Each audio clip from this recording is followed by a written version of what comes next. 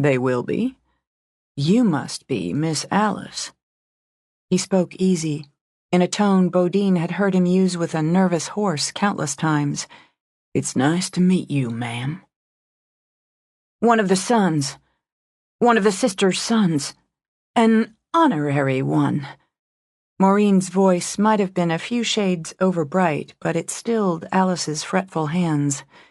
This is Callan. Cal's same as family. He's a good boy, Alice. Man, he's not a boy. Alice patted her cheeks. In response, Callan rubbed his own. Didn't think to shave this morning. Slipped my mind. That's pretty work you're doing there. My sister does needlework. I wouldn't be surprised if she knitted up a house next. You can't knit a house. I'm crocheting. I'm making a scarf. If you want anything in this kitchen, you get over here and wash the horse off your hands, Clementine ordered as she cut out biscuits. This breakfast'll be ready soon. Yes, ma'am. She tells the man what to do, Alice whispered to Bodine. She tells us all what to do. I washed my hands. Though her eyes went damp, Clementine nodded at Alice. Then you'll get your breakfast. At the clatter on the stairs, Alice jolted again. Bodine laid a hand over hers. Rory bounded in, cheerful as a puppy, hair still damp, face freshly shaved. Overslept. Smells damn good in here. I could use... He spotted the woman at the table with Bodine. Like the rest of the family, he'd been schooled. And Rory was, at the core, a salesman. He shot out a megawatt smile. Good morning, Alice. I didn't have a chance to meet you yet. I'm Rory. Alice's face went slack. Bodine heard the two rapid gasps before that face transformed into something beyond joy. Something too bright even for joy. Rory? Rory? Tears spilled, even as she laughed. And as she laughed, she pushed up from the table, flew at him, her arms wrapped around him. My baby! My Rory! Awkwardly, patting Alice's back, he stared at his mother in baffled shock. This is my youngest, Alice, Maureen said carefully. This is my son, Rory. My Rory!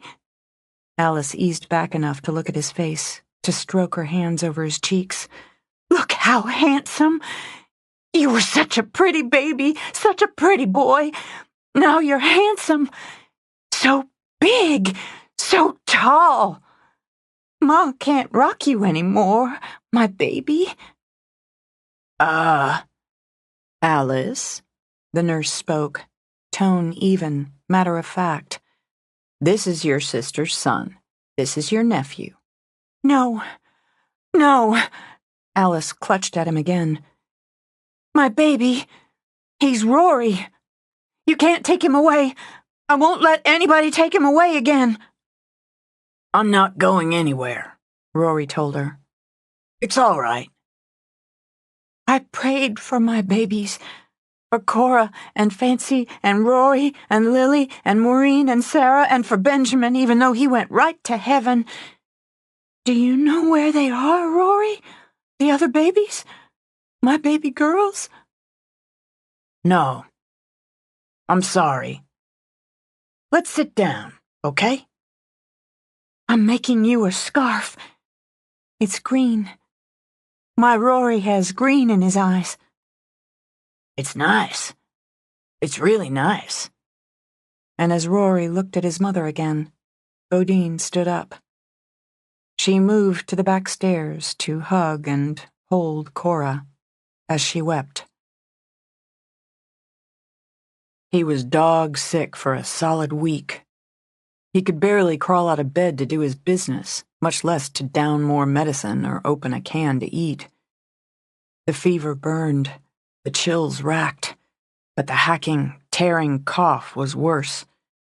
It left him weak, breathless, his chest fist-tight, his throat raw from the thick yellow mucus that spewed from his lungs. He blamed Esther, cursed her as he lay on sweat-stained sheets. He'd track her down when he got back on his feet. He'd track her down and beat her bloody, choke the life out of her. She didn't rate a bullet. Even when he managed to stand for more than a few minutes, the cough could bring him to his knees. By the time he felt able to drag himself outside, he saw the dog was half dead, maybe more than half. He tossed some food in a bucket. Pumping water into another brought on a violent coughing fit. He spat out blood-tinged mucus, wheezed breathlessly as he took a look at the cow. Hadn't been milked in a couple days, he judged, and like the horse, had made do with snow and the spare grass under it. The chickens fared little better. It all showed him, clearly, bitterly. The boy had barely been around. And when he had, he'd done his work halfway. Boy was useless, just like his cursed mother.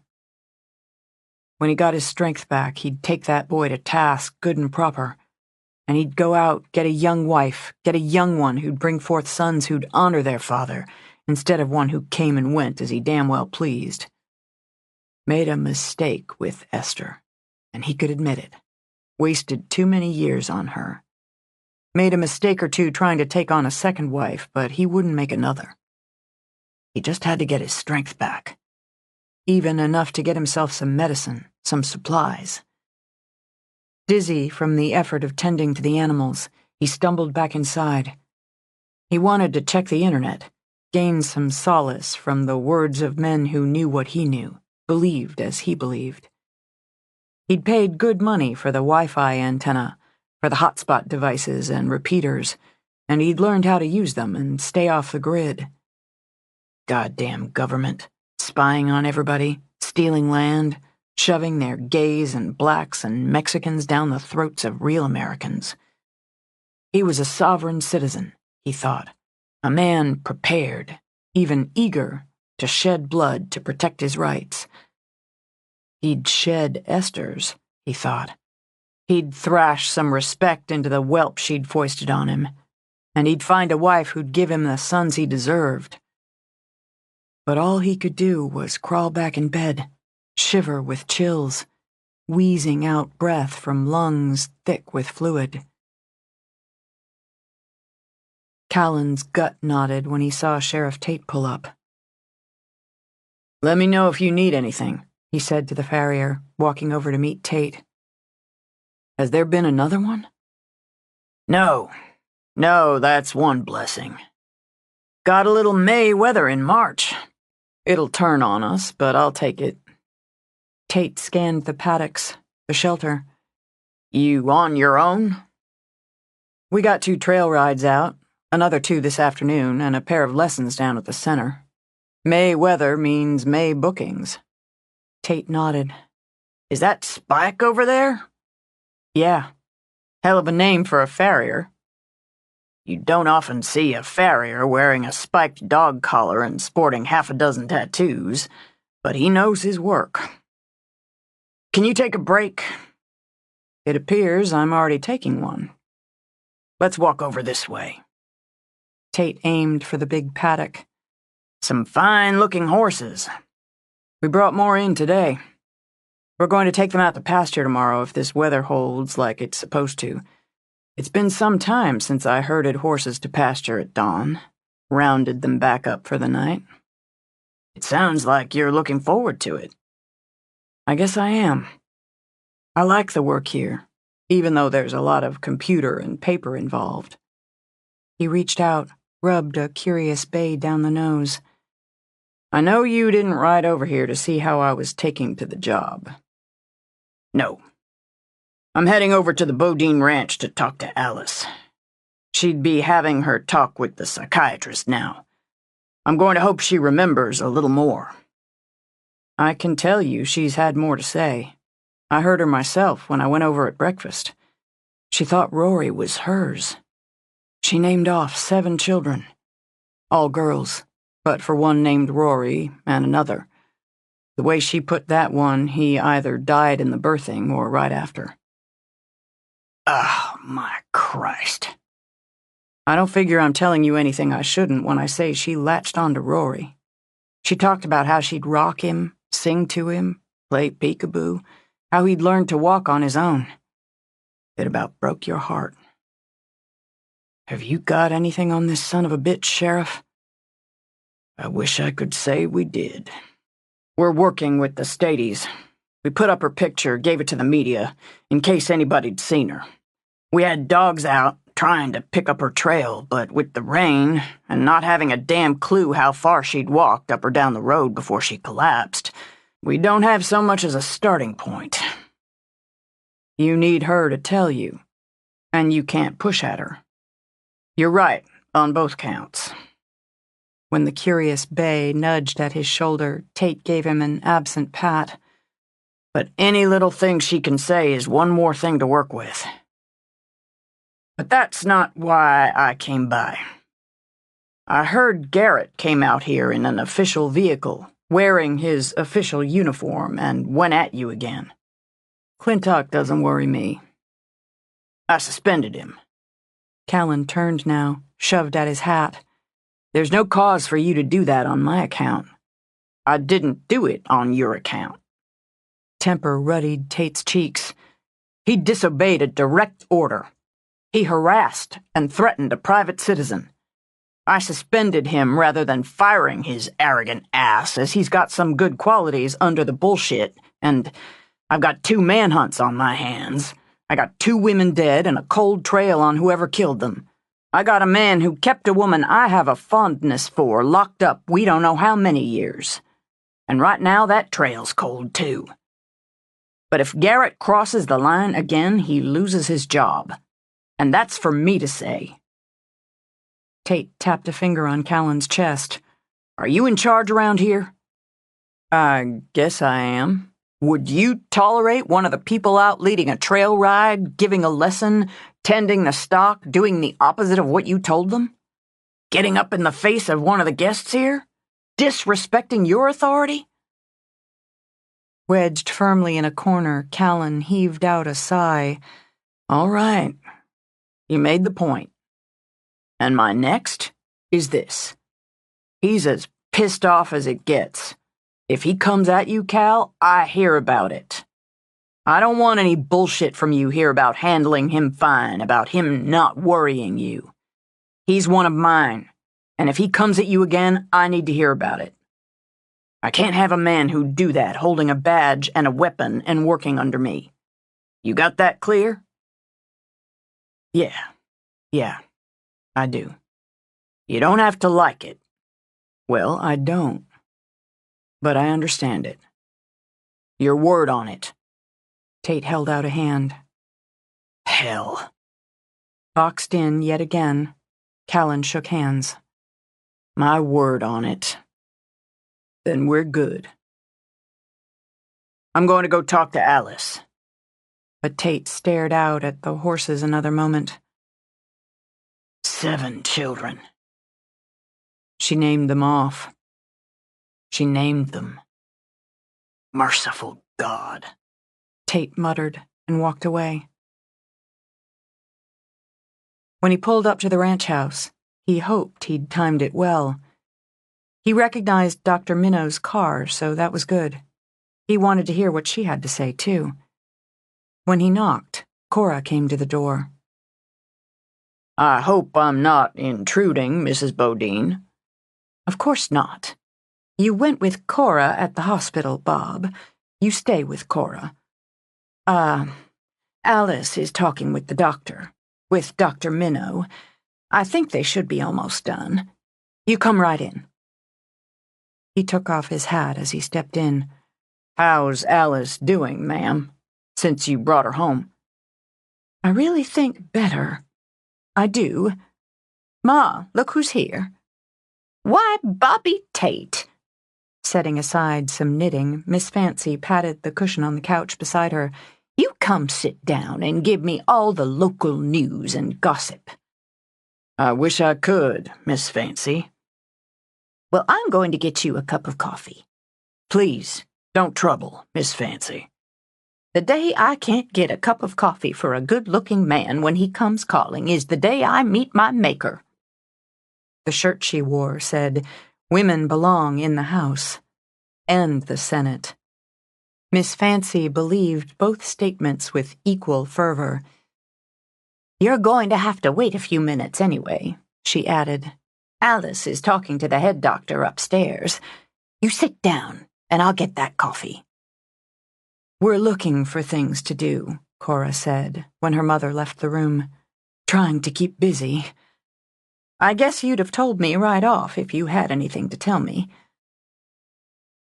"I'm sorry, Mrs. Bodine. Cora, we're doing everything we can." "I don't doubt it. Oh, Dr. Minnow, you're finished? We had a good talk. Sheriff?" "Dr. Minnow? Is she up for more talking?" "Give her a few minutes.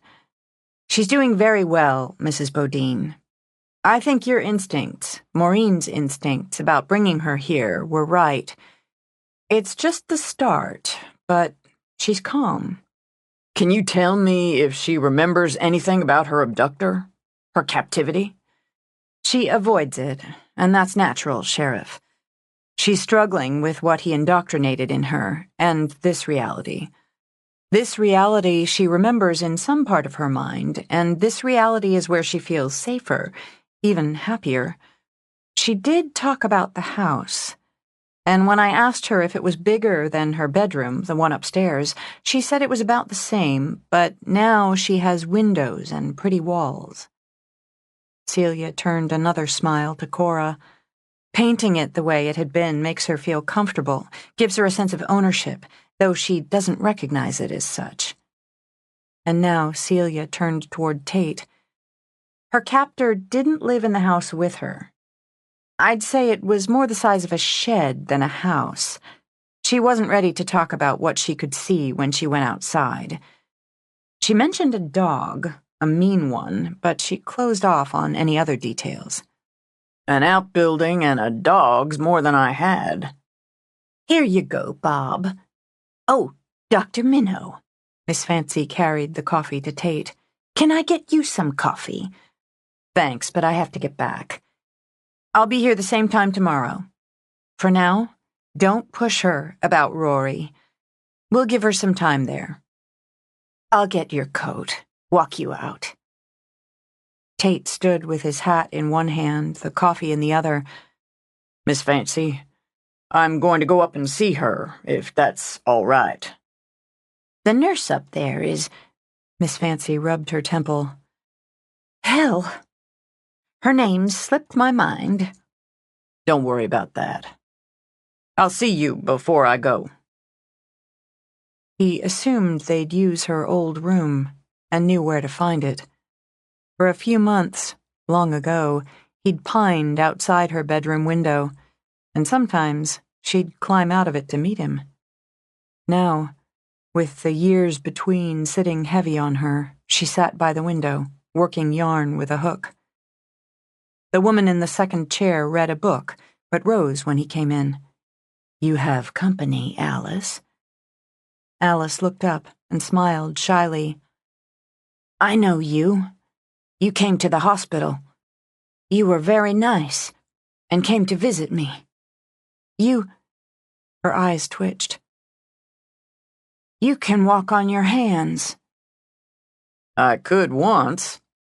His heart knocked a little as he remembered making her laugh when he'd walked over the grass on his hands. They'd been 16, he thought, and he'd been wildly in love with her. "Not so sure I could do it now." "I'll leave you to talk. I'm in the next room," the nurse told Tate quietly. "You're drinking coffee." "I'm not supposed to drink coffee, but Bodine does. She's the sister's daughter. She's nice, too." "I know Bodine. She's a fine young woman. Can I sit with you?" "The man doesn't have to ask. The man does." "A polite man asks. Could I sit with you, Alice?" She actually flushed a little. You can sit. I'm making a scarf. It's for Rory. It's for my son. He has green eyes. He's so handsome. He grew so tall.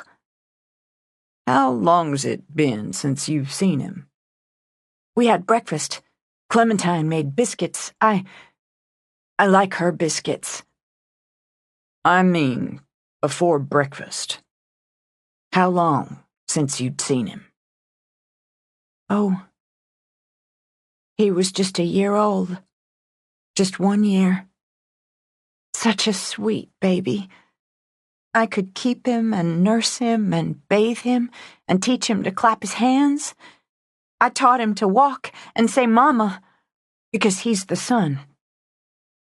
You had daughters? Baby girls. Cora and Fancy and Lily and Maureen and Sarah. Did you teach them to clap their hands? I couldn't. Sir had to take them. He has no use for girls, and they can fetch a good price. Maybe you can find them. I can try. But not Benjamin. God took him to heaven before he came out of me. And not Rory. I found Rory right here. I'm happy I came here. Did you have children in your house? I mean to say, were they born in your house? Only Lily and Maureen and Sarah and Benjamin. Sir provided the house because I gave him a son, as a woman is meant to do. Where did you have Cora and Fancy and Rory? In the room downstairs. Her lips pressed together. I didn't like the room downstairs. I didn't like it. I liked the house better. It's all right. He touched her trembling hand. You won't ever go back to that room. I can stay here with Rory, with the mother and the sister and Grammy. Grammy. Grandpa has M&Ms. He smells like cherries, and he has a beard. That's right. It occurred to Tate she wouldn't know her grandfather had died, so he trod carefully. Does Sir have a beard? All over. All over. She rubbed a hand over her cheeks and chin. Does he smell like cherries? No. No. Like the soap that stings at first, and sometimes not. Sometimes like whiskey. Sometimes like whiskey and sweat. I don't like it. I like making the scarf. I like making the scarf. I like making it, and the window, and the biscuits. I like the pink walls. They sure are happy walls. What color were the walls in your house? Gray, with white spots and lines. I like these better. I'm ungrateful. I'm ungrateful for what Sir provided. No, you're not. You're grateful to be home with your family. Can you tell me something, Alice? I don't know. Can you tell me where you were when you met Sir, the very first time? I don't know. I have to finish the scarf. Finish it for Rory. That's all right. I have to go now, but I'll come back, if that's all right. It's all right. I wanted to come home, she said as he rose. You're home now. I should have called Grandpa from Missoula when I got there. He'd have come to get me. He wouldn't be mad. You were coming home from Missoula? From otherwhere. I don't know. I'm awfully tired now. I'll get the nurse for you. You can rest a while. They roast turkey for Thanksgiving, but I like Grammy's ham better. Grammy makes ham for Thanksgiving, and we all make pies. I'm going to sleep. All right, Alice. Here, I'll help you. He helped her to the bed, tucked a throw around her. It's soft. Everything is soft here. Is the mother here? I'll go get her for you. You rest. He went out, signaled to the nurse before he started down for Cora. An outbuilding. A dog. Somewhere on the road from Missoula to the ranch, sometime around Thanksgiving. Though God knew how long ago. It was more than he'd had. Chapter 22. Time moved. While most of home life centered around Alice, what to say, what not to say, what to do, what not to do, spring glided in with all its sweetness and all its demands. The sun came earlier, stayed later, and those daylight hours increased the work. Bodine often thought of that work as an escape from the stress and worry of the eggshell walking required at home, then felt guilty for thinking it. She thought of the nights she spent with Callan in his narrow bed or at an empty cabin as another kind of escape, and didn't feel the slightest twinge of guilt. If she analyzed it, as she sometimes did, she concluded he gave her balance, companionship, a good ear for listening, a steadier hand than she'd ever given him credit for, and really good sex. She liked to think she gave him just the same. Most days she saddled up and rode to work with him, then home again. If she could juggle the time, she rode home again midday to give her grannies a little break from Alice. I like her. Though she had an agenda in mind, Bodine rode easily beside Callan. Every once in a while, someone peeks out from the trauma, and I know I'd like that someone. And the dogs like her, which is a good gauge. The dogs like Alice.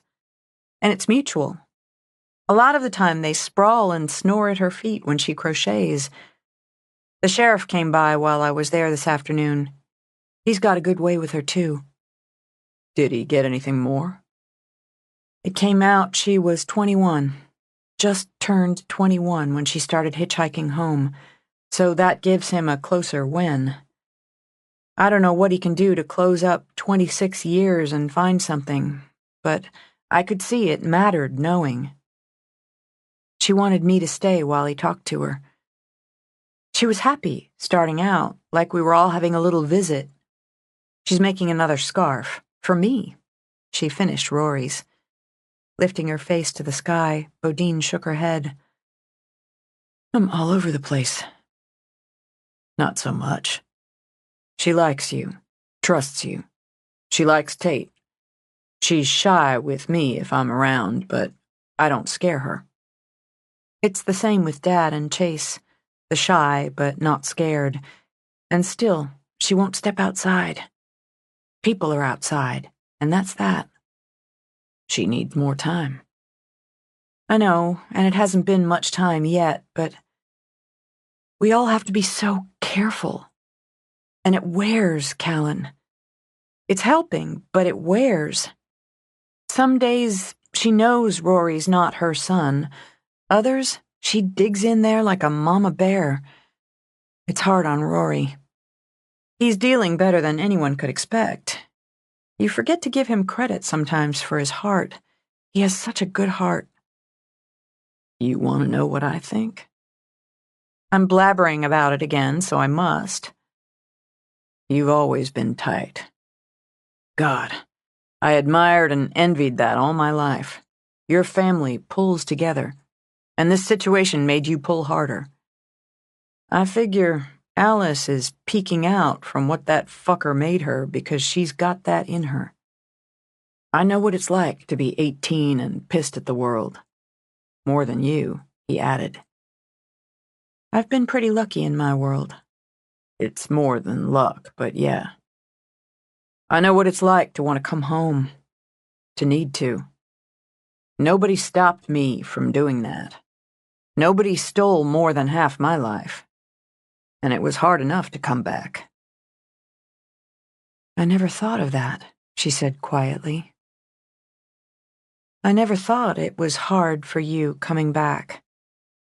As they rode, slow and easy, she studied his profile. "I should have."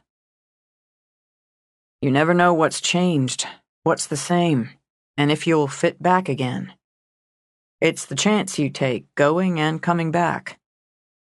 I'd say the fact she's able to make her scarves and talk to Tate, to anyone without screaming, to get up in the morning and go to bed at night, means whoever she was at 18, whatever that son of a bitch tried to turn her into, there's a hell of a lot of Bodine in there. It'll do more than peek through." It took her a moment before she could speak. "Do you want to know what I think?" "I'm listening to you blabbering, so I must." "I think I might go a little crazy if I didn't have you to talk to. The things we say, and God knows the things we don't, at the ranch are always careful now. They have to be. Mom and Grammy are worried about Nana, Dad's worried about all of them. Chase takes Rory off more than he needs to just to give him some breathing room. You do the same." "I do. We just don't say much about any of it. Really can't. And I bet I'm not the only one leaning on you. I've got good balance." "I was thinking just that." Shifting in the saddle, he gave her a long study. "So you don't have to think you need to change directions and not keep on the way you were going. We're already on land that might have been mine if things had been different."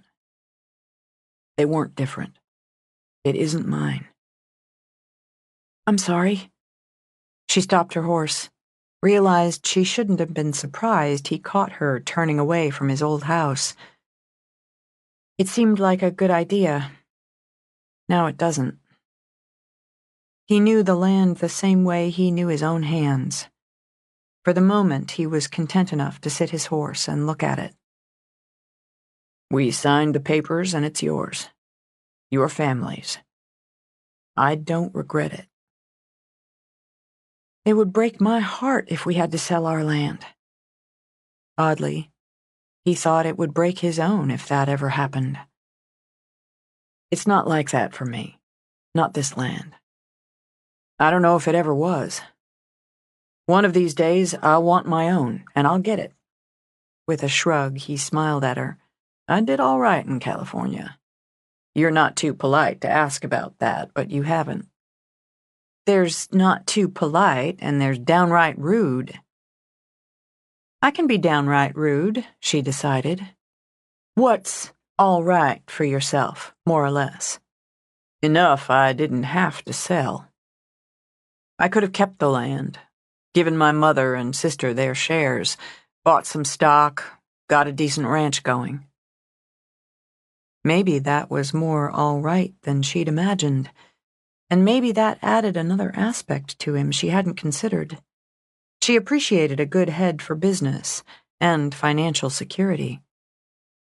"But you didn't." "Nope. Because it's not what I wanted. I didn't mind running my own business, and wasn't bad at it." "What do you mean your own business?" Since he knew where she'd been heading, he rode forward. "I hooked up with a partner in California, and we had our wrangling enterprise, such as it was, and it did all right. When I was ready to come back, he bought me out. I don't mind working for somebody else either, so I'm fine where things stand." Yet another aspect she hadn't considered. "I didn't know you started a business. I thought you just worked for one." "I wanted to try it out." As simple as that, really, he thought now. He'd wanted to try things, get a feel for things. It fit well enough for a while. It fits you better, from what I see. I've gotten real fond of women who know how to run things. and have to think a lot of one who juggles it all to get home for an hour in the middle of the day to put family ahead of everything. Why, Callan Skinner.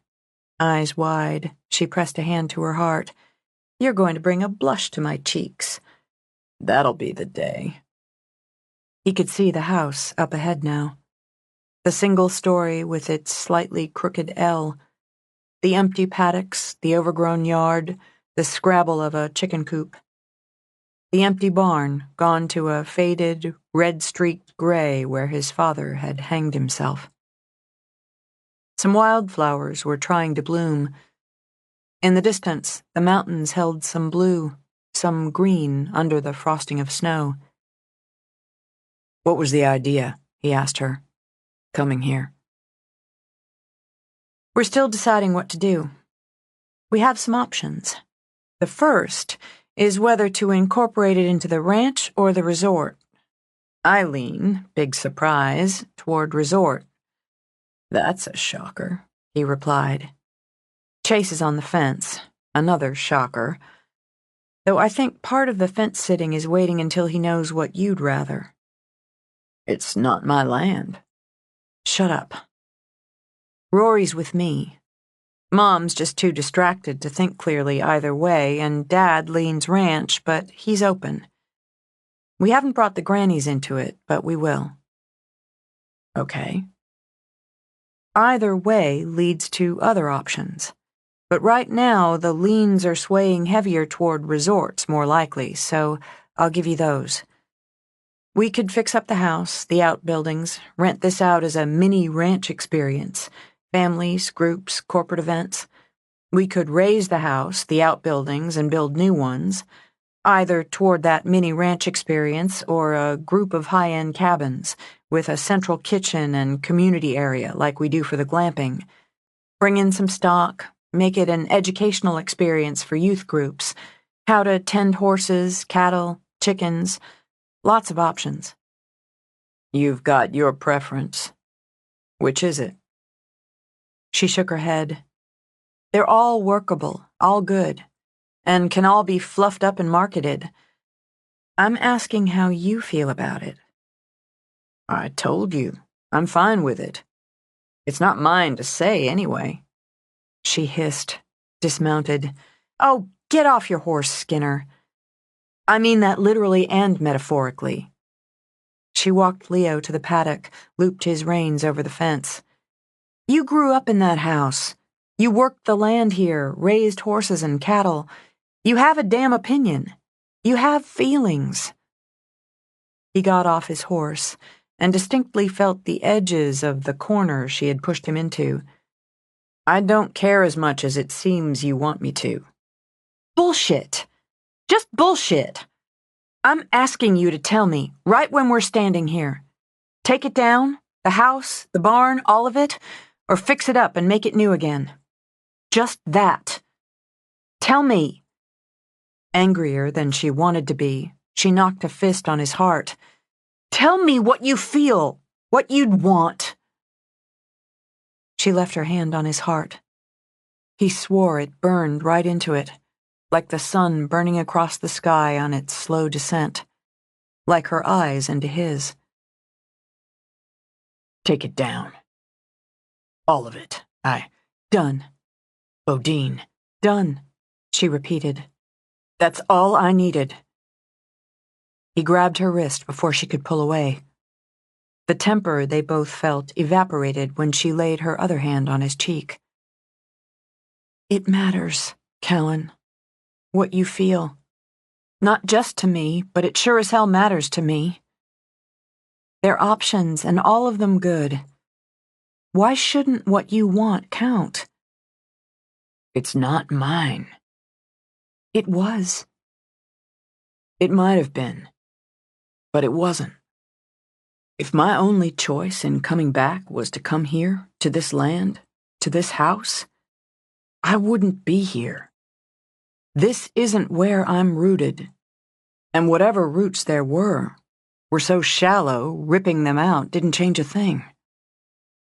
He pulled her close so they could look at the front of the house together. I've got mixed memories, good and bad.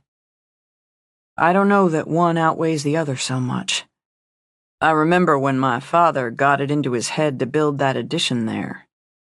He didn't know what he was doing, and I was about 12, so I didn't know either. But he tried. He heard his mother's voice as they stood in the wind over his father's grave. He tried. He tried, Callan repeated. Maybe finally accepting just that. And it made my mother happy. It's lopsided and the floor inside slopes, but he tried, and it made her happy. It's mixed that way. Saying nothing, Bodine leaned into him a little, an offer of comfort. But my mother's never going to walk on that floor again. And she's never going to stand here and look over at that barn and remember how he looked hanging. I don't want you to take it down for me. I said it's done. Turning to him, she laid her hand back on his heart. Maybe she'll come back here one day and see what we've built. Maybe it'll make her happy. Maybe it'll make you happy. She gestured, waited until he stopped looking into her eyes, followed her direction. You've got a couple of rose bushes over there. You should dig them up. Make sure you get good root balls, cover them with burlap, and take them to your mother. I bet your sister would know how to get them going again. It would mean something to your mother. In his throat, emotion lodged with gratitude. There are times I don't know what to say to you. Times you just blow a hole through me. He drew her in, held on. I'll dig them up, he told her. She'll like that. And I wouldn't have thought of it. You might have. I'd throw it all out, he stated, looking over her head at what might have been his. That's the wrong way. There's some of those daffodils trying to come up on the side of the house. I could dig them up, too. Savannah always liked those when we were kids. And... what? Maybe I'll pry up a couple floorboards before you tear it down. Between Justin and Savannah, they could make something. She'd like that. There you go. Bodine leaned back enough to kiss him. Why don't we walk around for a minute, see if there's anything else? Before he could answer, his phone signaled. Text from my mother. He frowned at the readout. She never texts. She just... Christ. My sister's in labor. Well, you've got to go. Grabbing his hand, Bodine dragged him back to the horses. You have to get there. She's having it at home. Why would anyone do that? There ought to be a law or something. Why is she... Mount up, Skinner. She said it with a laugh, for a moment seriously adoring him and his pure male fluster. You can get to your truck in less than 10 minutes and drive there and ask her yourself. He swung onto his horse. Maybe Vanna doesn't want me in the middle of things. Men are idiots. Bodine sent Leo into a gallop, knowing Sundown would follow her lead. Her mood high, Bodine strode into the house. She found Clementine at the counter with Alice, peeling potatoes. I'm making mashed potatoes. Clementine's showing me how. I can watch her fry the chicken. And I can eat it, Bodine said, making Alice duck her head and smile. Something already smells good. We baked a chocolate cake. I like cooking with Clementine. My house doesn't have an oven. I couldn't bake chocolate cake. You're making me hungry for it. Bodine poured a glass of wine as her mother came in. I brought home news, she announced. Callan's sister's having her baby. That's happy news, Maureen said. You can pour me a glass and we'll drink to a healthy baby. I had babies, Alice continued to peel as she spoke, but her shoulders hunched. It hurts, and there's blood, and it hurts more and more. If they're girls, you can't keep them because they fetch a good price. The sister keeps her girl, but I can't keep mine." She aimed a furious look at Maureen. "My girls would be as pretty as yours. Prettier. It's not fair." "No, it's not," Maureen began. "I'm sorry." "I don't want your sorry. I don't want your sorry. I want my babies. I want my Rory. Why is he yours too? Why do you get everything?" "Let's sit down, Alice." Bodine moved toward her. "You can show me the scarf you're making me." "No!" For the first time, Alice slapped out at Bodine, then rounded on her. "You're the daughter. I'm the daughter too. I'm the daughter. Why does she always get everything?" "That's enough." Her own temper fraying, Maureen stepped between them. "That's enough, Alice." "Just shut up! Shut up! Shut up! You're not my boss! Reenie, Reenie, Reenie! Always the good one! Always the winner! Always! Always!" Alice shoved her.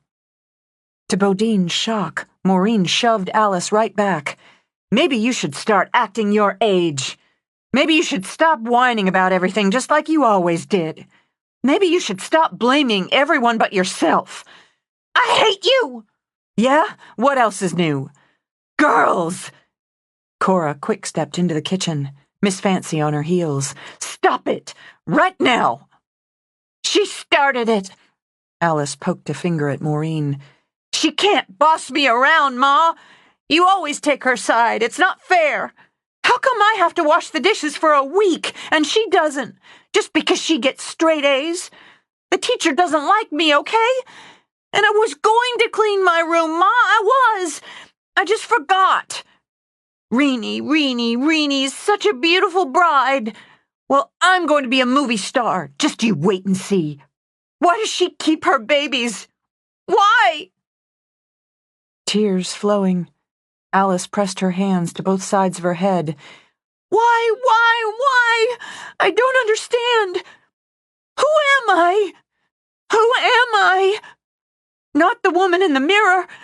No! The old woman. Who is the old woman in the mirror? Who am I? Alice. My Alice. Cora stepped forward. Alice Ann Bodine. There now.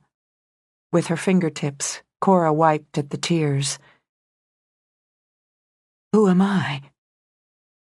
Bodine felt her own throat close as she watched Alice struggle.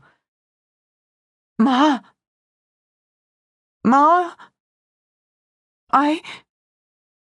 I was coming home. I know. You're home now.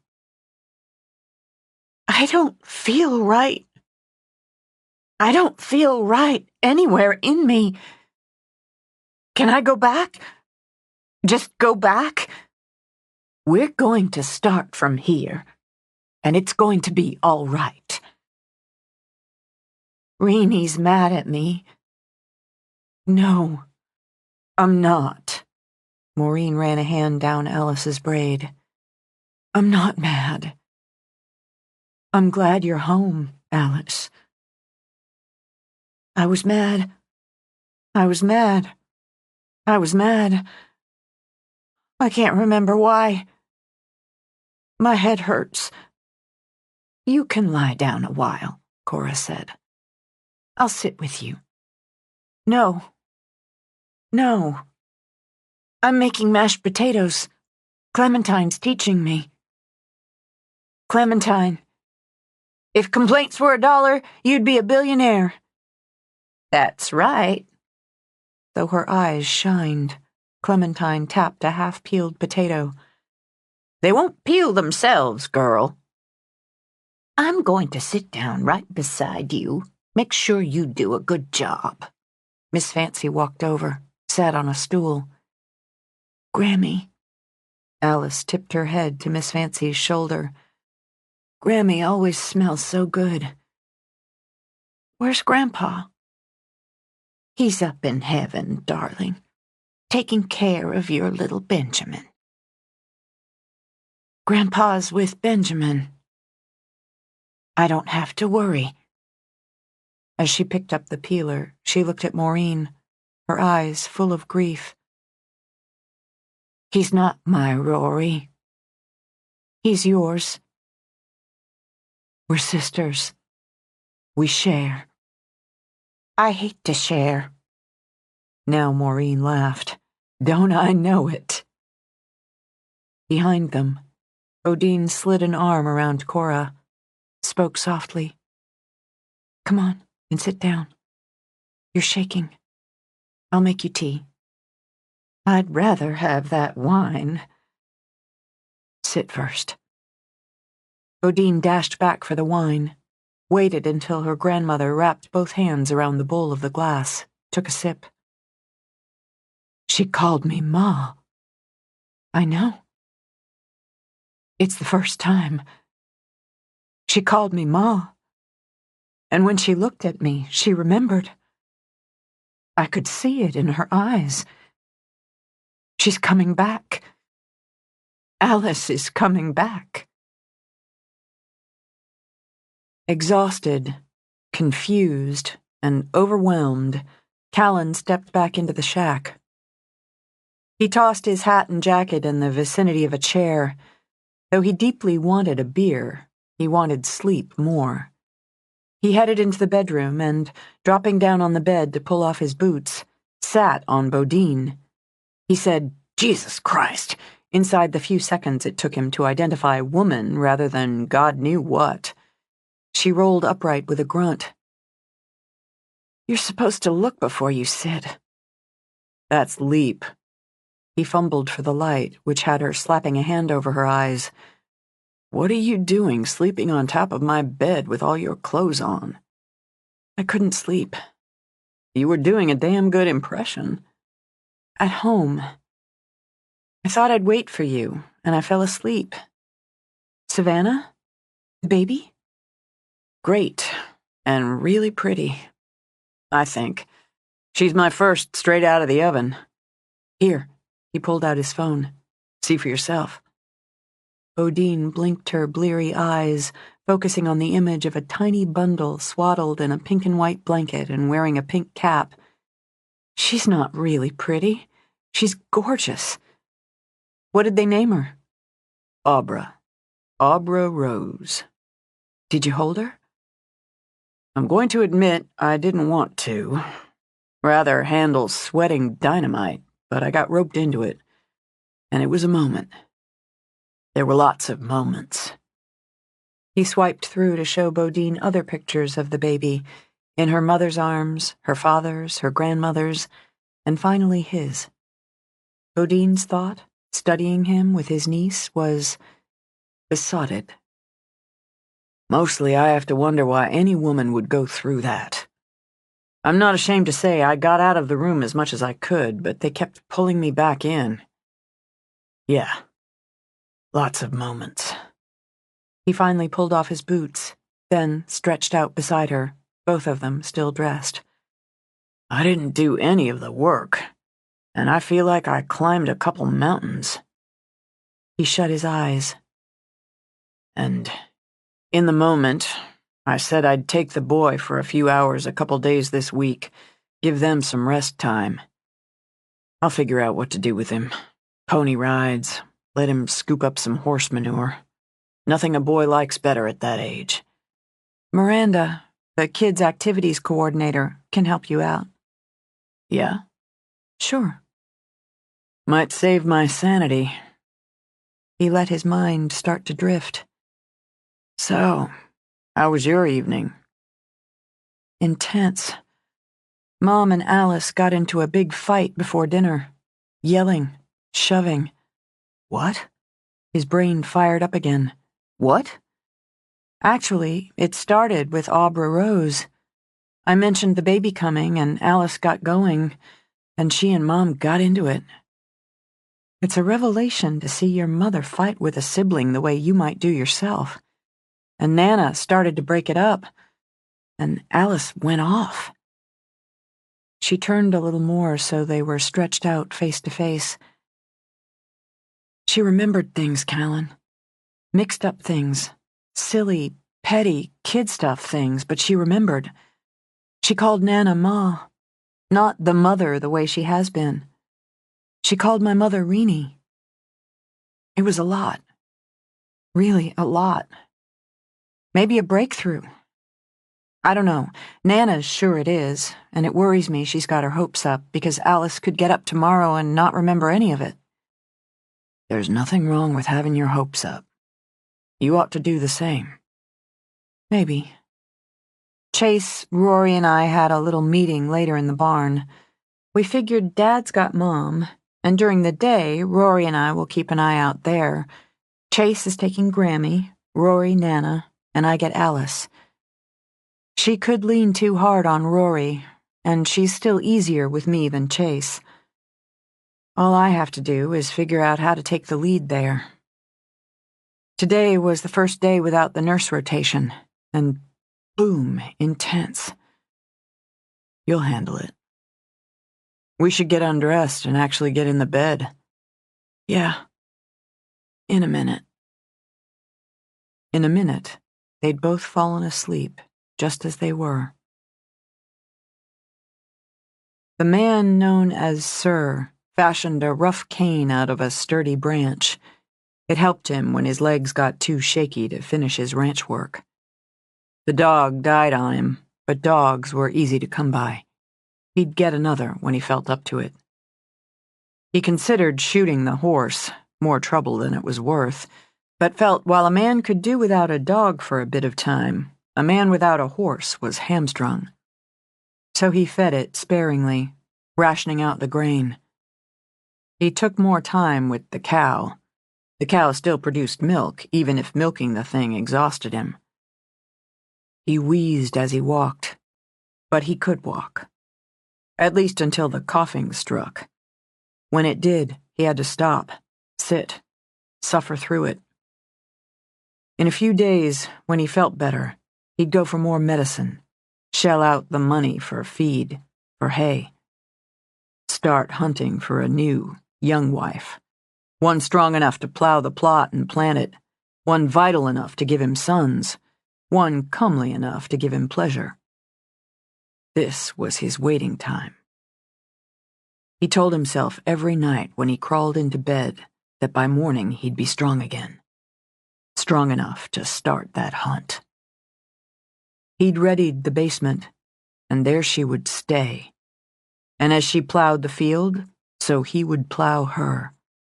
As the field produced its bounty, so would she produce hers. From his seed. Every night, he slept with a revolver under his pillow, and a bullet ready to dispatch anyone who tried to stop him from defending his God-given rights. Part 4. A return. You're searching, Joe, for things that don't exist. I mean, beginnings. Ends and beginnings? There are no such things. There are only middles. Robert Frost. Chapter 23.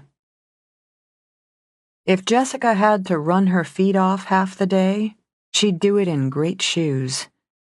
According to the app on her phone, she'd logged more than 7,000 steps, and it was still shy of noon. Even better, her big weekend event would absolutely rock. As a nod to the bright sun and Montana, she paired her great shoes with her Stetson over a low, smooth ponytail. She thought of it as an East meets West fashion statement. On her hot pink stilettos, think spring, she strode back from the mill yet again, intending to swing through the saloon and the feed bag, but stopped when Bodine pulled up in one of the resort cars. "Tell me this weather's going to hold for the weekend," Jessica said. As she stepped out of the car, Bodine looked up at the big blue sky. "It looks good for it. We might get a quick flurry tonight, but it's sun and 60s tomorrow. And a good thing," she added. "We're getting the camp set up. I've got event guests in Riverside Camp and the Eagle's Nest tonight. Will they be ready by check-in? Riverside's ready now, and the crew's setting up Eagle's Nest. Your guests will be glamping tonight, no problem." She tapped Jessica on the shoulder. No need for you to go out there and nag the crew. Nagging the camp crew, off my list. I really want this one to run smooth. The Cumberland family reunion, right? Family reunion/birthday party. The matriarch will be 102 tomorrow. I'm fascinated and terrified. 102. Have you seen the cake? Not yet. It's nearly finished, and rather than nag that crew, I've looked on in awe. It's huge and gorgeous and clever, towering, really, with symbols and decorations marking milestones in her life. I'm taking pictures for the website. It's truly one of a kind, and big enough to feed the 78 people attending, whose ages range from 7 months to that 102. You're practically bouncing. I know. With a laugh, Jessica gestured toward the mill. There's something about it. The continuity, longevity, the big spread-out family coming together. They've been sending pictures and mementos for weeks. They've booked the mill for the whole weekend, and we've arranged everything they've sent, like a fun museum of their family's history. It's like another world for somebody with hardly any family history and no close relatives. You're Bodine Longbow family now. Touched, Jessica bumped her shoulder to Bodine's, and as such, I'm determined to make this event another highlight of Bertie Cumberland's life. Speaking of families, how's it going for you? It's up and down, but maintaining for longer periods. Poking a thumb in the front pocket of her jeans, Bodine took a long look around.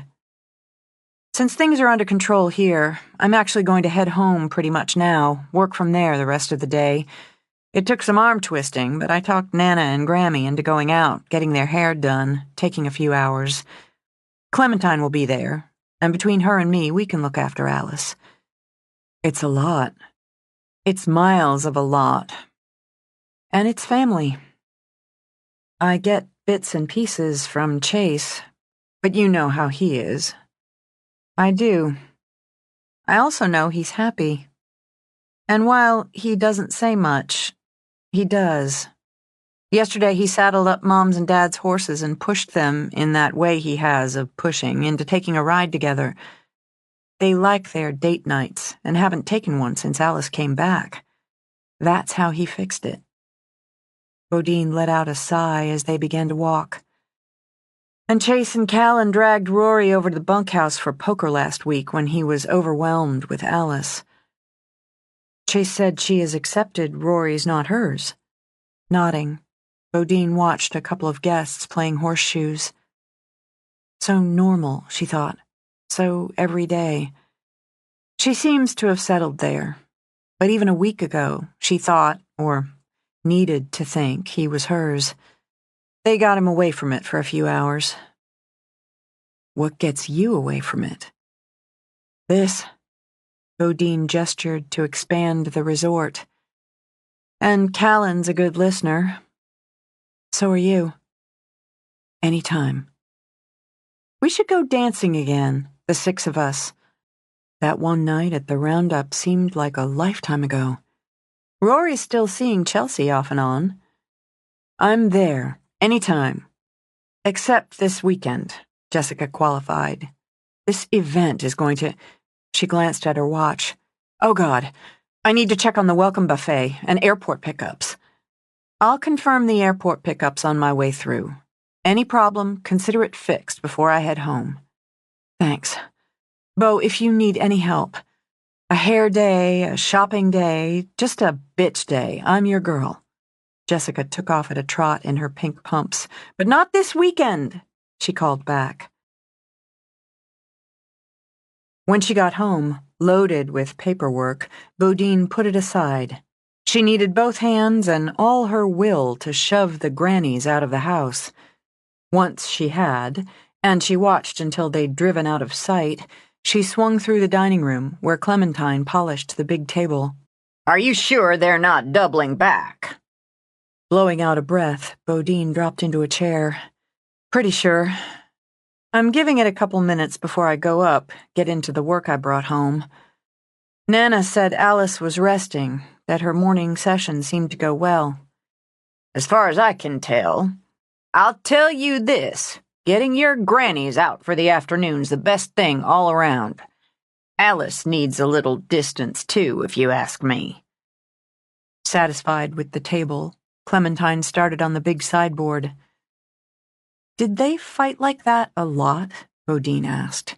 Alice and Mom, like the other night, when they were kids? They had their spats and their blow-ups, too. Likely as not, Alice got it going, but your ma got her licks in. Your ma liked being the oldest, I can tell you that. Lorded it some. Fascinated, amused, Bodine propped her chin on her fist. Really? Oh, she wasn't above some I was here firsting. But she'd fall back on Alice getting away with something because she was the baby, just like Alice whined her head off about your ma getting away with stuff because she was older. I've heard the same from you and your brothers over the years. Clementine paused to point a long finger at Bodine. You weren't above pulling those middle child or only girl cards when it suited you. Sometimes it worked. Bodine lifted her shoulders, let them fall. Sometimes it didn't. But did they like each other, Clem? Love's different. I love Chase and Rory, but I like them too. I can get mad at them, slap and snap, but I like them. I think they did.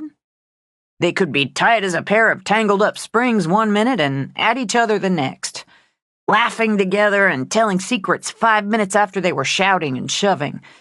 Cora had the patience of Job, keeping up with two moody girls.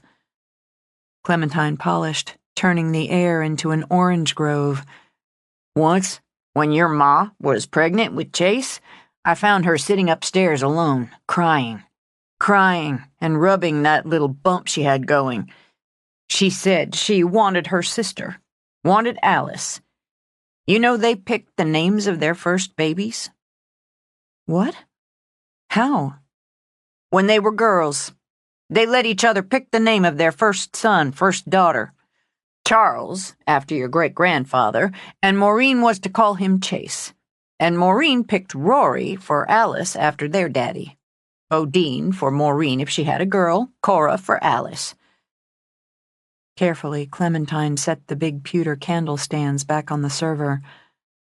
I'd say they meant a lot to each other, as they both stuck by that, even when the other wasn't around to know. No one ever told me that. I don't know who knew, besides them and me. They told me, so it was official. Turning back, Clementine smiled. I guess they were around 12 and 14. I'm glad you told me. It helps me see them. She pushed up. I'm going to haul my briefcase up and get started. I'll check on Alice before I do. You're a good girl, Bodine. At least half the time. That'll have to do. As she got her things, started upstairs, Bodine thought of her mother at 14 making a pact with her sister, a pact that would become a family, and of Alice at 12 dreaming of babies the way a young girl might, of Alice having those babies alone in some maniac's basement, of having those babies who might have given her some comfort, taken from her. She was now determined to be more patient, more kind for Alice's sake alone, not just from worries for her grannies, for her mother, but for Alice, who'd once been 12. Then she saw Alice, gray-streaked hair hanging limp, eyes wild and angry, and the scissors snapping and shining in her hand. Alice? She had to firmly slide the word over the lump of panic in her throat. Is something wrong? It's all wrong. All of it. I don't like it. I don't like it. I don't want it. Okay. What don't you like? What don't you want? I can try to help. Hoping her tone sounded easy and unforced, Bodine tried a step forward. I can say it's wrong. Alice jabbed the air with the scissors, stopped Bodine in her tracks. I can say I hate it. The doctor said, she said. Sure you can. You can tell me if you want to. Ma and Grammy went out. Alice snapped the scissors again and again. Click, click, click. Ma and Grammy went out to get their hair done. But they're coming back soon. And I'm here. Clementine's right downstairs. Maybe you could show me the scarf you're making for me. It's finished. It's done. Teeth clamped. Alice jabbed the air with the scissors. I can make one for Chase. All of Rainie's. All hers. Hers. All hers. I'd love to see it. Could I try it on? With her eyes on Alice's, Bodine tried another step forward. Just a few more, and she'd be close enough to grab Alice's wrist. She was stronger, quicker, could take the scissors. Yes, yes, yes, but I don't want it. Alice grabbed her hair with her free hand, pulled viciously. Okay, that's okay, you can... And she understood. Your hair? You want to get your hair done like your ma? Like Grammy? I don't want it. Squeezing her eyes tight, Alice pulled again. Sir said it's a sin for a woman to cut her hair, but the doctor said I can say. I can say I don't want, or I do. Which is right? I don't know. You can say, Bodine agreed, moving another step forward. That's your right. You can say because it's your hair, Alice. I hate it. Then we can change it so you don't. We can go get your hair cut, Alice. I'll take you. Not out there. No, not out there. As she looked at the walls, the doors, her breath came fast. No, not out there. I can cut it off. I want to cut it off. He can't stop me if I'm in here, in the home. Oh, the hell with him. Bodine's words had Alice's eyes going wide. The hell with him, Alice. It's your hair, isn't it? Nobody's going to stop you. But how about I cut it for you? You... Alice lowered the scissors, stared. You can do it? You can? Well, you'll be my first, but I can sure try. Maybe Bodine's heart skipped, but she smiled as Alice meekly held out the scissors. How about we set up our salon in the bathroom there? You can sit on the stool. Do you know how short you want it? I don't like it. I don't want it. You can cut it. Bodine guided Alice to the stool. I was just thinking. I know this girl, and she grew her hair really long, almost as long as you. She grew it long, then cut it because she was donating it to this place that made wigs for women who got sick and lost their hair. If you want to do that, I can look up how it's done. You send it to a sick girl. Send the hair? Yeah. Would you want to do that? But it's ugly. Old and ugly. Tears swam. Who would want it? Hoping to soothe, Bodine ran a hand down the impossible length. I bet they'd fix it up, make it look nice. I'll look it up on my phone while you brush out your hair. Bodine got a brush, watched Alice frown in the mirror. Following the instructions, Bodine braided the long hair. I bet there are at least 2 sick girls who'll be grateful to you. I'm going to turn you a little now so you can see from the side. Do you want it this short? Bodine held a hand to Alice's mid-back. More. Bodine climbed up inch by inch until she held the flat of her hand above Alice's shoulders and got a hard nod. Okay. Let's see. She bound both ends with a band, blew out a breath. I'm nervous. You're sure about this? I don't want it. All right then. Here we go. Praying the result wouldn't send Alice into a rage or into tears, Bodine cut. She clutched the heavy braid as it fell away, held her breath. Alice just stared at the mirror, eyebrows lowered. I can fix it up some, I think. Maybe get Nana's smaller scissors or... Slowly, Alice lifted her hand, pulled her fingers through. It's still ugly, but better. It's cut away, and he can't stop me. You cut it away, and he can't stop you. But I don't know who that is. She pointed at the reflection in the mirror. I don't know. Bodine laid the hair aside, set her hands on Alice's shoulders. That's my Aunt Alice, who named me. Alice's gaze met hers in the glass, and she smiled a little. You're Bodine, because we promised. That's right. I've got this other idea. You know, Grammy has some hair dye in her room. How about we color your hair now? Red? Like Grammy's?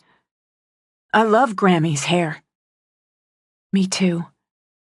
Let's color your hair, Alice. Now Alice smiled, lips and eyes. I want that. I want red hair like Grammy's. You have a red vest. It's pretty. You like it? Bodine ran a hand over the red leather vest Jessica had talked her into buying. You can borrow it sometime if you want. Renee hates me to borrow her clothes. I don't mind so much. And I'm offering. Let me go get the dye. As a precaution, she took the scissors with her. She didn't get much work done, but she'd make up the time. As a hair and makeup consultant, Bodine figured she was in the lower 10th percentile, but she did her best. Flushed with success, she talked Alice into jeans, a first since her return, a pretty shirt, and her own red vest. She even dug out some earrings. When Alice stood in front of the full-length mirror, studying herself, Bodine ranked it as one of the best moments of her life. I can see me, Alice said with wonder. I got old, but I can see me. I can see Alice. Alice and Bodine. You look really pretty, too. I was pretty. Alice lifted a hand to her cheek. I was really pretty. He took my pretty away. I have some back. I have a little back. I like my hair. I like the red vest to wear, to borrow. Thank you. You're welcome. Let's go show off to Clementine. Bodine held out a hand, and though she ducked her head, Alice put hers in it. Halfway down the stairs, Bodine heard her mother's voice. So did Alice, as Alice's hand tightened into a vice on hers. I'm going to take this tea up and have a nap, Maureen said. I may go back after dinner, just to help Jessie with this event, but still pouring the tea, Maureen froze as Bodine led Alice into the kitchen. The hot water spilled over the rim of the cup before Clementine caught it, took the pot. Alice! Tears springing to her eyes, Maureen pressed both hands to her mouth. Alice! Alice! She rushed forward, and though Alice jerked back, went stiff, kept coming until she caught Alice in her arms. Oh, Alice! I didn't want it. Bodine cut it. A sick girl can have it. Oh, Alice. Drawing back, Maureen fluffed her fingers through the red hair Bodine had managed to style into an uneven, amateur bob. I love it. Absolutely love it. I love you. She clutched Alice to her again, held out a hand for Bodine's. She kissed her daughter's hand, closed her eyes, and rocked her sister where they stood. As Jessica's event included trail rides, pony rides, cattle drives, and lessons, Callan put in some overtime. He'd need to be back at it by sunrise, but for now, he could enjoy an easy ride home. He hoped he'd find Bodine on the other end of the ride, maybe get her to sit out with him, have a beer, watch the sunset. And maybe, if their schedules meshed up over the next few days, he could take her out to a fancy dinner. He couldn't figure why he wanted to. He'd never been one for fancy dinners, but he wanted to try one with her, see how it set. He wanted her back in his bed again, and for more than sleep. He just wanted her, and it was time to admit it. Everything about her fit, so why make it less than it was? He hadn't come back for a woman, but he'd found the one he wanted, the one he could see building a life with. Maybe she wasn't there yet, but he didn't think she lagged far behind him. The puzzle of the moment was, did he wait for her to catch up, or did he give her a push? Something to consider. Doesn't get much better than this. Leaning forward, he rubbed Sundown's neck. Does it, boy? Cool evening coming in after a warm day, wildflowers popping. Deer over there, see 'em?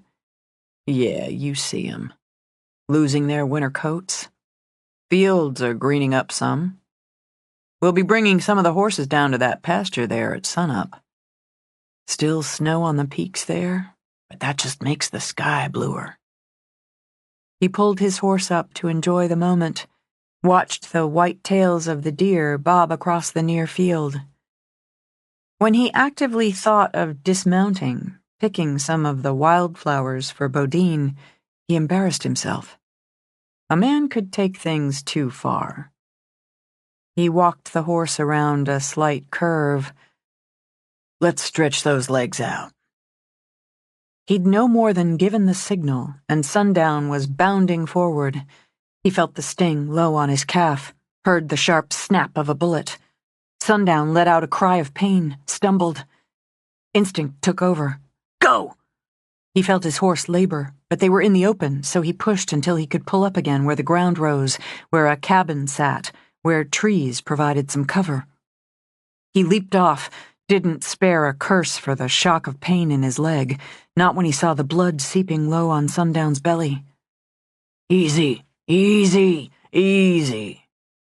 Dragging off his bandana, he pressed it to the wound. It's okay.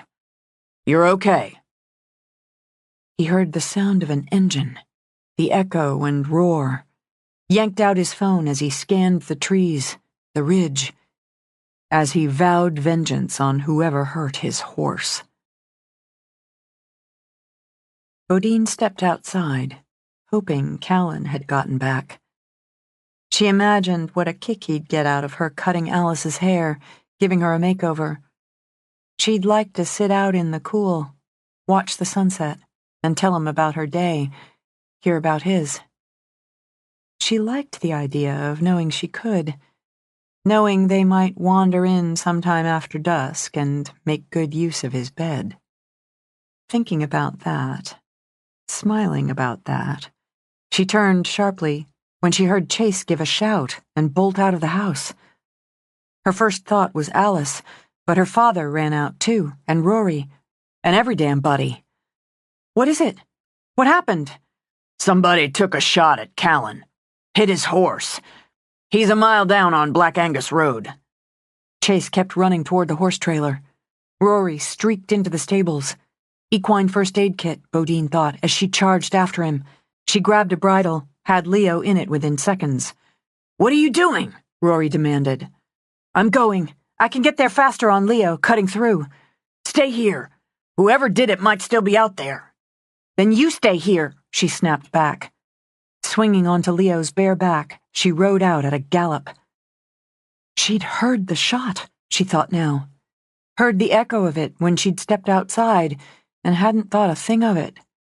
Now the idea that the shot had been aimed at Callan, had struck that gorgeous horse, filled her with fury.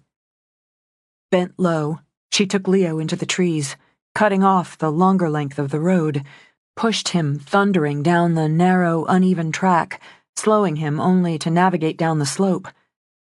She saw Callan, felt a dizzying wave of relief when she saw him standing, saw Sundown standing, and another dizzying wave of fear at the blood soaking the ground.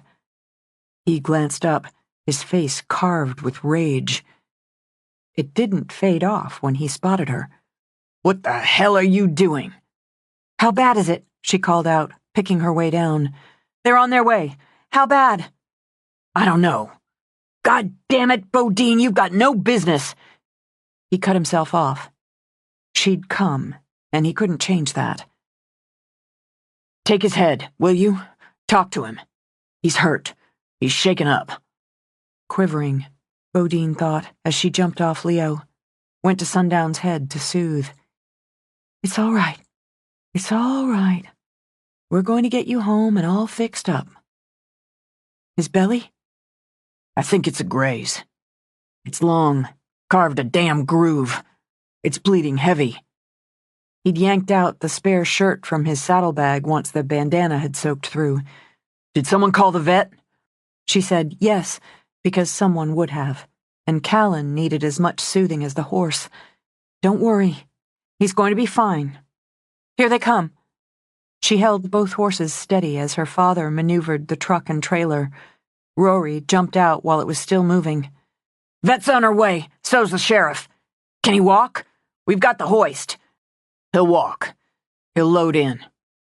"Let's have a look, son." Sam squeezed a hand on Callan's shoulder, hunkered down. "Don't think it went in him or through him. Looks like a bad graze. You're going to be just fine." Checking as he went, Sam moved back to Sundown's head, studied his eyes. "You're going to be just fine. We're going to get you home." He glanced down as Callan limped forward. "You hit?" he said, remarkably casual. "Maybe." "For Christ's sake, you're shot!" Bodine grabbed Callan's arm, got shaken off. "I'm seeing to my horse." Slowly, painfully for both of them, Callan guided Sundown into the trailer. "Let him be right now." Sam patted Bodine's arm. "He's hurt and he's mad. Just let him be right now. Let's go home, tend to both of them." Though she was hurt and mad herself, Bodine clamped her mouth shut, swung back onto Leo, and rode home. She let him be. She hung back as the vet worked, as Callan continued to soothe the wounded horse. It broke her heart to see the horse rest his head on Callan's shoulder, to see him close his eyes when the vet gave Sundown something to ease the pain. The whole time, Callan stroked, murmured, and watched every move the vet made. "I'm going to say he's lucky." The vet stripped off her bloody gloves, tossed them in a plastic bag. "Even though getting shot's never lucky. The bullet grazed over the meat. There's no penetration. He's lost some blood, and he's going to hurt. I'm giving you pills against infection, and I'm going to check on him tomorrow morning. He'll want rest and pampering. You're going to keep that wound clean." "But he's going to be all right?" "He's a strong, healthy boy. I'm going to write out instructions for you to follow, and we'll keep an eye on him. No vigorous exercise for a few days, no riding for at least a week. We'll see after that. He'll heal up, Cal. He'll have a battle scar. We won't worry about that." The vet adjusted her little square-framed glasses, peering at Callan through them, You'll be sleeping in here tonight? What do you think? I think I'm going to write out what to look out for, what you can call and wake me up in the middle of the night for. Otherwise, I'll see you both tomorrow. I'm grateful. Sundown, thank the doc. He might have reacted a bit sluggishly, but Sundown bowed his head. Now, Bodine stepped forward. Would you mind taking a look at Callan before you head out, Doc Bickers? When she gestured at Callan's leg, Bickers rolled her eyes to the ceiling. God's sake! Get off that leg, boy. You there, Chase Longbow, help this idiot into the kitchen so I can see if he needs the damn hospital. I'm not leaving my horse. Well, get the idiot something to sit on so I can see what's what. Chase hauled over a stool, then simply shoved Callan down onto it. Shut up about it, Chase warned, or I'll stick one of those needles into you myself. I'd rather a beer. Bickers shook her head, shoved up her glasses. Not until I've seen what we have here. She pried off the boot, and the movement, the friction, drained the blood out of Callan's face. At her sides, Bodine's hands went to tight fists. About 2 inches above his ankle bone, the skin bloomed purple and red around a bloody gash. Well, Bickers sniffed, pulling on fresh gloves. Your boot took the worst of it. I liked those boots. Still beyond pissed, Bodine forced her hands to relax, stepped over, and took Callan's. Don't be a baby. You can afford new boots. Took a little bite out of you, but not enough to do more than hurt like the living fires of hell for a day or two. You want something for the pain, you go see a people doctor. I can treat this topically, and you're going to have your own battle scar.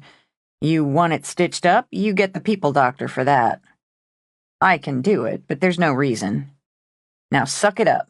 I'm going to clean and disinfect this, and it's going to add some flames to that hellfire. Want something to bite on? Callan rolled a sour look up at Bodine. Yeah. He pulled her head down, clamped his mouth on hers. When the fire hit, he lost his breath for a minute, but she gripped his jaw in her hand, pressed her lips harder to his. Almost done here, Bickers told him. You stay off this as much as you can. Don't see you needing a crutch, but find yourself a pair of tennis shoes, a couple of days of that before you try pulling boots over this. It's not near as bad as that sweet horse. Mostly a nick, is all. Right now, it feels like you jabbed down to the bone with a hot poker. Yeah, that'll ease up. You're a strong, healthy boy. Bickers slapped his knee. And nearly as good-looking as your horse. You can take something over the counter for the pain. You got anything tucked away that's stronger? You tell me beforehand. I don't. All right. I'll write all this down for you, leave it, and see you both in the morning. Thanks. Bickers nodded, tossed away the gloves. I'd like to know what kind of sick son of a bitch takes a shot at a sweet horse. I guess he was most likely shooting at you, but he hurt the horse more. She gathered her bag, nodded at Tate. Your turn. The sheriff stepped forward. You up to talking to me, Cal? Yeah, but I'd sure like a beer first. Rory held one out. Grabbed one for you. I'm supposed to go back, let the others know you and Sundown are okay. Thanks. Callan took a long, slow pull. I'll tell you what I know. Worked a little late, rode home slow. Pretty evening. I figured to give Sundown a run when we came around that first bend on Black Angus. He'd just changed gates. I felt it hit me. Then I heard it. Then he stumbled. I had to keep him going. It hurt him, but we were in the open there, and I didn't know if we were going to get shot again. So I pushed him until we had some cover. I heard an ATV start up and take off. You're sure about that? A truck? A bike? I know the difference. An ATV. Probably up on the high trail.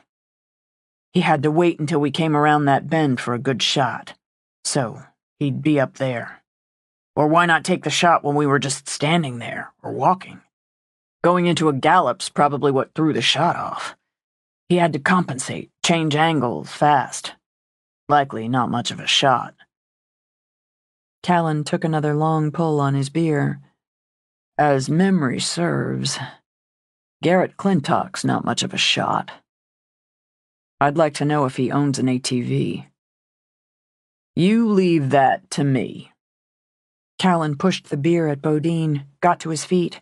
Fury turned his eyes into a storm cloud of fiery blue. You see that horse? I love him like a brother. Some asshole hides up in the trees, tries to ambush me, and shoots my horse? I don't leave that up to anybody. If you go after Garrett, I'll end up having to arrest you for assault. And that'd be after he kicks your ass because you can't put all your weight on that leg. Do you think if he did this, I'll let it go? I don't. Do you think if he did this, I will? Tate sighed, rubbed his face. I'm going to deal with this. Don't do anything stupid. Because his leg throbbed like a bad tooth, Callan sat again when Tate left. I'll take care of Clintock for you, Chase said. He looked at Chase, shook his head. I know you would, but I have to deal with this myself. Tate's right about getting my ass kicked right now, so I'll just heal up for a couple days. Tate'll have him in jail by then. He's got an ATV. Callan nodded. He'll get out, sooner or later. I can wait. Well, I'll get you a bedroll. Get two, Bodine told her brother before he walked away. Callan looked up at her as Chase walked away. Are you sleeping out here? What do you think? He pushed himself up again, pulled her to him. I don't have it in me to shake you stupid for riding out there that way. Good. I'd hate to kick your ass under the circumstances. What I will do is go get you the plate I expect Clementine has warming in the oven, and get you another beer, a couple of Motrin. 4. 4, she agreed. Bodine. As his horse had with him, Callan lowered his head to her shoulder. Scared the shit out of me. I know. Just as she knew he didn't mean getting shot. He meant coming close to losing his horse. I'm going to go get your supper. He let her go, limped back to his horse. He thought how he'd nearly stopped to pick Bodine wildflowers. He wished he had. Chapter 24. Bodine woke, snuggled up against Callan. That, in itself, had become pretty usual, but the fact that they both were pillowed on Sundown's chest added a brand new element. They'd slept better than she'd anticipated, especially since they'd left the lights on in case they'd needed to deal with any medical issues in a hurry. Right now, the stall smelled of hay and horse and antiseptic, and the horse snored. She took that as a good sign as she eased herself away and sat up. She used her phone to check the time. 5:15. No, not bad at all. But her stable companions could use a couple more hours. If it wasn't inside the bedroll, she'd have checked Callan's leg. Instead, she picked her way around, staying hunkered down to carefully examine Sundown's wound. Nasty, she thought, and there'd be some pain when he woke. But the wound looked clean. She laid a careful hand on Sundown's belly. Warm, not hot. After she crab-walked back, she stood, studied them. Unable to resist, She lifted her phone again, took a couple of pictures. She'd print one out, frame it for Callan. Hell, she might even toss one on the website. Thinking of that, and Callan's fancy riding show, she hunkered down again for another angle. A nice companion shot to the one of Callan, arm thrown up, and Sundown's forelegs pawing the air. Morning, Callan mumbled. Seriously? Barely. Go back to sleep.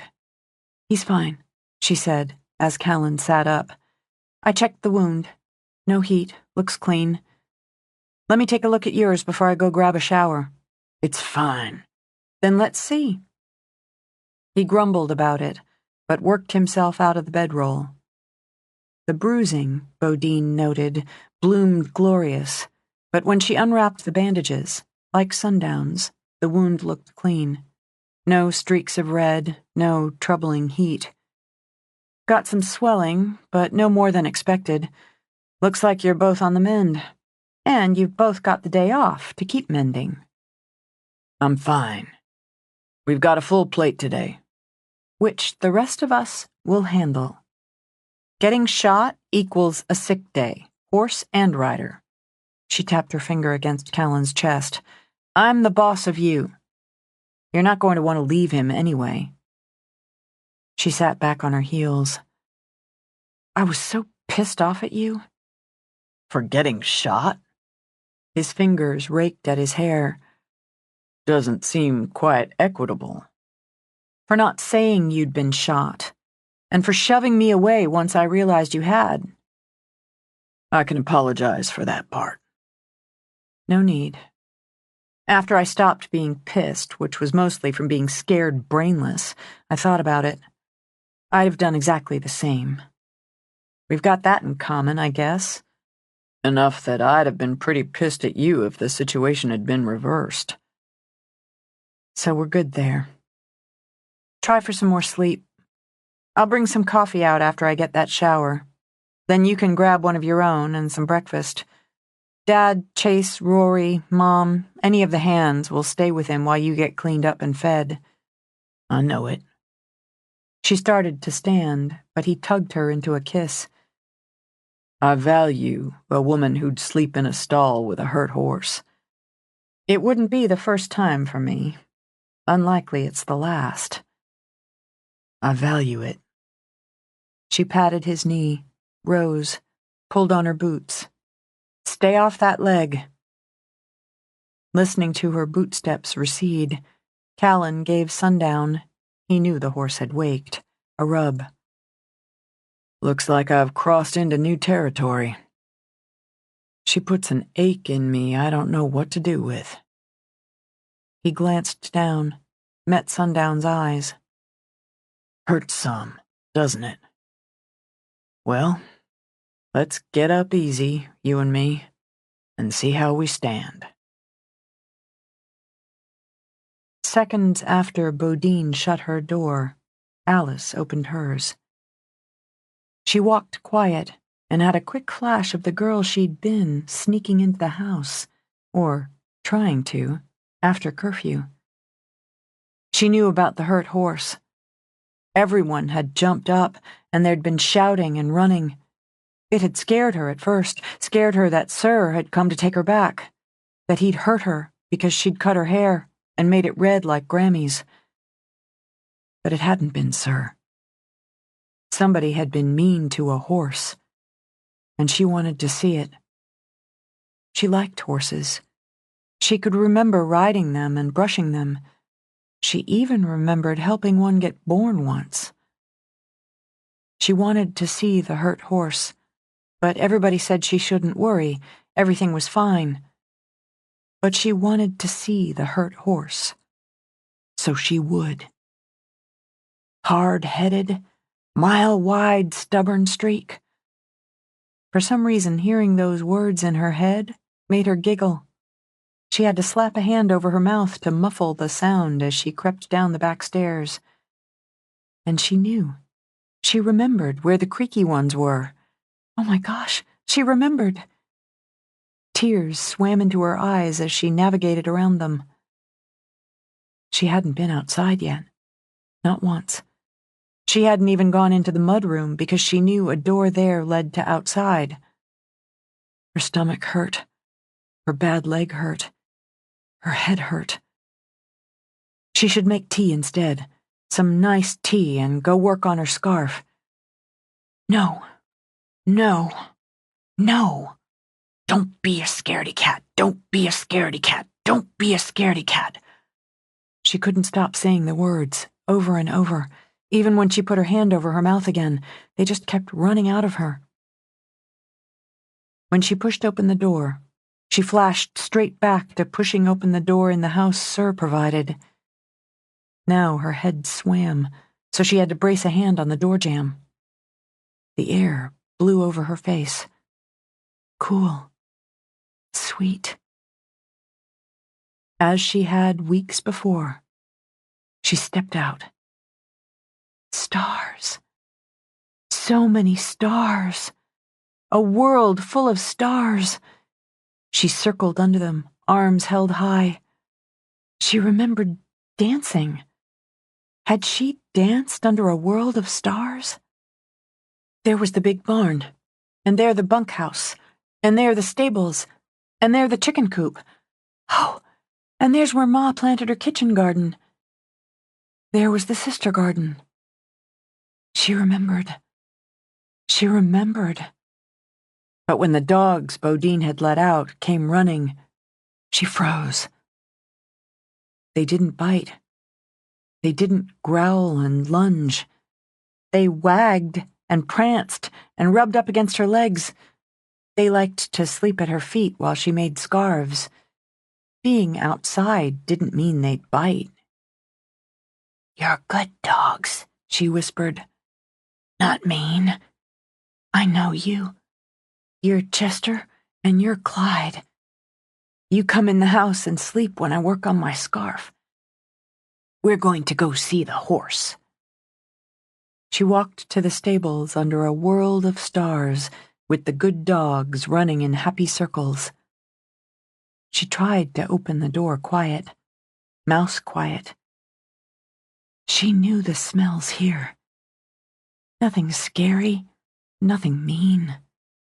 Horses and hay and manure, saddle soap and linseed oil, grain and apples. She walked mouse quiet too, on her house slippers, creeping along in the flannel pajamas she liked so much, so soft. A voice made her stop again, push a hand to her heart when it beat hard. "You're going to take your medicine and no whining. No use giving me that sad look either. I'm going to take mine. You see me whining and looking pitiful? Fine. I'll take mine first." She crept down a little more, saw the man who came to the house sometimes to Sunday dinner, to breakfast. Sometimes. She'd seen him kiss Bodine, and Bodine didn't seem to mind at all. But if the man made her feel a little afraid, the horse... Oh, the horse was so beautiful. And the beautiful horse propped his beautiful head on the man's shoulder. "I know, it hurts." The man's voice said kindness, said love, said the opposite of anything mean. "You didn't hurt the horse." The man turned around, one hand still stroking the horse's neck. He had a scruffed-up face and tired eyes, and his hair was all tousled. "No, ma'am. I'd never hurt him." "Who did?" "I don't know for sure. Are you cold, Miss Alice? You want my jacket?" He shrugged it off, stepped forward. She'd started to step back, step away, but saw he limped a little. "I limp too. Did somebody chain you up?" "No. I got a little hurt when Sundown did." "This is Sundown." "Sundown, this is Miss Alice Bodine." To Alice's delight, and to Callan's ridiculous pride, Sundown bent his forelegs into a bow. "He's so pretty," He sure thinks so. You can pet him. He really likes being petted by a pretty woman. I used to be pretty. I got old. Bodine cut my hair and made it nice again. Did she? More pride. It looks real fine. A lot like Miss Fancy's. He kept talking as she edged closer, lifted a hand to stroke Sundown's cheek. You know, I'm pretty sweet on Miss Fancy. Alice laughed, a little high, a little rusty. She's even older than me. It doesn't matter a bit. Sundown, Alice murmured. Your name is Sundown. I like to watch the sun go down. It makes the sky so beautiful, like magic. I like horses. I remember. Things get so mixed up in my head, but I remember I like horses.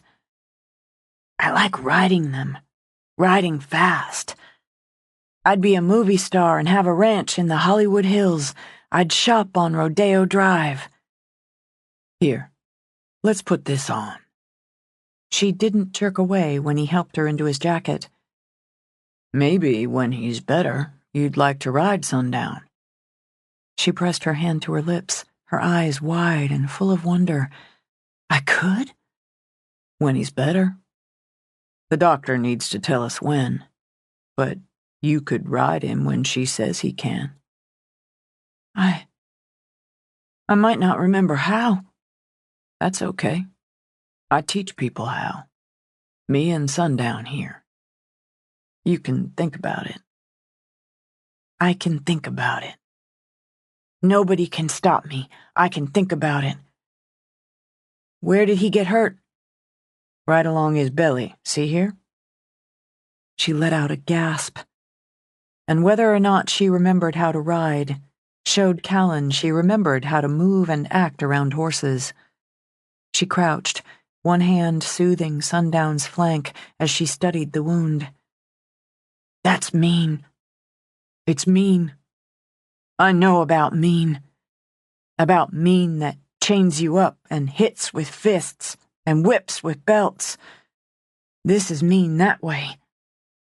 He'll have a scar. I have scars. I'm sorry. She crooned it as she straightened, moved back to Sundown's head, stroked. I'm so sorry somebody hurt you. Somebody mean. When Sundown rested his chin on her shoulder, she closed her eyes a moment. Opening them, she looked directly into Callan's. You're not mean. I know mean. I know there's meaner than you ever think. But I don't remember you. I wasn't around when you were. I went away. I did that too, when I was about the same age you were when you did. Tilting her head, she gave him a longer stare and kept stroking Sundown. Where did you go? You know, it's funny. I went to California, just like you did. I ended up in Hollywood. She gasped again, and something lit up in her eyes. Were you a movie star? You're handsome. No, ma'am, but I worked in the movies some. I worked with the horses in movies. There was something young and wondering in her sigh. Was it wonderful? I liked it. But you came back. I missed this place. The ranch, the people. I've got a mother and a sister, and they needed me around more than I wanted to think when I left. I missed the ranch, my family. I was coming back. Nobody stopped you when you came back. No. I'm real sorry somebody stopped you. I got old there, she told him. Old and weak and crazy. Miss Alice? That's not what I see when I look at you. Not what I'm hearing having this conversation with you. Conversation, she said slowly. We're having a conversation. What I see, what I hear, is somebody hurt, but strong over that. Just like Sundown. Strong and smart and good. Just hurt some. I'm not scared of you. He tried a grin on her. I'm not scared of you either. She laughed a little, pleasing him. I feel more like Alice with my haircut and red like Grammy's. I feel more like Alice with Sundown. When he's better, I can ride Sundown, but I can't remember how. Will you help me? That's a promise. Maybe you could do me a favor back? I can't do much yet. I can make you a scarf. Your eyes are gray and they're blue, gray and blue all at once. Maybe Ma has yarn like that, and I can make you a scarf. That'd be nice. But I was wondering if you'd help me with Sundown for a minute here. He needs to take some medicine, and he doesn't want to. He needs it to get better and stop hurting. Maybe you could talk to him for me. He caught the look Sundown gave him, one that clearly accused Callan of being sneaky. Callan just smiled back. If anyone claimed that horse didn't understand every damn word said, Callan would call them unimaginative at best, a liar at worst. Dressed for the day, Bodine carried a thermos of black coffee toward the stables. She'd already addressed Callan's schedule, texted Easy, who'd had the day off, to ask him to fill in. Done. Texted Maddie to take one of Callan's lessons. She'd have to cancel Sundown's show when she got in and was working on something fun to replace it, but everything else she'd covered. The ranch hands would be stirring in the bunkhouse as her father and brothers were in the main house. Clementine, she imagined, would drive up any minute. Another day would begin. She hoped Garrett Clintock's day, because she joined with Callan there on who'd taken that shot, began behind bars. She nearly tripped over her own feet when she saw Alice walking toward her in the pearly dawn light. Alice? Alice, what are you doing out here? Wearing Callan's jacket, she noted. I went to see the horse. He's hurt, and the man, I can't remember his name. Callan? Callan. Cal. I'm Cal, he said. He got hurt, too. I helped him give Sundown his medicine, and we had a conversation. He's going to help me ride Sundown when Sundown's better. Somebody was so mean. Mean. Mean. I hate mean. You can get used to it. I got used to it, but now I hate it. There were stars. They're gone now. The sun's coming up. Bodine gestured east. See? The sun's coming up. I like it. The men are coming out. Recognizing the jolt of panic, Bodine put a hand on Alice's arm. They're not mean. How do you know? Alice hissed. Sir didn't look mean when I got in the truck. How do you know? Because I know them. Every one of them. I know they'd all protect you from the mean. You remember Heck, don't you? He'd never be mean. I think it's all right.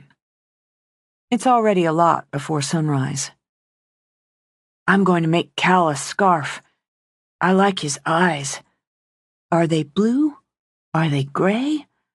Are they blue? Are they gray? It's fun.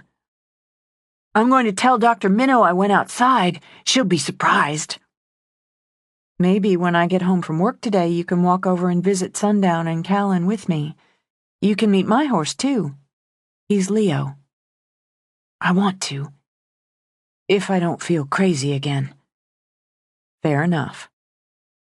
Bodine continued toward the stables and decided she owed Callan more than a day off. Word spread. While she hadn't expected otherwise, Bodine hoped to eke out the information rather than tamp out firestorms everywhere the minute she got to work. Sal leaped at her literally the second she stepped into the lobby. "Is it true?" "Nobody's here but me," she said quickly. "I heard it from Tess at Zentown. Zeke texted her about it last night." Zeke, ranch hand, brother to Tess, massage provider. God. "It's true. Callan and Sundown were both grazed by a bullet. We don't know if it was intentional. Sheriff Tate's looking into it." Sal fisted both hands on her hips. "It's me, Bo, and I know when you're hedging." "I'd like to keep it to that officially, and away from the guests, so please say that if and when you're asked." "What's going on around here, Bo? Billie Jean's killed and that other girl, now this? Oh my God, is it connected? Is it all—" "No, I can't see that. That's not hedging." "But your aunt—" "Sal, God's truth, I don't see how one thing links to another." "They still don't know who killed Billie Jean." Just saying it had Sal's eyes going damp. "Nobody even talks about it anymore. Hardly at all." "We haven't forgotten her. You know that. What happened yesterday, it was something else. Just mean stupidity." "You know who." "I think who, and that's different." "I didn't even ask if Cal's all right." Sal rubbed her eyes. "And that horse. Everybody loves that horse." "They're healing up." "Good. Okay. How about if I do a pool, come up with some silly get-well gift from everybody?" "I think that would be a great idea." She'd barely settled behind her desk, trying to formulate a replacement for Sundown's performance, when Chelsea and Jessica came in together. "I swear men talk more than women. Rory told you, Chase told you." Jessica had enough presence of mind to shut the door. "They got shot." "They did, but it's the classic flesh wound. I'm not going to minimize it," she added quickly. "It scared the crap out of all of us, and a few inches different, it'd be more than scared.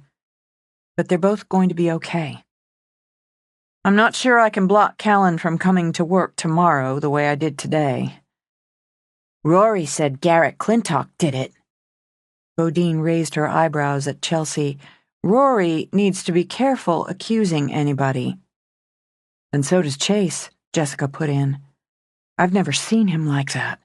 So angry, so cold, hard angry. And he had plenty to say about Clintock going after Cal now, and back when they were boys.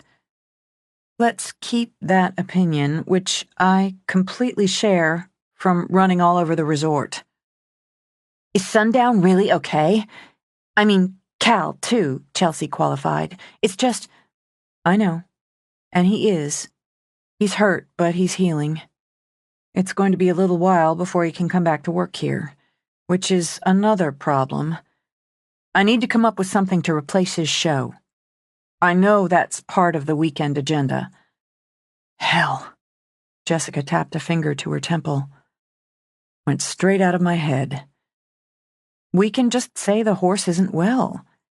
I can come up with something. Let me think about replacing that program."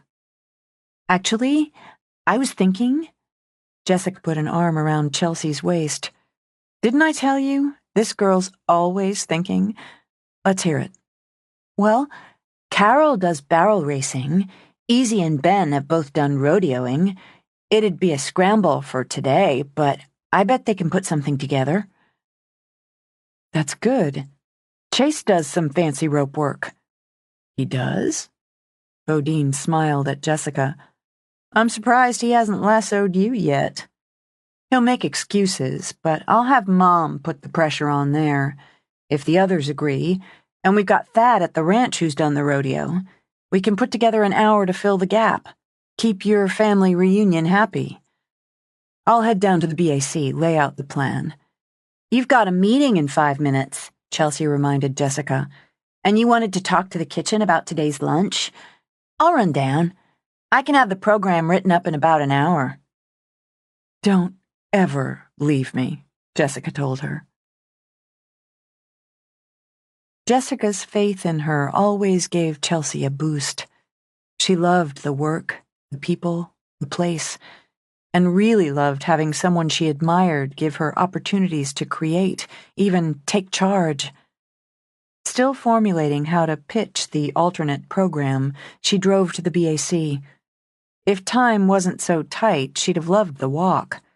To her mind, nothing beat spring in Montana. Halfway there, one of the maintenance trucks hailed her. The driver leaned out. I heard somebody shot Cal Skinner's horse right out from under him. Chelsea repeated the basic line Bodine had given her before she'd left the office. They're okay. Somebody was shooting, and they were both grazed, but they're okay.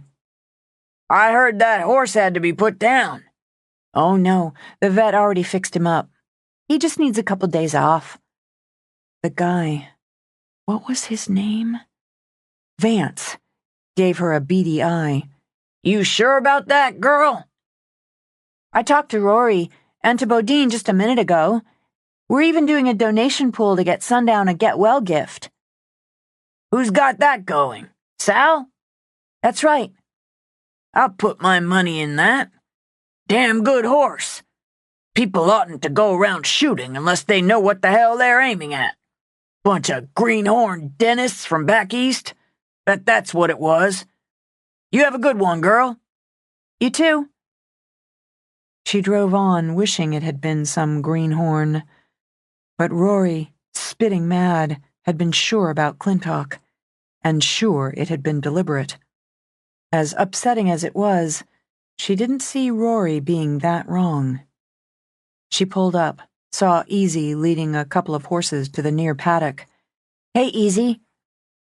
Hey there, Chelsea. Is Ben around? Just went in to get us a couple Cokes. How about Carol? Early trail ride. She'll be back in.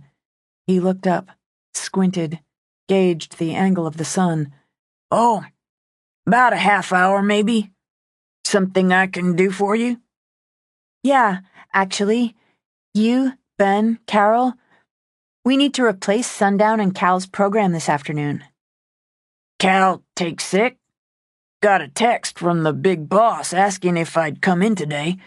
Just figured we were extra busy. You haven't heard? He tethered the horses, turning.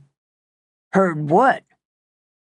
Well, you're going to hear, and the story's getting bigger, so it's better to hear it straight.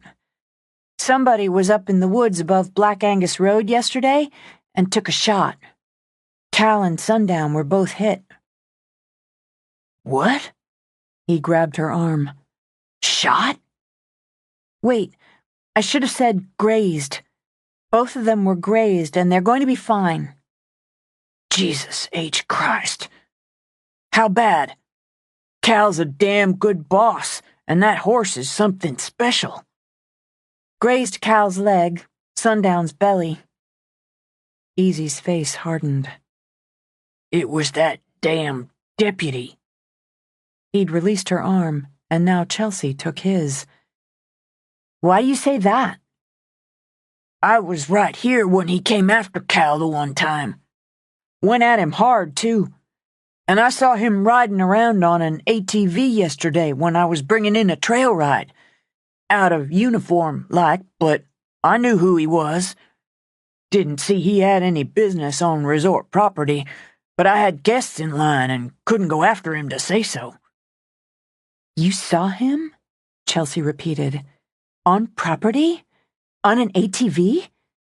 I did. About 4, I'd say. Right around then. You might need to tell the sheriff. I sure as hell will, if it means anything. And maybe nobody else right now? Bodine wants to keep it from getting, well, too hot. I'm feeling pretty hot. That's bushwhacking. Shooting a horse, Easy muttered, stroking the bay mare. What kind of son of a bitch does that?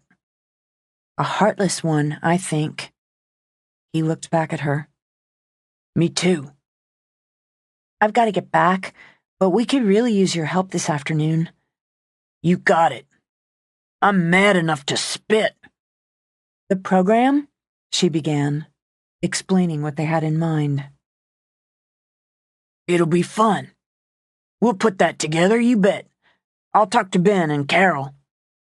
I don't know Chase so much, or this other one. We've got that. If you could figure out what you'd do, who goes when, that kind of thing, and if there's anything you'd need. If you could do that by noon, I think we could pull this off. Then that's what we'll do. I'm right pleased to be part of it.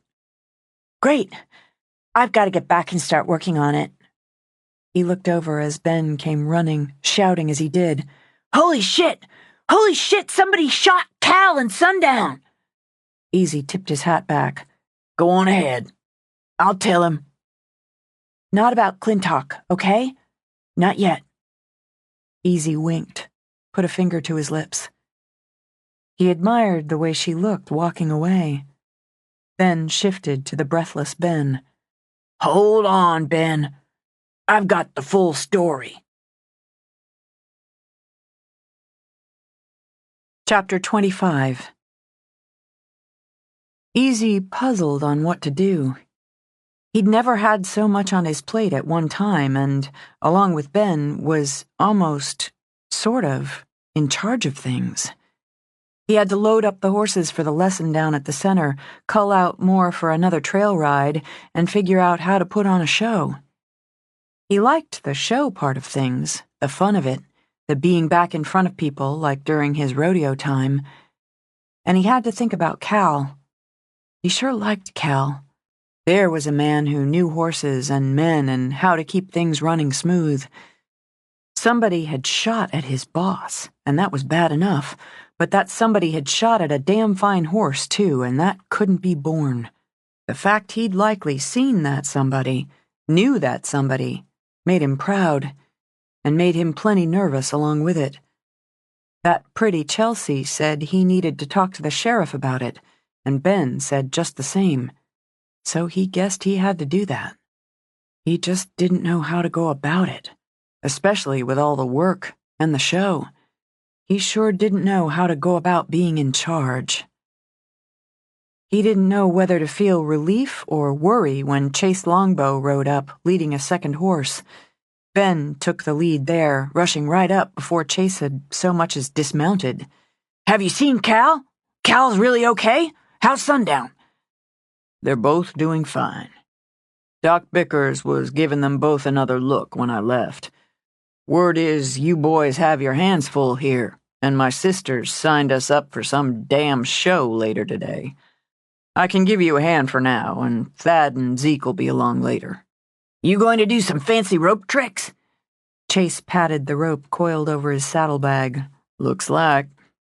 When's the next trail ride?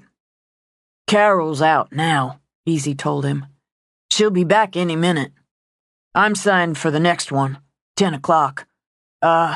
Maddie's giving a lesson down at the center, so we need to load up 2 horses for that. Well, let's get to it. Wait.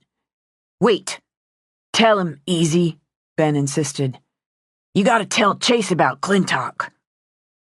Chase's eyes went from friendly to hard, like an ice ball hard, and had Easy gulping down spit. What about Clintock?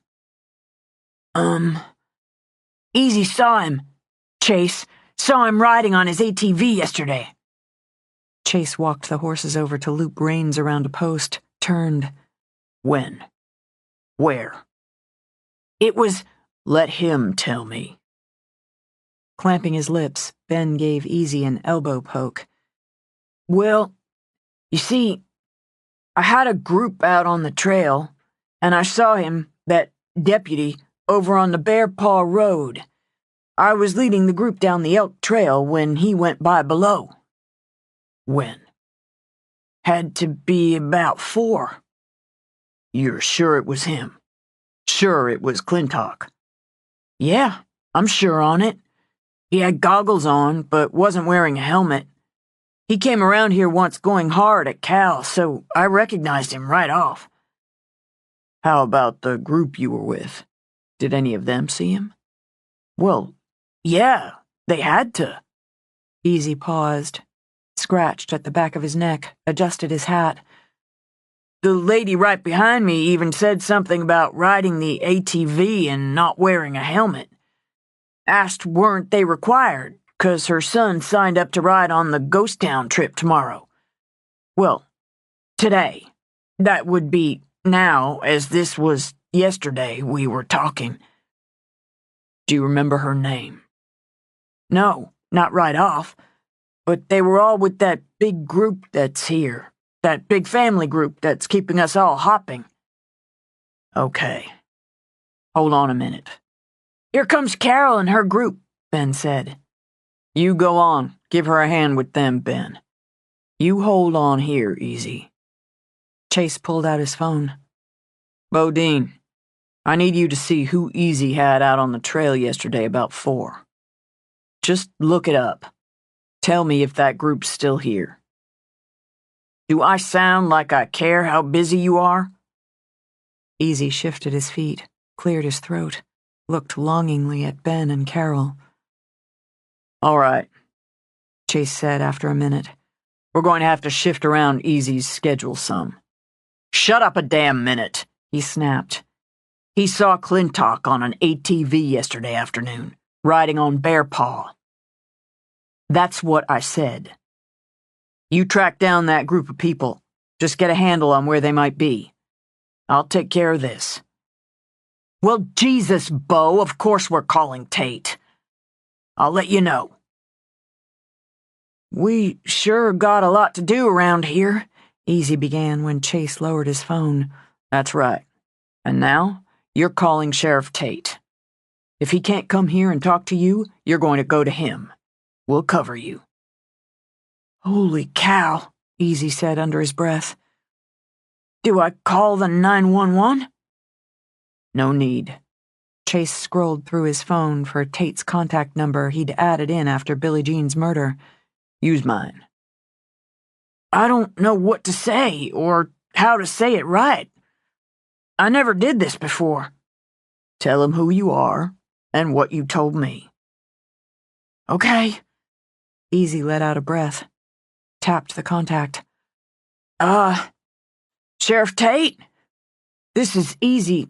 That's Esau LaFoy. I work with the horses at the Bodine Resort. Chase, Mr. Longbow said I needed to call you up, tell you what I told him just now. Before he'd finished, Bodine drove up in one of the little cars. Easy's palms were damp by the time he handed the phone back to Chase. You're sure? Bodine asked without preamble. Yes, ma'am. I surely am. The sheriff's coming to talk to me. Says I should stay put here until he does, but I've got a trail ride and we'll cover you. The group with you saw him too? Had to. I held them up for a minute. Well, not half a minute, I guess, while he rode by below. She nodded, looked at her brother. Her eyes weren't ice-ball hard, Easy noted. They were fireball hot. They're all part of the weekend event. 2 are headed to Garnett on the ATV ride, 1's on the cattle drive, and 2 are booked into Zentown. If Tate needs more than Easy's word, he can talk to them. She checked the time, drew a breath. All right. Easy, you see to the horses that just came back from the trail. Carol can transport the horses down to the center for the lesson coming up. Ben can take your guided ride. We got another going out just about the time that one gets back. I'll take it, Chase said, without much enthusiasm. If you're not finished with Tate, I'll take the ride. You want that show about 3 o'clock, so... Bodine shoved a hand through her hair, realized she'd forgotten her hat. Here's what we do about that. She laid it out, fast, complete, in a way that left Easy breathless and impressed. He couldn't for the life of him figure out how anybody thought so quick. And the pony rides, she continued, ticking down the list. I can call in the grannies if we need more hands. I can clear my load if we need, take one of the afternoon rides. You do whatever the sheriff says you need to do. Easy scratched the side of his neck. Yes, ma'am. We're grateful, Easy. She gave his arm a pat. This is important. She debated whether to contact Callan, considered it while she helped saddle the next group of horses. Decided if she'd been left hobbling around and tending to a beloved horse and he didn't tell her right away, she'd skin his ass. Before she could, Tate pulled up. She made her way back as he headed to Easy. Bodine? Easy? You got here quick, Bodine commented. I was down on Black Angus Road with Curtis. You know Curtis Bowie? Sure. He's down there now, taking some pictures. So, Easy. Let's just start here. How about you tell me what this ATV you saw looked like? Okay. Sure. Wasn't one of ours anyways. It was smaller, one of them sporty ones like, done up in camo paint. I didn't pay much more mind than that. Tate nodded. Though he wore dark glasses that shielded his eyes, Bodine read resignation in his body language. Bodine, you got a private place nearby where Easy and I can talk? I'll take you down to the back office in the BAC. That'll do. As they walked, he glanced over at her. The group Easy here was leading. They're all here? Yes. 2 are in Zentown and should be finished there in about a half hour. The others won't be back until afternoon, but I can give you their basic locations if you need. I'll let you know. How about you text me their names to start? I'll do that right away. She led the way in, skirted around the desk, the staff, the guests, and into the little office. Anything I can get you? While Tate shook his head, Bodine studied Easy. He looked like a kid called to the principal's office. You want a Coke, Easy? I sure wouldn't mind one. Throat's feeling pretty dry right now. I'm going to get you a couple of Cokes, then get out of your way. She gave Matt at the desk a look that said, don't ask. She got the Cokes from the vending machine, delivered them, shut the door, and got out before anyone could corner her with questions. She shouldn't take the time, she told herself. She didn't have the time. But she got into the resort car and took the shortest route to the ranch. She went straight to the stables, grateful everyone was too busy to get in her way. Sundown stood in his stall, looking unhappy. He perked up when he saw her, poked his head out as far as it could reach. Where's your guy, huh? Is he as bored as you are? She heard noises. Scraping. Jingling. Glanced around. He's back there? I'll go take a look. When she reached the tack room, she saw Callan gathering up bridles, cinches, head collars. He looked as bored as his horse. Aren't you supposed to stay off that leg? It's healing up, and I'm getting off it again in a minute. I can work on some tack, but if I work back here, Sundown's going to sulk. He's already sulking. See? All right, I'll give you a hand. We'll set up a workstation. You ought to leave his door open if you're going to be right there. It'll make him feel less confined. Good idea. What are you doing back here? We'll get to that in a minute. Together, they dragged out a small table, a taller stool, a bucket of water, cloths, sponges, brushes, oils. What did Bickers say? Healing clean. She doesn't want a saddle or anybody up on him for at least another week, and not until she clears it.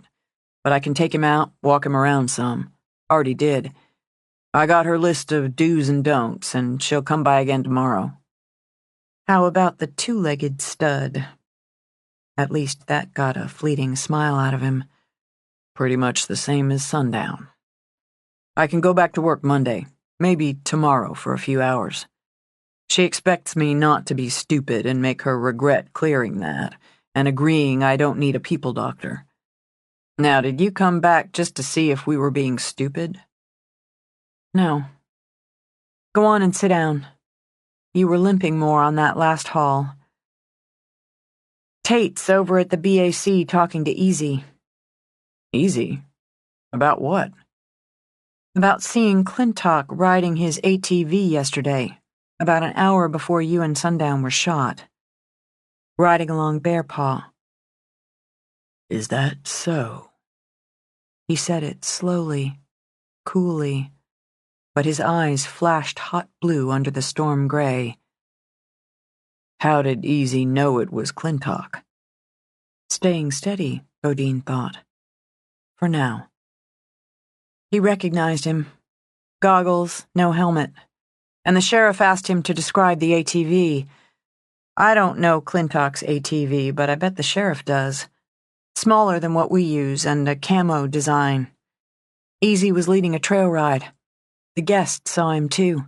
And Tate, I expect, will talk to them, do the corroboration.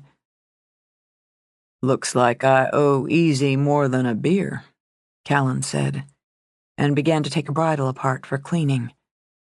Curtis, that would be Deputy Curtis Bowie, you might remember him, is taking pictures where it happened. I can't say, but I think I know Tate well enough to speculate he's already talked to Clintock and got a denial. But now there are witnesses who put Clintock on resort property and in an area that leads up to where it makes good sense for sniping down on a horse and rider on Black Angus. Nodding, as if they discussed casual dinner plans, Callan hung the bridle from a hook, began cleaning it with a clean, damp cloth. It might be enough. I'd put money it's enough for Tate to fire him, and I hope it's enough to arrest him. I can say, because I know you well enough, if he's not behind bars, you'll handle him yourself. Callan said nothing, just kept cleaning tack. I'm going to ask you for one thing. Just one. I can try to give it to you. When you go to handle him, you tell me. I'll keep a beer cold for when you get back. Setting the cloth down, Callan looked up now. I've got a powerful feeling for you, Bodine. Knocks me sideways about half the time. It could be getting shot in the leg that does that. Nope. After moistening the saddle soap, wetting a sponge, he rubbed some into a light lather. Want to go out to a fancy dinner? She started to push back her hat, then remembered she wasn't wearing it. You're going from kicking the shit out of Clintock to fancy dinners? I'm not much for them myself, but I find I want to see how I like having one with you. As he had with the cloth, Callan patiently, thoroughly soaped the leather. Get all dressed up, maybe order some snooty French wine. His gaze flicked up to hers. You want to do that? I've never been much for fancy dinners either, but I wouldn't mind trying one with you. Once you're all the way healed up. That's a deal. If. All right. When I decide to go after Clintock, I'll tell you. Satisfied on all counts, Bodine squeezed his shoulder, gave Sundown a quick rub. I've got to get back. Do you want me to have somebody bring you a cold drink? I've got an invitation to lunch at the big house. We're fine till then. He kept cleaning tack when she left, methodically, while Sundown watched. They might put him behind bars. They might put him behind them long enough to square it for us. If not, well, I'll square it for us. He reached up, rubbed Sundown's cheek. That's a promise. Tate got his statements, got his pictures, and however heavy it sat on him, accepted his duty. He drove to Clintock's, the cabin tucked away on his family's ranch. Clintock's truck and ATV sat under an open shelter attached to the cabin, just as they'd been when Tate had gone by the night before. And just as he had the night before, Clintock stepped out of the cabin onto the narrow porch. He wore sweatpants, a sweatshirt ripped off at the elbows, and a skin of sweat. Tate concluded he'd been pumping iron for a while, one of Clintock's favorite pastimes. Garrett? Sheriff? Curtis? He added when the deputy got out the passenger door. What can I do for you? Well, Garrett, it's like this. You have the right to remain silent. What the hell bullshit is this? Tate just continued reading off the Miranda warning. We all know you understand your rights, but do you want to confirm that? Fuck you! When Clintock turned away, yanked open the cabin door, Curtis moved in. Come on now, Garrett. Don't go making it harder than it is. He made it harder by slamming a fist into Curtis's jaw. Cursing, Tate surged forward to help Curtis muscle Clintock to the ground. You're under goddamn arrest, Tate snapped. Get those cuffs on him, Curtis. God damn it! Resisting arrest? Striking a police officer. I am a police officer. Not anymore, you're not. You're under arrest for discharging a firearm on private property and for attempted murder. You're out of your fucking mind! I got witnesses, for Christ's sake. Together they dragged Clintock to his feet. I'm adding lying to a police officer to the list. When I came by here yesterday, you said you hadn't had that ATV out in a week, and it was clean as a whistle. Just washed clean. I've got witnesses, damn it to hell and back, Garrett, who saw you riding it on the resort, saw you heading it up on the road above Black Angus. Skinner's a goddamn liar. 6 people saw you. 6. And we got the bullet Bickers dug out of that horse. That was a lie, but Tate was done with playing fair. When we test your long guns, get ballistics done, what do you think we're going to find? He saw it. The panic, the flush of fury, the quick cutaway of the eyes. I want a lawyer. I want a lawyer now. I've got nothing to say. You'll get a lawyer. Get him in the back, Curtis. I can't even look at him. One of my men. One of my own. Trying to backshoot a man like that. The accusation had Clintock kicking out, elbow jabbing. Skinner killed those 2 women and you do nothing. He kills them and you suspend me for dogging him for it. He deserved having his horse shot out from under him. He deserved worse. Tate's face looked like a mask of fury carved in stone before he shoved Clintock back against the truck. You were aiming for the horse? Is that what you're claiming now? You did nothing. I'm doing something now. It tore up his gut, questioning one of his deputies, former, dealing with the pipsqueak of a lawyer. It didn't help the nodding and twisting that Clintock proved pitifully simple to trip up. Maybe it soothed some to stand in the Longbow's kitchen and watch out the window as Alice carefully led the recovering horse around the paddock, with Callan limping by her side. Her progress is really remarkable, Celia Minnow watched with him. Is she going to remember more about the captivity? I wish I could tell you. I can tell you she's stronger, mind and body. I can tell you she seems to have forged a bond with him, with Callan Skinner. It's the horse, in part, but it's also him. He left home, came back. So did she. Someone hurt him, someone hurt her. Being here, surrounded by family, has helped give her a sense of safety, helped her throw off a lot of the indoctrination. But I still need to let her tell me as it comes to her. She has a lot of trust in you. Pushing too hard for answers could damage that. I know, it's frustrating. I'm wondering if he's dead, and that's how she got away. If you're wondering if she caused his death, my opinion is she wouldn't have been capable.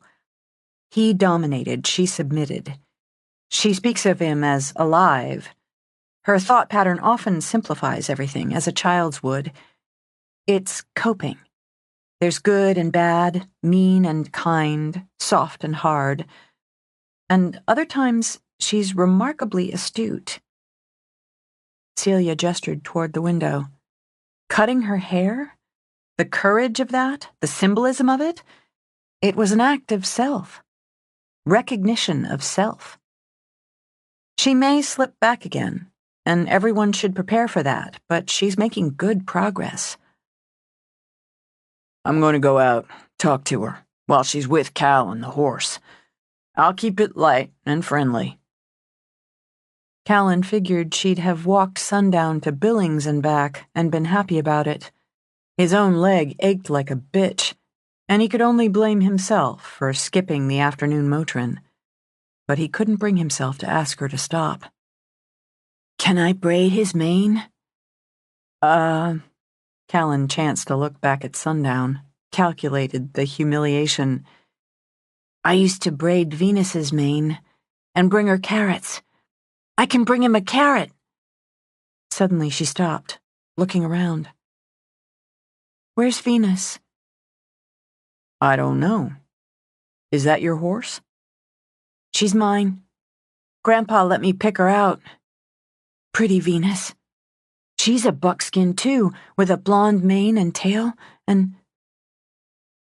That was a long time ago. I forget. It was a long time ago. She must have died like Grandpa when I was in the cellar or in the house. She must have died when I wasn't here. I had a horse before Sundown. I called him Charger. It was real hard for me when he died. But Sundown's getting better. He won't die. He's getting better. He's getting better, she repeated and began to walk. When he's stronger, I can sit on him? As soon as the doctor says. I talked to my doctor today, too.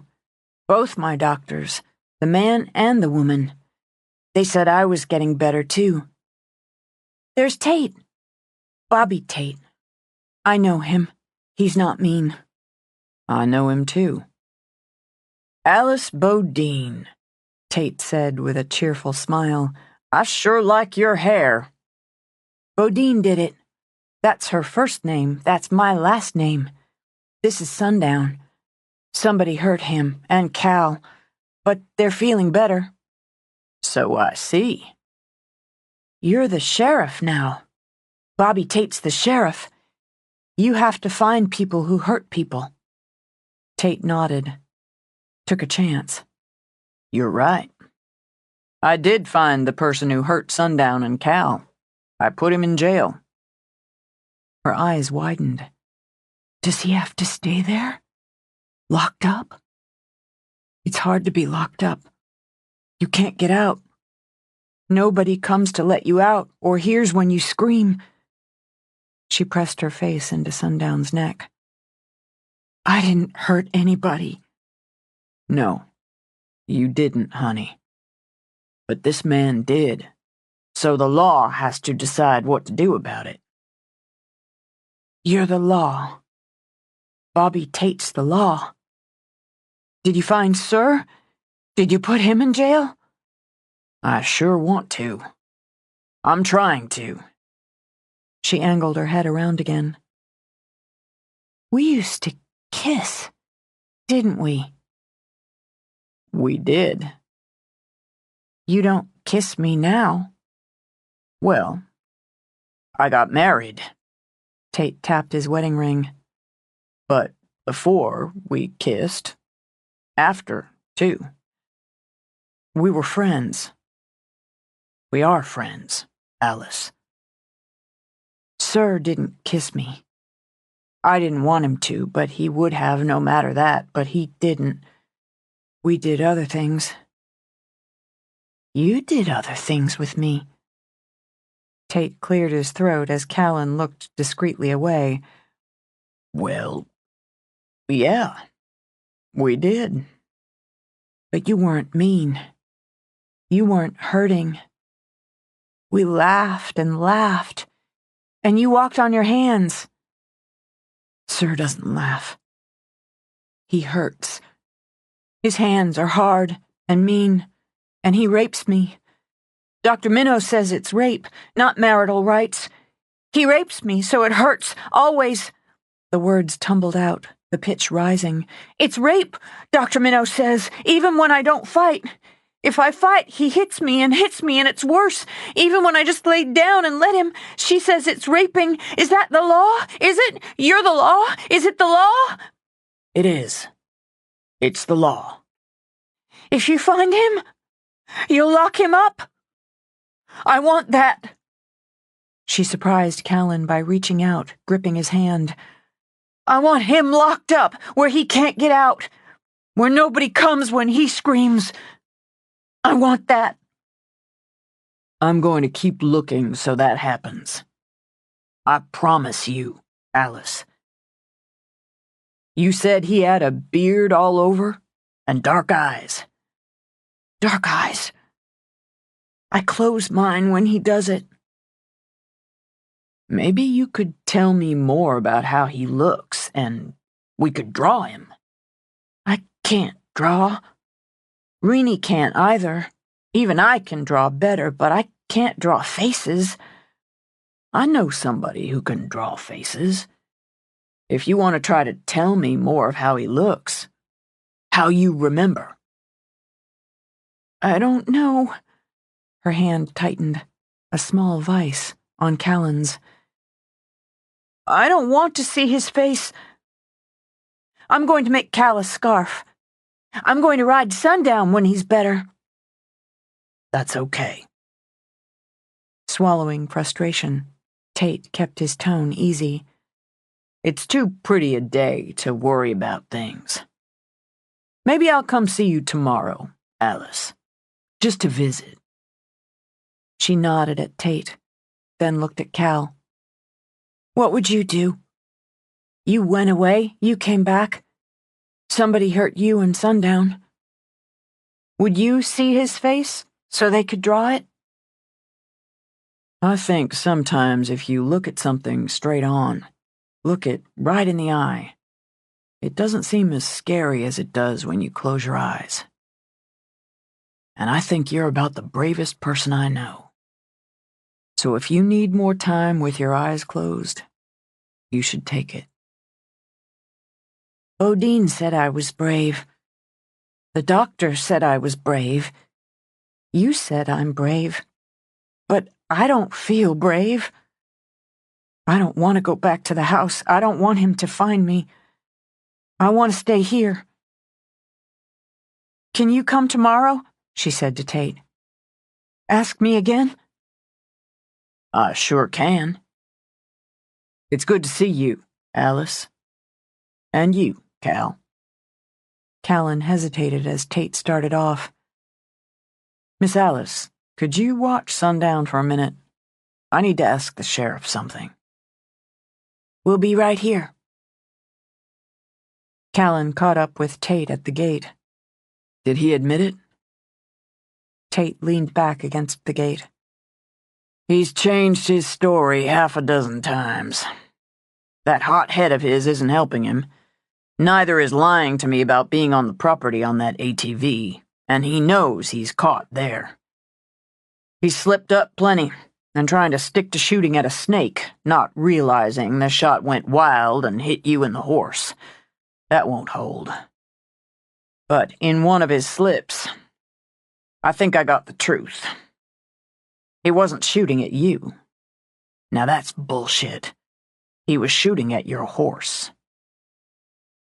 Callan rocked back on his heels, waiting for his temper to peak and ebb. He aimed at Sundown? I'm going to say that's my opinion. I'm going to say it comes down to a goddamn dog and a goddamn poker game when you were kids. His father lost a dog to yours, and Garrett shot the dog out of spite. He was trying to kill your horse for the same reason. Pure spite. Callan looked back to where Alice walked Sundown and chattered away to him, and could see that wound across the belly, and how a few inches higher would have done the job. You'll take him down for it? That's going to be up to the prosecutor, the judge, and the jury, but I'll tell you, I'm going back at him, and I'll get him to say what he did. That I will do. All right. What you said to Alice, it's going to help me do my job for her, too. I'll do my job, Cal. Cal nodded. But as he walked back to his horse, he thought, sometimes justice didn't have a damn thing to do with jobs. Chapter 26. By Sunday evening, with the crazy weekend behind her, Jessica drove to the ranch. Though just sleeping for a solid 12 hours held a lot of appeal, the invitation to Sunday dinner swayed her. She enjoyed seeing Chase in his natural habitat, and had yet to connect with Callan since he and Sundown had been hurt. She accepted her western transition as complete when she realized she wanted to see the horse as much as the people. The transition didn't, and likely never would, include footwear. When she saw Sundown in the paddock, and to her delight, Chase spinning a rope, lariat, she corrected, she left the huckleberry crumble, which she'd made, in the car and walked over to watch. Rory sat on the fence beside a woman with red hair pulled into a short tail. The woman clapped enthusiastically when Chase jumped in and out of the spinning rope. When Chase gave Jessica a tip of the hat with his free hand, the woman glanced back. Though she'd heard about it, seeing Alice's transformation left her stunned. "This is someone else," Alice murmured and reached for Rory's hand. "You might not remember me, Alice.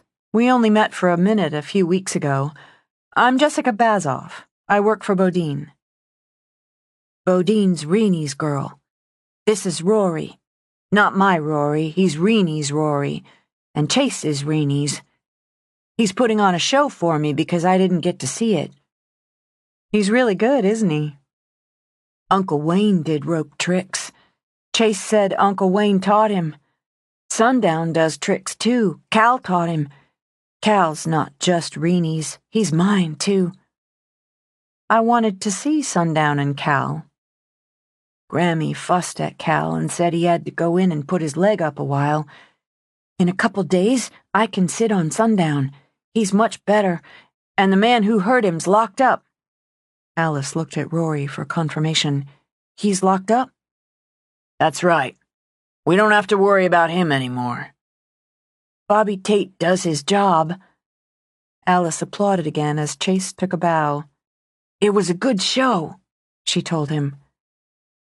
"Jessica's here. I remember now.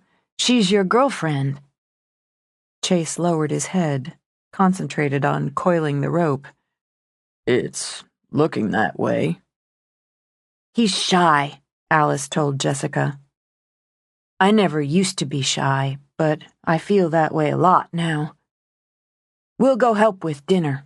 Alice patted Rory's arm, "so Chase can be with his girlfriend." Barely blocking a snicker, Rory hopped down, lifted Alice off the fence. "I like your shoes," Alice said. Jessica barely managed a thanks before Alice walked away with Rory. "I can't believe that's the same woman who came home from the hospital." "It's Spine." Chase looped his rope around a fence post. "That's Bodine Spine. Dad told me she's going to work with an artist tomorrow. Agreed to it, to try to get a picture of the man who took her." He reached over the fence for her hand, tugged her so she climbed on the bottom rail. "Fancy shoes. Not for riding." "I dressed for Sunday dinner." Then she laughed when Sundown moved up behind him, nudged him forward. "He's definitely himself again." "Go on now. I don't need any help." To prove it, Chase cupped the back of Jessica's neck with one hand, lowered his mouth to hers. Then he just stood there a moment, eyes on hers, fingers lightly rubbing her skin. Riding's out. He vaulted over the fence. But we can take a walk. I haven't even gone in to say hello to your mother. Couple of minutes. With her hand in his, the sun warm on her face, she walked with him. She heard a cow lowing off in a field, and a chittering she knew came from some busy squirrel, and through an open kitchen window came laughter. You've put pansies in. She paused a moment, looking at the pots on the back porch steps. My grandmother always put pansies in early, in the window box outside the kitchen window. She said they made her smile while she did dishes. Made her happy spring was coming around again. I didn't think you'd stay through the winter.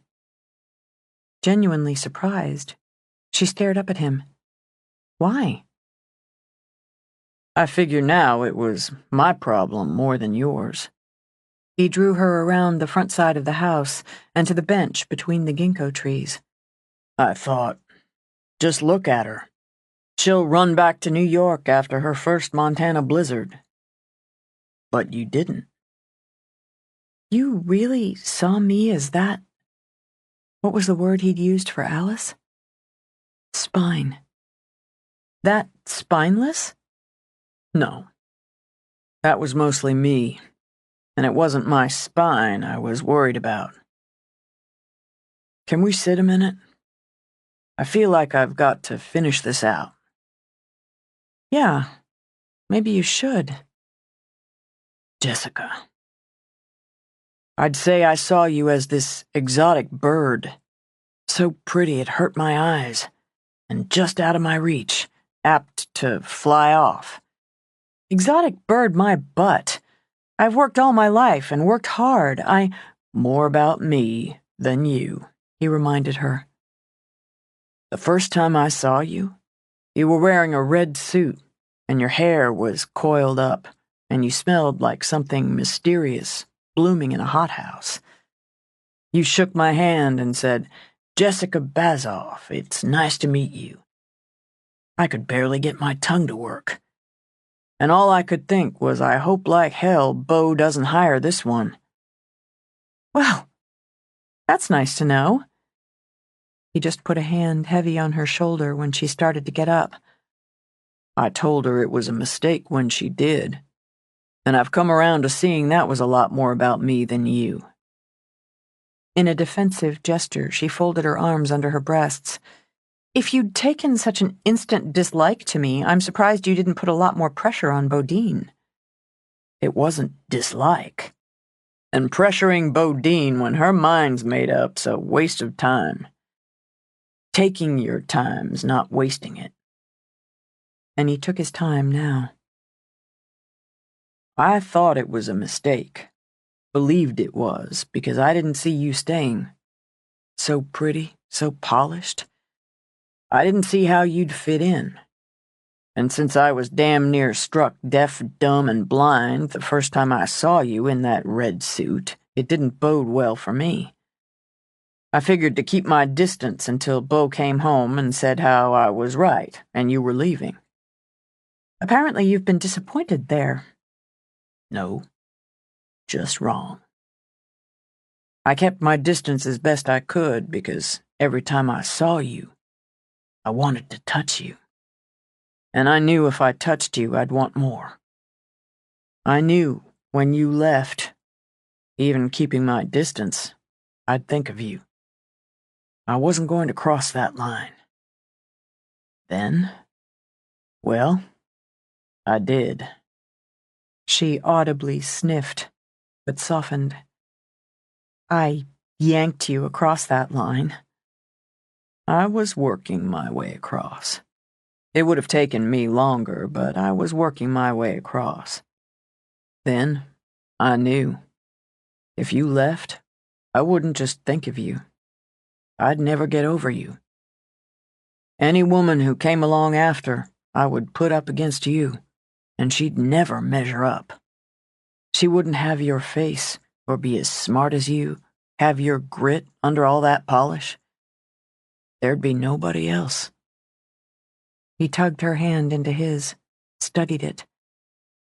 And I want a woman, and a family, a life we can grow into. I don't mind waiting for it, but without you, I'd wait forever.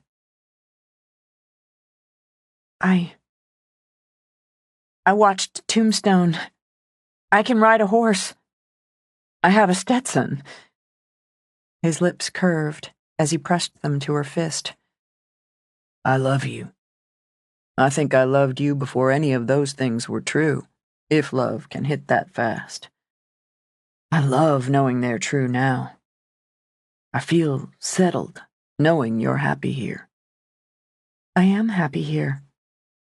There's nothing for me back in New York. I've built my life here. Friends, work, a life. I lost my family, Chase, when I lost my grandparents. And I've made a family here when I never thought to have one again. I've never had a friend like Bodine, and now Chelsea, and everyone. I'm asking if you'd think about building onto that with me. If you could come to love me enough for that. For making a life and a family with me. Marriage.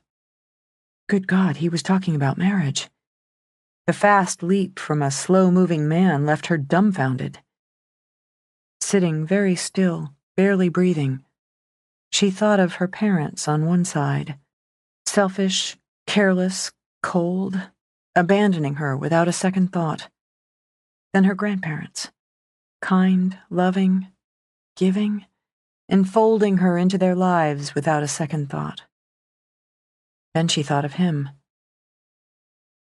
I don't know how I could love somebody so stupid he can't see I already love him more than enough already. But apparently I do. Now he held her hand to his cheek, just held it there, before turning his head, pressing his lips into her palm. Is that a fancy way of saying yes? It wasn't fancy. It was a lot of words. How about I put it another way? Will you marry me sometime? Sometime is pretty open-ended. You say yes. You say when. Give me a second. She looked out, over the land, to the mountains, to the sky that spread blue over everything. She felt him waiting, so steady and strong in his silence. She trusted him to wait until her head caught up with her heart. I say yes.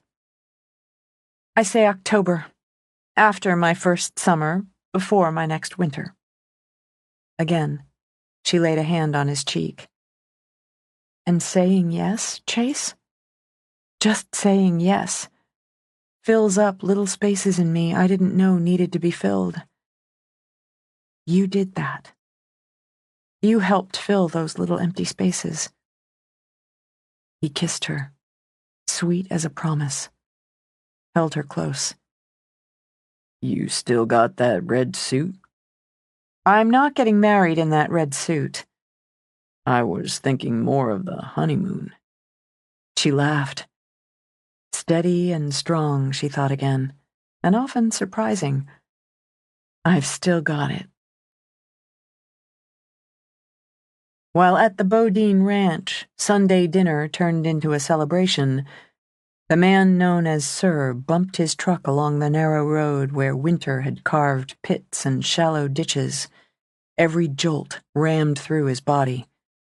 He stopped, climbed out to unlock the gate posted with no trespassing signs. The old metal shrieked as he shoved it open.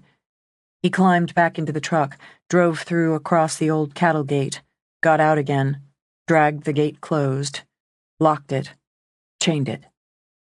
A coughing fit seized him until he had to brace himself on the gate. He coughed up and spat out phlegm, caught his breath, then climbed back into the truck to jolt and bump his way back to the cabin. Since he had to stop and rest often, it took him an hour to unload the supplies. He downed medicine first, the cough suppressant, the headache pills. He always seemed to have a headache these days. The decongestant, mixing them together in a kind of medicinal cocktail, downing them with the whiskey-laced coffee he considered another element of his cure. He'd picked up a meal, ate the 2 cheeseburgers slowly and without real appetite. He needed meat, good red meat, and forced it down, bite by bite. Breathing, wheezing, and whistling, he fell asleep in the chair in front of the fire as the sweat slicking his skin went cold. He woke in the dark. Cursing, he lit the oil lamps, got the fire going again. He spent too much time sleeping and needed to spend more planning. He'd driven all the way to Missoula and back, proving to himself he was recovering from the damn plague Esther had cursed him with. He'd gotten medicine and supplies, even managed some scouting around. He'd seen plenty of women. Women showing their bare legs, women with their breasts rising up under low tops, their faces painted. He'd thought 1 or 2 of them might suit him, might make a good wife once he broke them, but he lacked the strength, as yet, to take one. So he'd take the medicine, eat red meat, and get his strength back. When he had, he'd hunt the back roads, haunt the dark places outside the dens of sin, the bars and cheap motels. The right one would come along. God would provide. Not another like Esther, or the one he'd christened Miriam, who'd managed to hang herself with her bedsheet weeks after delivering a girl child, or Judith, or Beryl. He'd buried them all but Esther. Given them Christian burials, though they'd been sinners, been disappointments. He had to find another quickly.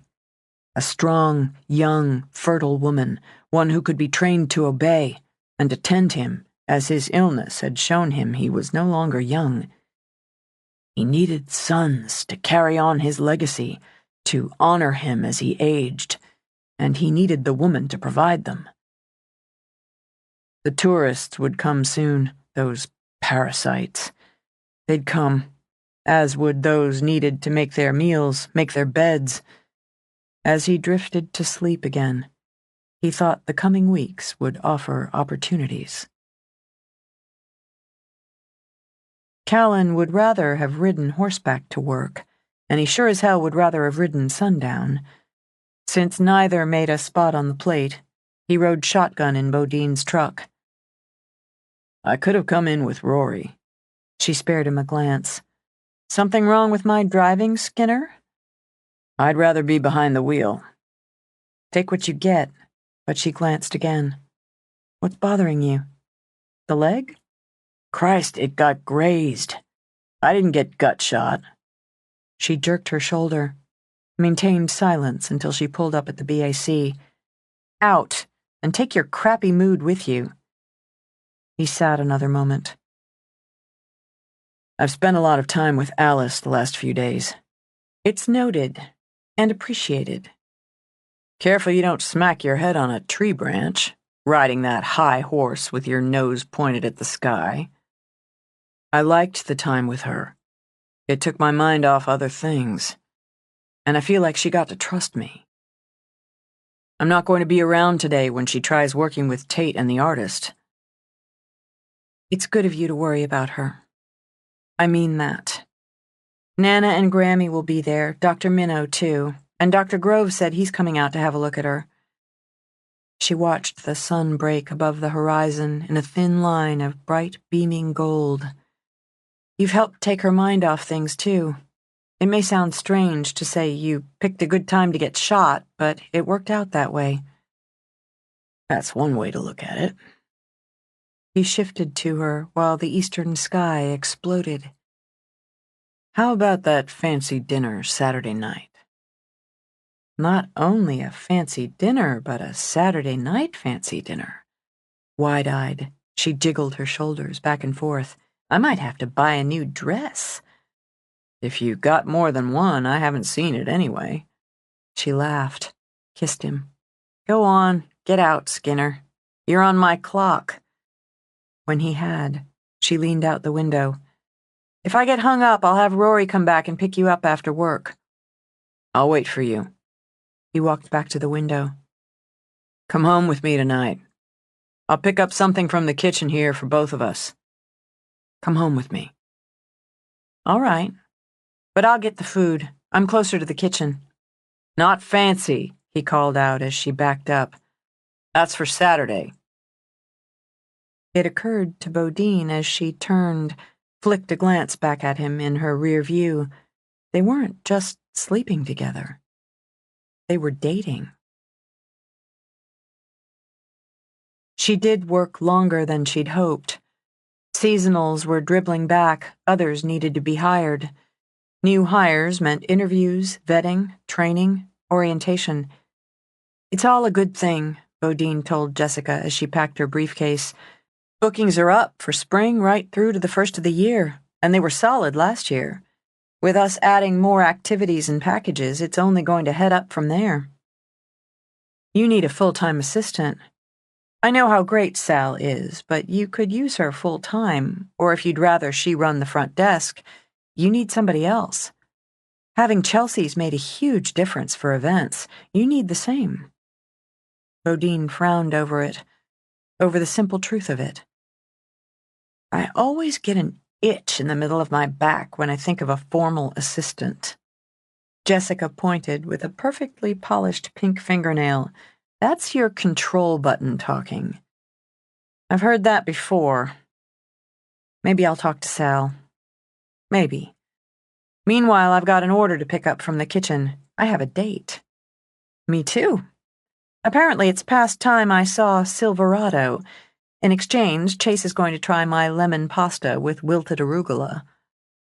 It struck Bodine again, and she stopped in her tracks. My God. He's in love like Romeo. You're getting married. Yeah. Jessica patted a hand on her chest. You'll be my maid of honor, won't you? I can't believe it's taken you a damn day to ask. After dancing forward, Bodine gave Jessica a squeeze. I was my cousin Betsy's maid of honor, so I have some experience. And I trust you won't make me wear a raspberry pink organza with poofy shoulders. Blood oath on that one. But as Jessica's smile struck Bodine as a little frantic, Bodine angled her head. Don't tell me you're having second thoughts. I've already had 24 thoughts. They all circle back to I really love him. It's the marriage idea that scares me. He's going to eat wilted lettuce, and you're going to watch a classic Western movie. In my book, you're already married. You just haven't had the party yet.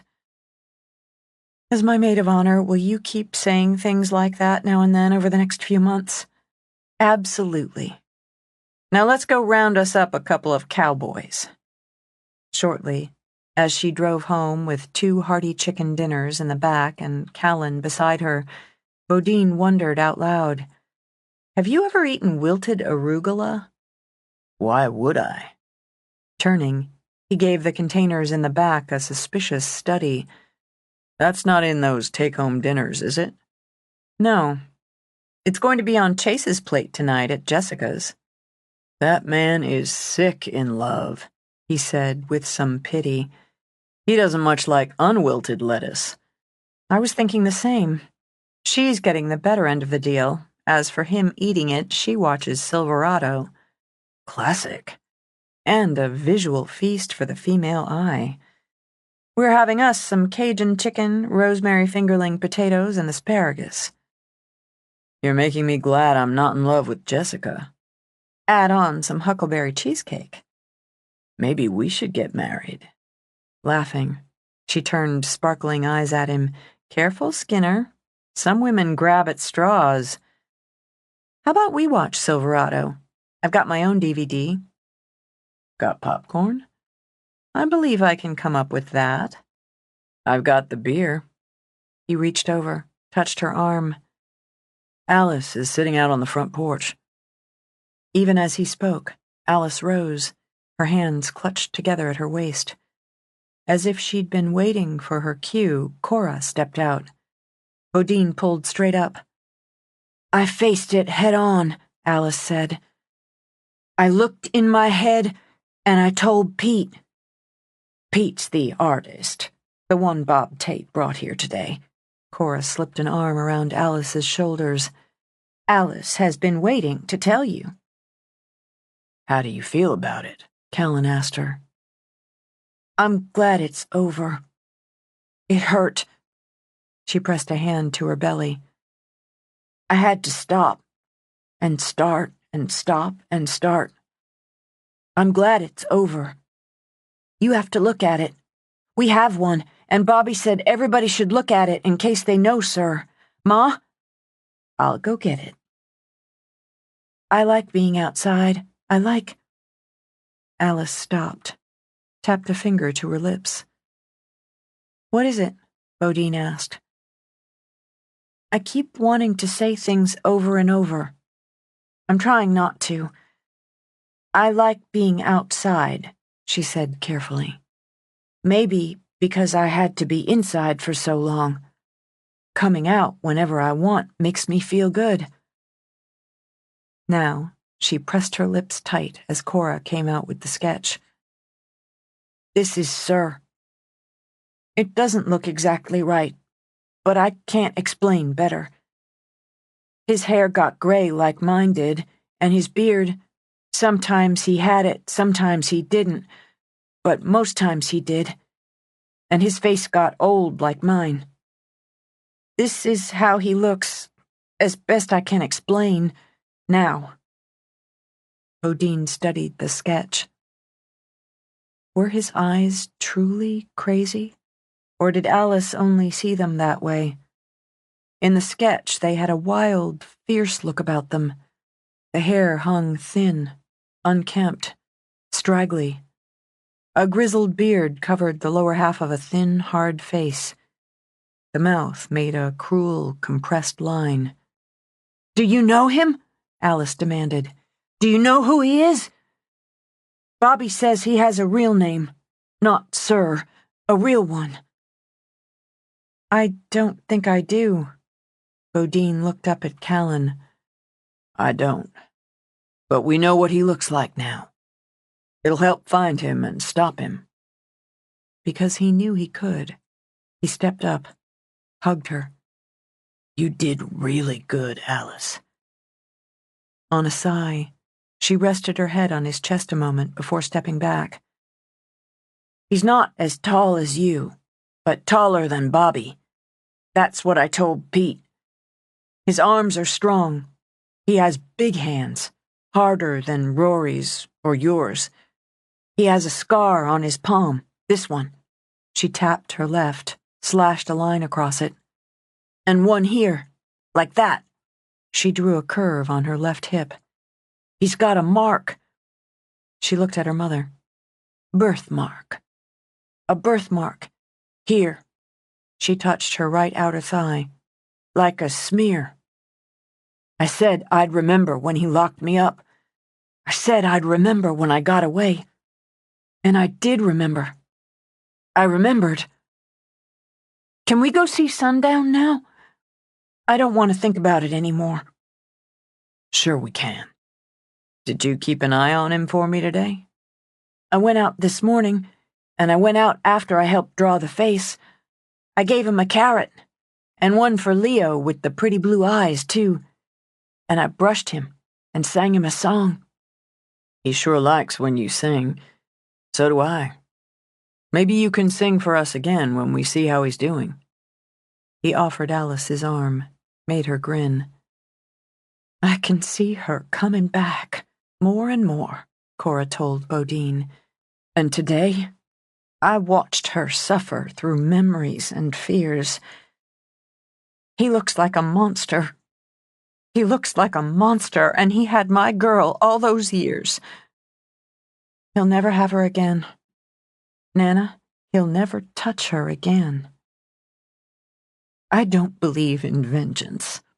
The war took my husband, the boy I loved, the father of my babies, and I grieved, but I never felt hate in my heart. I feel it now.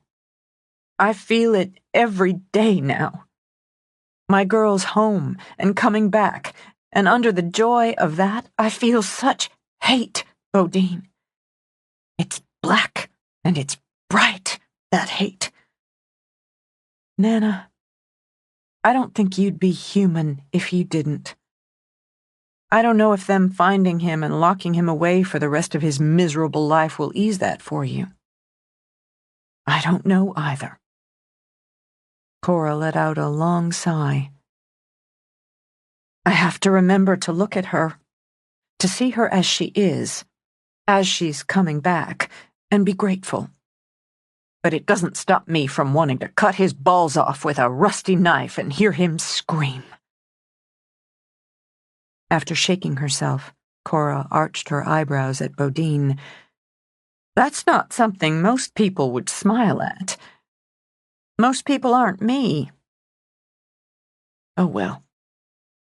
I'm going to put this ugly thing away. She took back the sketch. Do you want to ask Cal to dinner? Actually, he asked me. I've got a couple of take-home dinners in the truck. We're going to watch a movie in the shack. Now, I've got something to smile about. I'm just going to run up, grab the movie we're watching, and a couple bags of microwave popcorn from the pantry. Don't forget your toothbrush, Cora called out. Honestly, Nana. On a laugh, Bodine looked back. Think who you're talking to. I've had a spare over there for weeks. While Bodine ran upstairs, Callan checked Sundown's wound.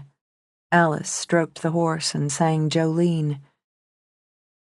You sure can sing, Callan said when she finished. I sang with Reenie, and I sang to my Rory, and I sang to myself. I couldn't have a radio or records or a TV. Reenie's Rory, gave me a... It's little and has songs on it, and you can put things in your ears and listen.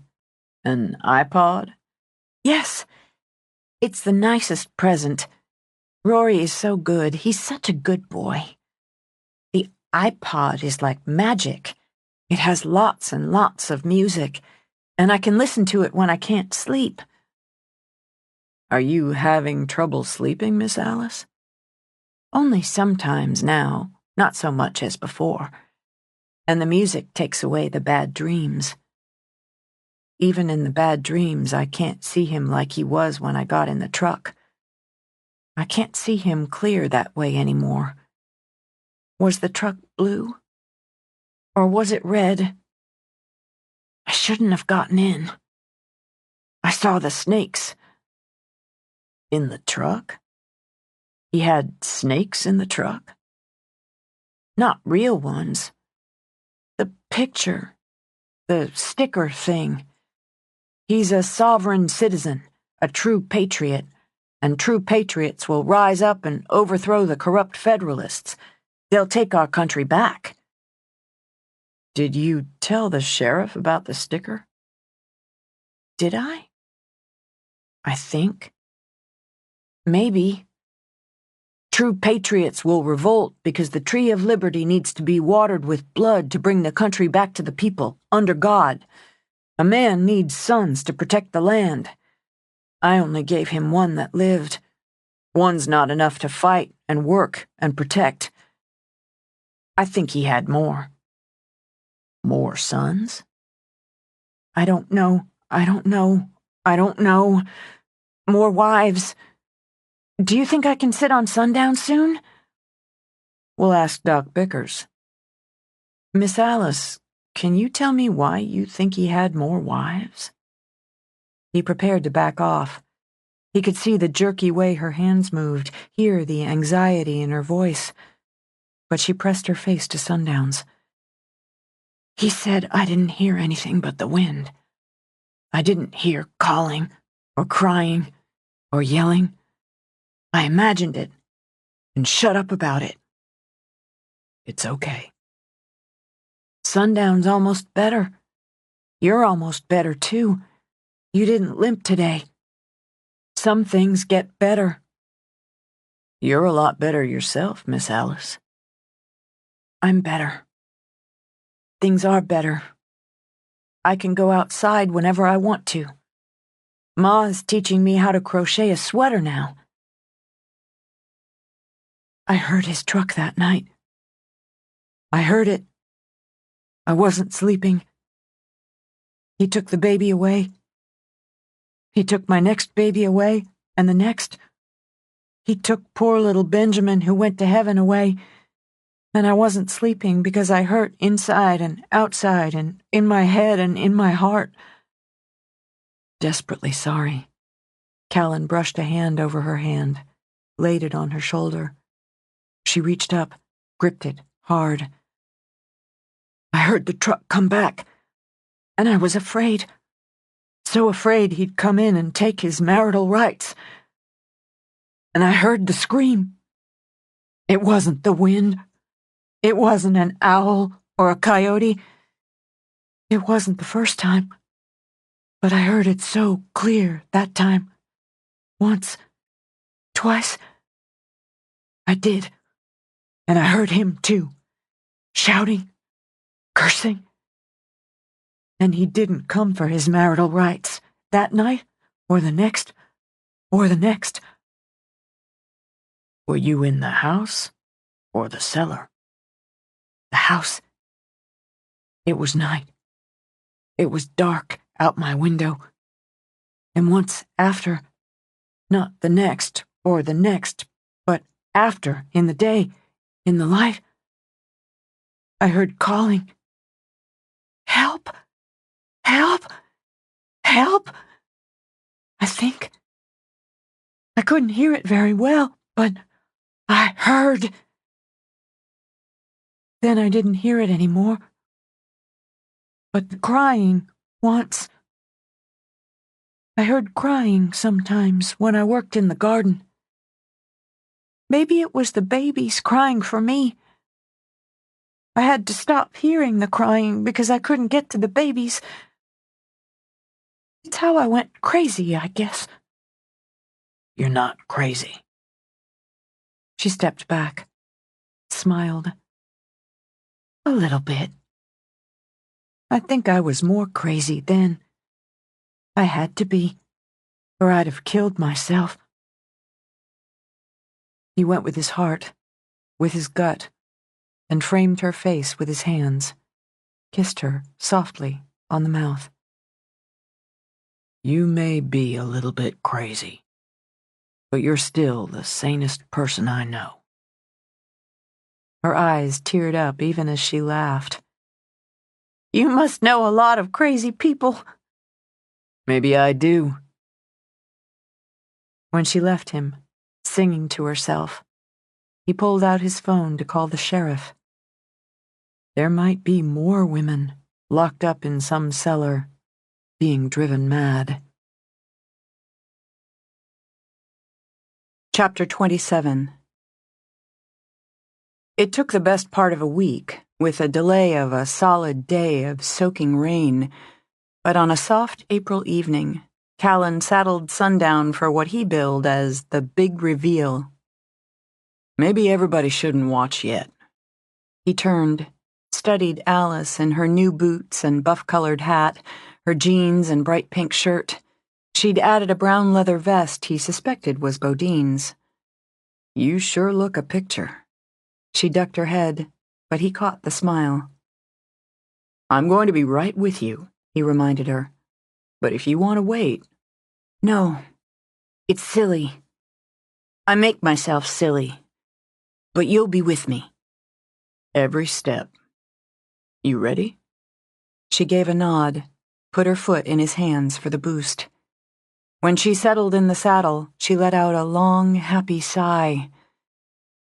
It feels so good, like it did the first time. Not the first time ever, but since you helped me sit on Sundown. Do you want the reins? Not yet. Not yet. Most everybody's seen me sit on him now, and you walk me on him. You can just walk me on him, okay?" He led her at a slow clip-clop toward the doors of the stables. "I used to ride so fast, so far." "You will again, when you want." He led her out after a long workday where the big reveal included steaks on the grill, cornbread and beer, and a family who'd come together for something as simple and as monumental as a middle-aged woman sitting on the back of a horse. Most of the ranch hands had gathered as well and broke into applause. Chase held the paddock gate open, closed it again behind them. Callan led them around in a full circle. "We can just walk like this," he said to Alice. "You tell me if you're ready or you're not. It's all up to you." "I'm not used to everybody looking at me," she confided. "My chest hurts some." "That could be you feeling the pride in mine." "You say nice things. I feel good when you talk to me. My Benjamin went to heaven, but maybe if he didn't, he'd be like you." The onlookers sat on the fence, or stood with a boot perched on a rung. She knew the faces, knew the names, but still, they all watched her. "They're proud of you, too." "Proud of me." She murmured that as well, as if letting it slide into her mind. "And happy to see Sundown's well again." "That's right. You helped him get better." "I helped. I can do it. I can do it, but you'll stay with me?" "You know I will." He handed her the reins. "You go on and take a ride, Miss Alice." She felt the leather in her hands, old memories and new ones, the feel of a good horse under her, the frisky spring breeze over her face. Sundown stood absolutely still until she nudged him into a walk. Callan stayed close, but she rode, and it made her proud. It made her remember being young and safe and free. It brought that bubbling up inside her she knew now was happiness. She looked down at Callan. "Can I?" "Just let him know." When she moved into a trot, all on her own, she heard the clapping, even some cheers, but she paid little attention to that. She was free. "You didn't say anything about her learning to trot," Bodine said. Callan just shrugged, stood by the fence. "You don't have to know everything." When she stopped, face flushed, in front of the fence, she looked for Callan's nod. She took off her hat, held it high over her head, as Sundown bowed. When Callan helped her dismount, she threw her arms around Sundown's neck, then around Callan's waist. "Can I ride again tomorrow?" "You can ride any and every day you want." "Alice, I took a video." Rory held up his phone. "A movie of you riding." "A movie? I want to see." When she rushed over to Rory, Callan turned to Bodine and her mother. "I'd like to take her on an easy trail ride. When she's ready. I think Rosie would be a good ride for her. She's gentle and bright." "I don't know if she'd ride away from the ranch," Maureen began. "She would with Callan," Bodine put in. "Or Rory. Maybe with me. And Rosie's a good choice when she's ready to get up on a horse that's not Sundown." "I'd want to talk to Celia first, and Ma." "Reenie, come see! I'm a movie star." "She's just being careful." Bodine swung over the fence. At this point, Nana would let Alice ride to the moon and back if it put that happy look on her face. Mom's trying to balance that out. "It's no problem. You might want to talk to the doctor about having her work with the horses here, then over at the BAC." "The BAC?" "An hour here and there with me. I read up on some therapies, and a lot use animals. It's horses, for Alice, though she likes the dogs, too. She grooms Sundown as if he's going to a beauty pageant. She could handle more of that." "Maybe. Her mind hadn't gone there, but now that it had, she saw the benefits. Maybe it would do her good to do some work, outside, in the stables. She's been helping Clem in the kitchen. You've got a brain, Skinner. She gave him a friendly poke in the ribs. Sometimes I even use it. The work makes her feel useful, and feeling useful makes her feel normal. You should talk to Dad about it, see how she does here, then we'll talk about her spending a little time at the BAC, if she wants. Alice obviously enjoyed the evening. She talked to her mother about the sweater she'd started, and, surprisingly, to heck about the horses. Watched Rory's little video countless times. For himself, Callan bided his time. Under starlight, with Chase slipping off to Jessica's and Rory to a date with Chelsea, he sat with Sam on the front porch. Cigars and whiskey equaled a good way to end the day. You put in a lot of time with Alice, Sam said, after a long stretch of easy silence. She put in a lot of time with me. Before we go into that, I've got something to ask you. I figure, since I don't remember a time you weren't, you'll be straight with me on it. Callan felt the quick, slippery knot slide and twist in his belly. He'd been preparing for the boot to drop about Bodine, and had yet to formulate answers to questions her father might ask. There might have been a few times I slid under the straight line about things Chase and I got into. Not if I asked you direct. No, not if you asked me direct. Evasion? Well, that was just being cautious about something or other. Lying was lying. So, I'm asking you direct. Are you planning to go after Garrett Clintock? The knot loosened. He found it a hell of a lot easier to answer that than a father's "What are your intentions regarding my daughter?" He's out on bail. Lazily now, Callan dragged on the cigar, watched the smoke trail off into the night. I'm healed up. It's going to be up to him whether we have a conversation or something more physical. But I can't let it go. It'll be harder if you ask me to let it go, but I still couldn't. What I'm going to ask is you don't go start that conversation alone. I don't doubt you can handle yourself, Cal, but you'd fight fair. It's how you're built. He won't, as that's not how he's built. He's got a streak in him, and always has. Sam sipped some whiskey. And now he's ruined himself around here. Nobody's going to take his side on this. Can't say what the courts will do, but nobody's going to take his side. He'll never be a peace officer again, wherever he goes. And go he will, if he doesn't end up in prison. He'll want to do more than bloody your nose. Sam drew on his cigar, let the smoke go. I'm going to ask you for that. Don't go for him alone. Take somebody you trust to bear witness to a fair fight. It grated some.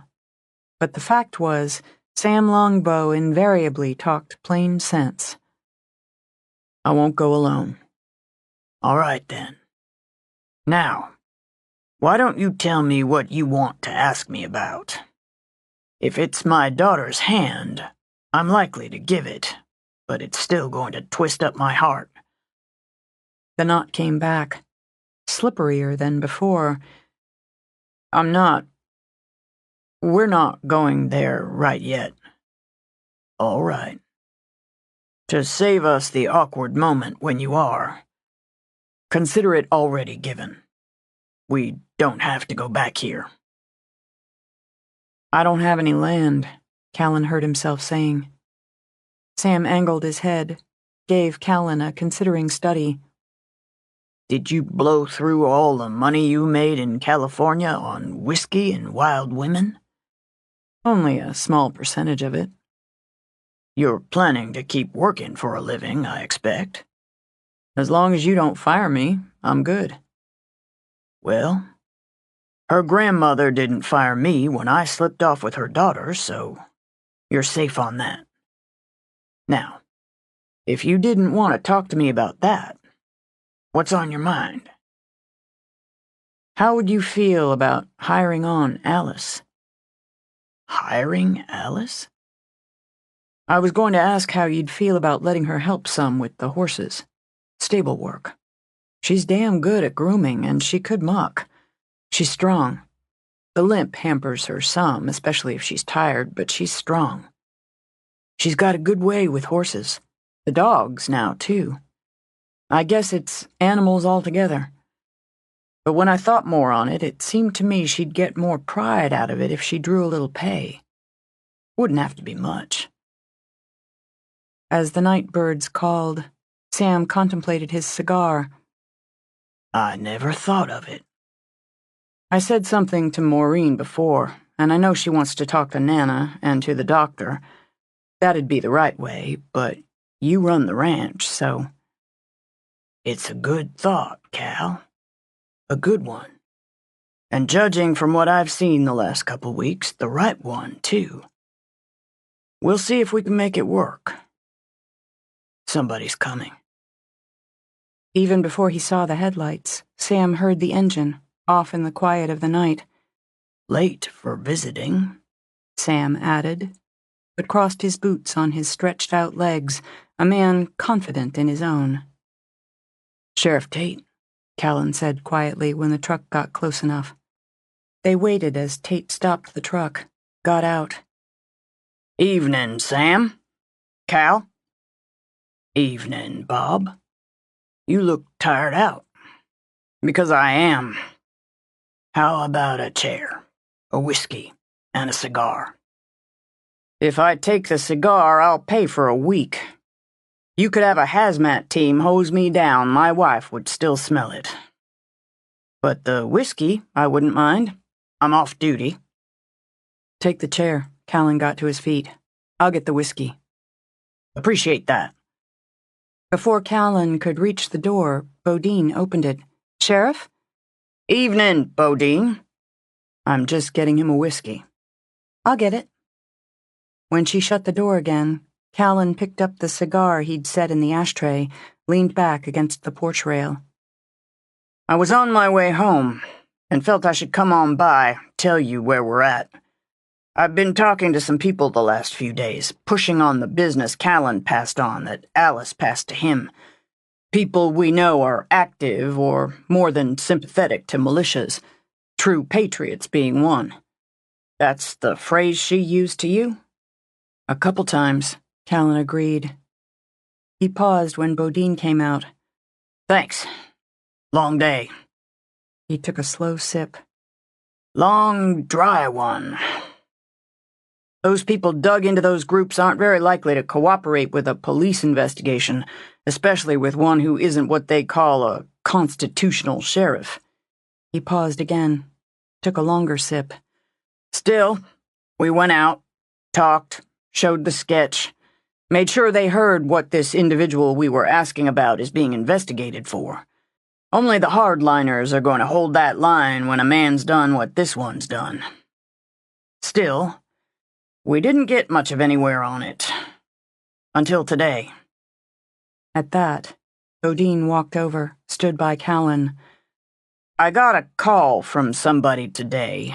I won't say the name, couldn't say if you'd know it, but I've got to keep it confidential in any case.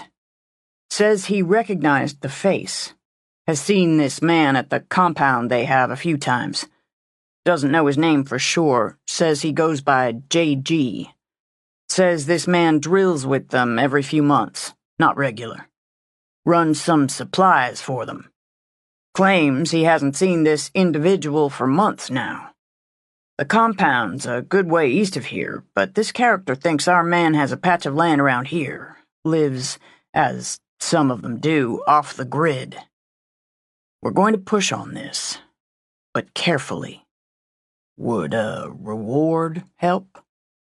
Money never hurts, Bob told Sam. 50,000, if he can lead you to the son of a bitch. 10's enough for this type. You clear me to offer 10, he'll find out more than I think he already knows. Then you're clear for it. Saves me from asking. Bob drank again. There's more. On the other information Alice passed to Callan, about there maybe being other women. The time she gave for hearing the screams and the calls for help. Going after, we figure he moved her into that shed. I did a search for missing persons in the age span that makes the most sense. I've got one who's never been found. 19-year-old girl, doing some hiking and photography on the trails in Lolo. Called her ma and her boyfriend from Stevensville on July 16th, fresh off the Bass Creek Trail. She planned, she said, to get some food, maybe another quick hike, then camp for the night. That's the last they heard from her. Last anybody did. Not a damn trace of her. He might have had more than Alice, Bodine offered. He might have another woman locked up right now. I talked to the agent who has that case, that still open case. We'll talk again. I went to Stevensville, talked to the people he talked to back then who remembered seeing her. Still daylight when she walked off, and Alice says it was dark when she heard the scream. We're going to follow this through, try to narrow down when and where he grabbed her, if he did. I'm going to need to talk to Alice again, about when she might have heard the other sounds she told Cal about. Other things that might mean other women. He let out a breath. On the next, I need to tell you all we haven't gotten anything panning out on Billie Jean's or Karen Allison's murders. The couple of leads we thought were viable just weren't. We're still working it, but we don't have anything new, and it's been months now. Longer it goes, the colder it gets. I'm sick and sorry about it. And last, he lifted his gaze to Callan's. You know Garrett's out on bail. I heard something like that. I'm telling you, the prosecutor's going for him. Feels the evidence and Garrett's own stupidity mean a solid case. The lawyer might work out a plea, but he'll do time, Cal.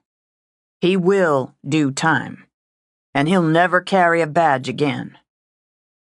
Glad to hear it. You ought to stay clear of him. I'm just having a cigar on the front porch. Tate shook his head, rose. You ought to stay clear. Thanks for the drink. I'm going to plan on talking to Alice tomorrow, but now I'm going home and hoping Lolly will warm up whatever she made for dinner. He pushed up, started down the porch steps, looked up. We got a clear night.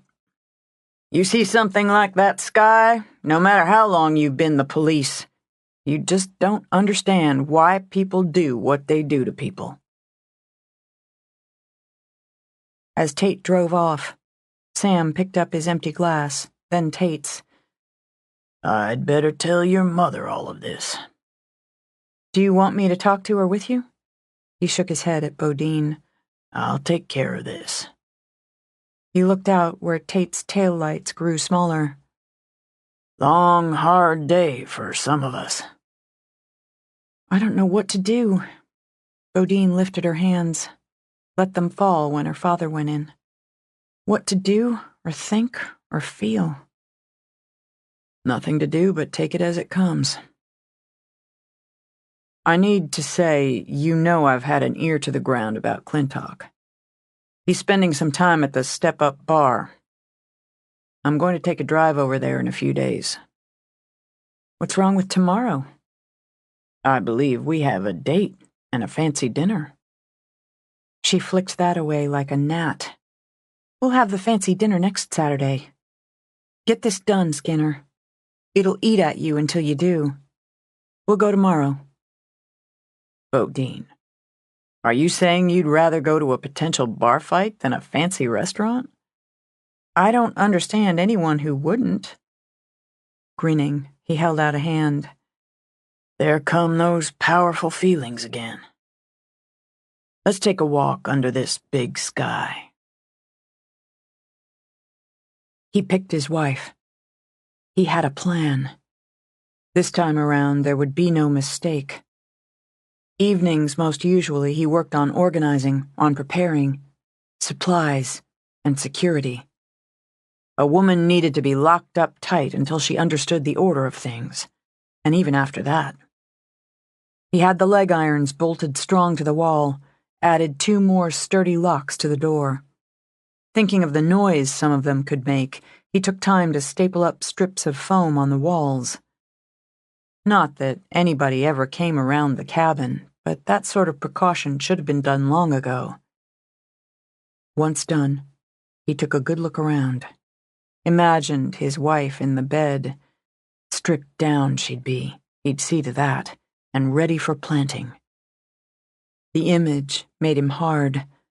So hard he was grateful he wouldn't have to wait much longer.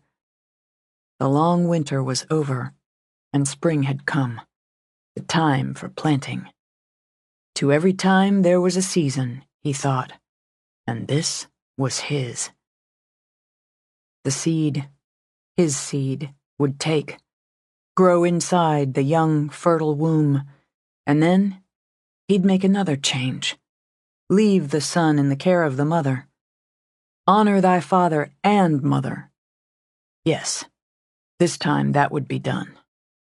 He'd even bring the boy to her for visits, maybe some schooling as he grew, and do the same with the sons who came after the first. They'd make a family, with him as the head, the woman as the helpmate, the sons as legacy.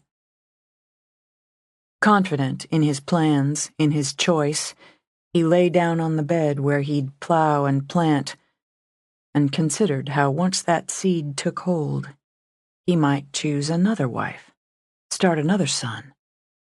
He had room, could keep them separated until they learned to be sisters. 2 to keep him pleasured, to grow the sons, to grow the crops, tend the stock, to clean and cook as time went on. 2 to see to the women's duties while he took on the men's work, pursued the men's interests. He closed his eyes, building it all in his head, a kind of kingdom, he thought, and slept a little while, to dream of it. Callan planned to throw together a meal after work on Saturday, then drive out to the step-up bar about 9. He'd put in a full day. Spring weekends proved to be packed tight at the resort, and had seen to Sundown's feeding and grooming himself. And spent some time rubbing vitamin oil into the raw pink scar on his horse's belly. Battle scar. He straightened, gave Sundown a couple of good strokes. I can't balance the scales unless I shoot the bastard, and I just don't have that in me. Or don't want to act on it if I do. But I can add a couple of weights. Sundown stomped his right front hoof twice, and though Callan understood the horse reacted to his tone, he went with it. Yeah, 1 for each of us. Behave yourself, he ordered as he stepped out, latched the stall door. He crossed over to Leo, scratched Bodine's gelding between the ears where he liked it best. Keep your eye on him. He wound his way out, exchanging words with a couple of the hands, turning down an invite to poker. Since he'd taken longer with Sundown than he'd planned, he backpedaled cooking to tossing a sandwich together, then walked into the shack to the scent of cooking and the sight of Bodine at his stove. Woman, don't you have my supper on the table yet? Funny, she said without turning around. Sort of was. What are you cooking? I didn't know you did much of that. I don't, but I can brown up some meat and pour some barbecue sauce on it and fry up some potatoes. That's what you're getting. It smelled a hell of a lot better than a cheese sandwich. I'll take it and say thanks. Thought you would. Want a beer? She glanced back to see him shake his head, nodding hers. Saving that for after. While a few beers makes an interesting fight, a clear head's a smarter one. I wouldn't mind a Coke. He got out, too, opened both. Bodine. Callan. That made him smile and kiss the top of her head. I've got words turning around in my head, looking for their right spots. When they get there, I've got things to say to you. Am I going to like hearing them? Well, you'll have to let me know. I need to wash up. I've been with the horses. You've got about 5, maybe 10 minutes before this is on the table.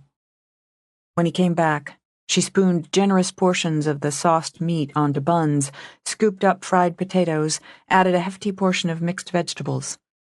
I stole the vegetables from Clementine. She had plenty done. After she sat with her own plate, he two-handed the filled bun, sampled. It's good. Got some bite to it. That's the hot sauce. I figured you could take it. Take it and like it. Meant to ask, since we're not booked real heavy on Tuesday, I'd like to have my mother bring the kid in for a while again. Brody loves the horses, and he's been asking for another pony ride. You don't have to ask about that, Callan. I like checking with the boss. The boss says any time you can work it out, it's fine. Text me when they get in. I'll come down and see them if I can. I'll do that. I told her they've started tearing down the old place. How'd she take it? She was fine with it. Didn't matter. It didn't seem like she was putting that on, and I made a point of asking Savannah about it. She said the same. Ma's okay with it. She really loves having the piece of flooring, especially since Justin made it into picture frames, and the rose bushes, especially those. So, it was the right thing to do. Was that weighing on you? Some. Off and on. Now it's not. So, only this.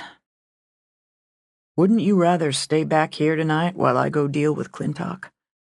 She stabbed some potatoes, looking at him with a little smile while she ate, clutching my pearls while I paced the floor, and having a ripped petticoat for bandages ready. Never seen you wear pearls, or a petticoat, though I'd imagine you'd look really good in both. And why do you assume I'd need bandages? Grammy's pearls are set aside for me, and I could borrow them if I wanted to clutch them. I don't own a petticoat, so you'll do without bandages ripped from one. But I already tossed a bag of frozen peas in your freezer, because Clintock's big, and he's a brawler. I may not have a doubt you'll kick his ass, but he'll land a few. Watching him, she licked sauce off her finger.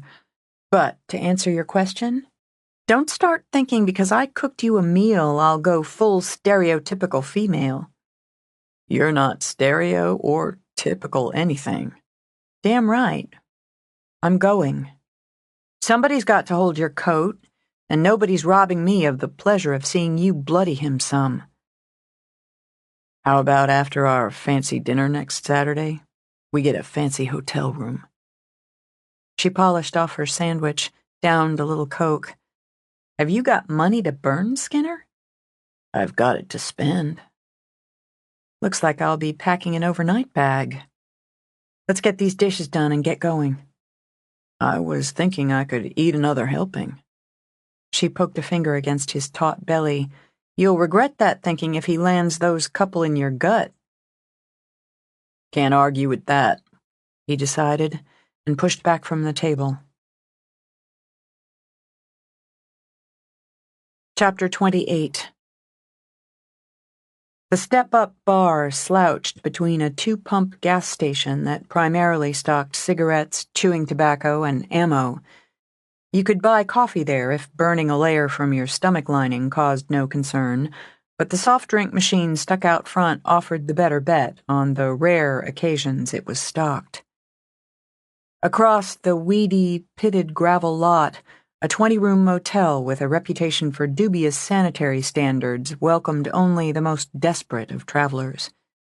Still, some locals enjoyed the fuck you ambiance and patronized the bar for some serious drinking. And occasionally, Enough drinks lured a couple or two over to the motel for the non-advertised hourly room rate. The three enterprises largely stayed afloat due to bikers traveling through who preferred cheap drinks, a hard-eyed game of pool, and the occasional brawl over the niceties. Before he'd taken off for California, Callan had dragged Chase in there with him for a couple of rounds of rebellious, underage drinking, as nobody in the place gave a New York rat's ass about checking IDs. As Callan pulled in, past the flickering vacancy sign for the one-shot motel, he saw nothing much had changed. He heard the insect buzz of the vacancy sign swatting at the still night air. Rising over it, the moon rode, a bit away from full, on a star-struck sky. He steered away from the line of parked bikes, slid in next to a pickup, shook his head. Chase leaned back against the truck, Rory beside him, with Jessica and Chelsea flanking them. Didn't know we were having a party. That's how it goes, Bodine said as she climbed out. Callan got out, walked over, scanned the lineup. I appreciate the support, but it looks like I need an army to tend to my business here. I don't care how it looks. Chase pushed off the truck.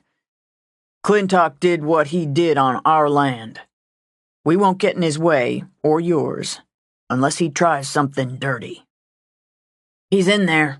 Rory wagged his thumb behind him. His truck's down there. Callan tried one last time. It's not the best place or circumstances to bring dates. Now Rory grinned. You brought one. Plus, tell him, Chelsea. I've got a black belt in Taekwondo.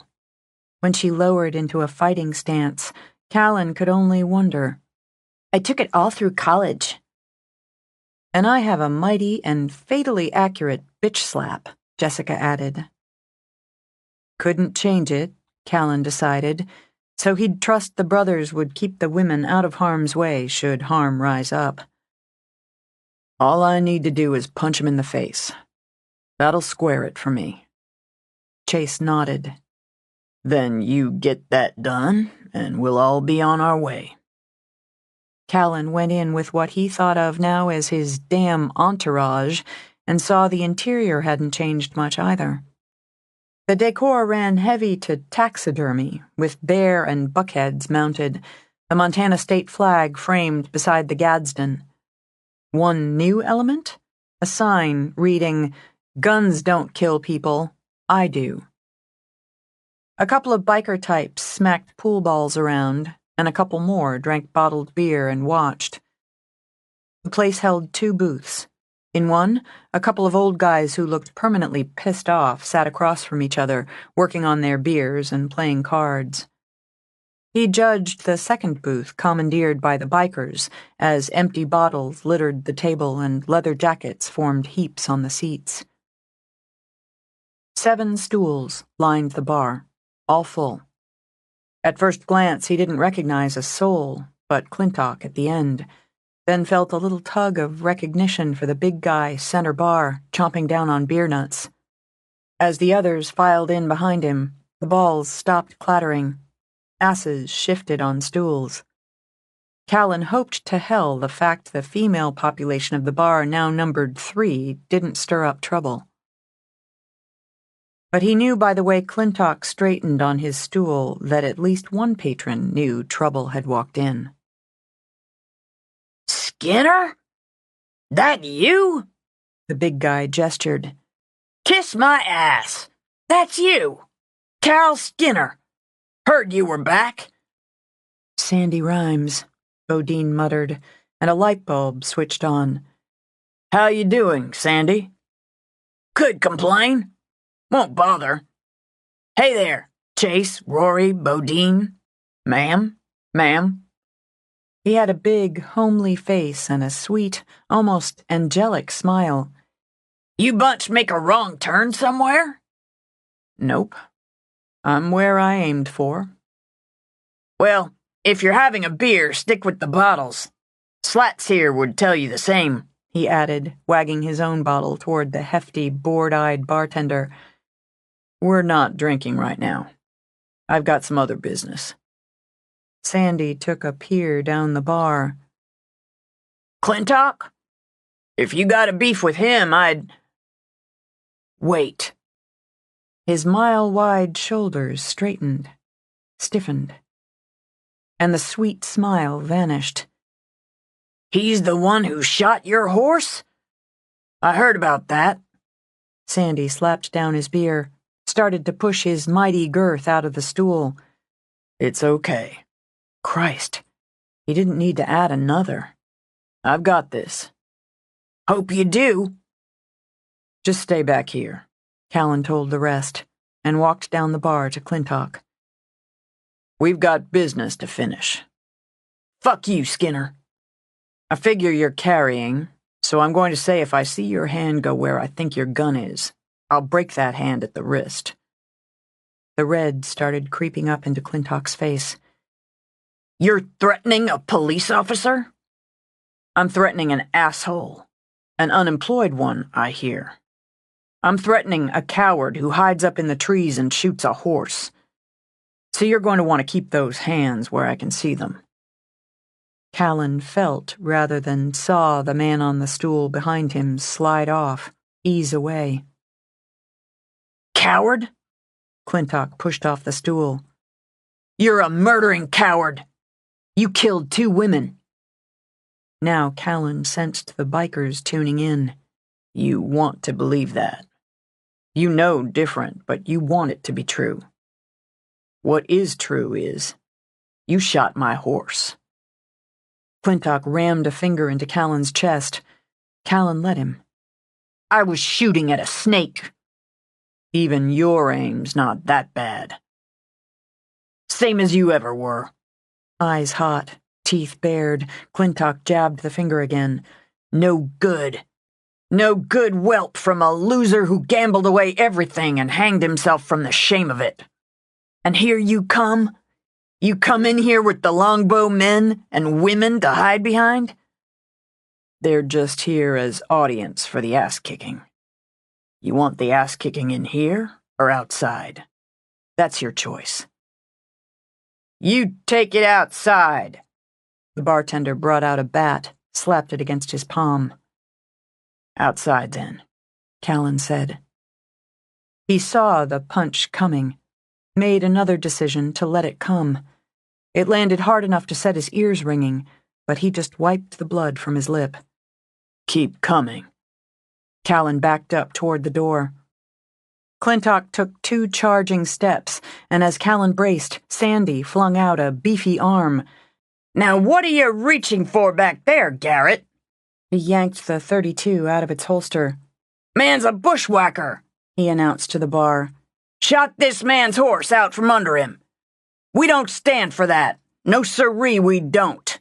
We don't stand for trying to draw down on an unarmed man, neither. He slapped the gun on the bar. Best put that behind the bar, Slats. Now are you walking outside to settle this on your own, Garrett? Or do you want me to help you? Keep your hands off me, useless retard of a drunk. Get back there and keep the door open, Callan murmured to Chase. I'll get him through it. Let's go, Clintock. If you try to run out the back, I bet I'm faster. Run? From you?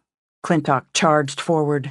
He grabbed a beer from the bar, smashed the bottle, continued to charge, slicing with the jagged glass.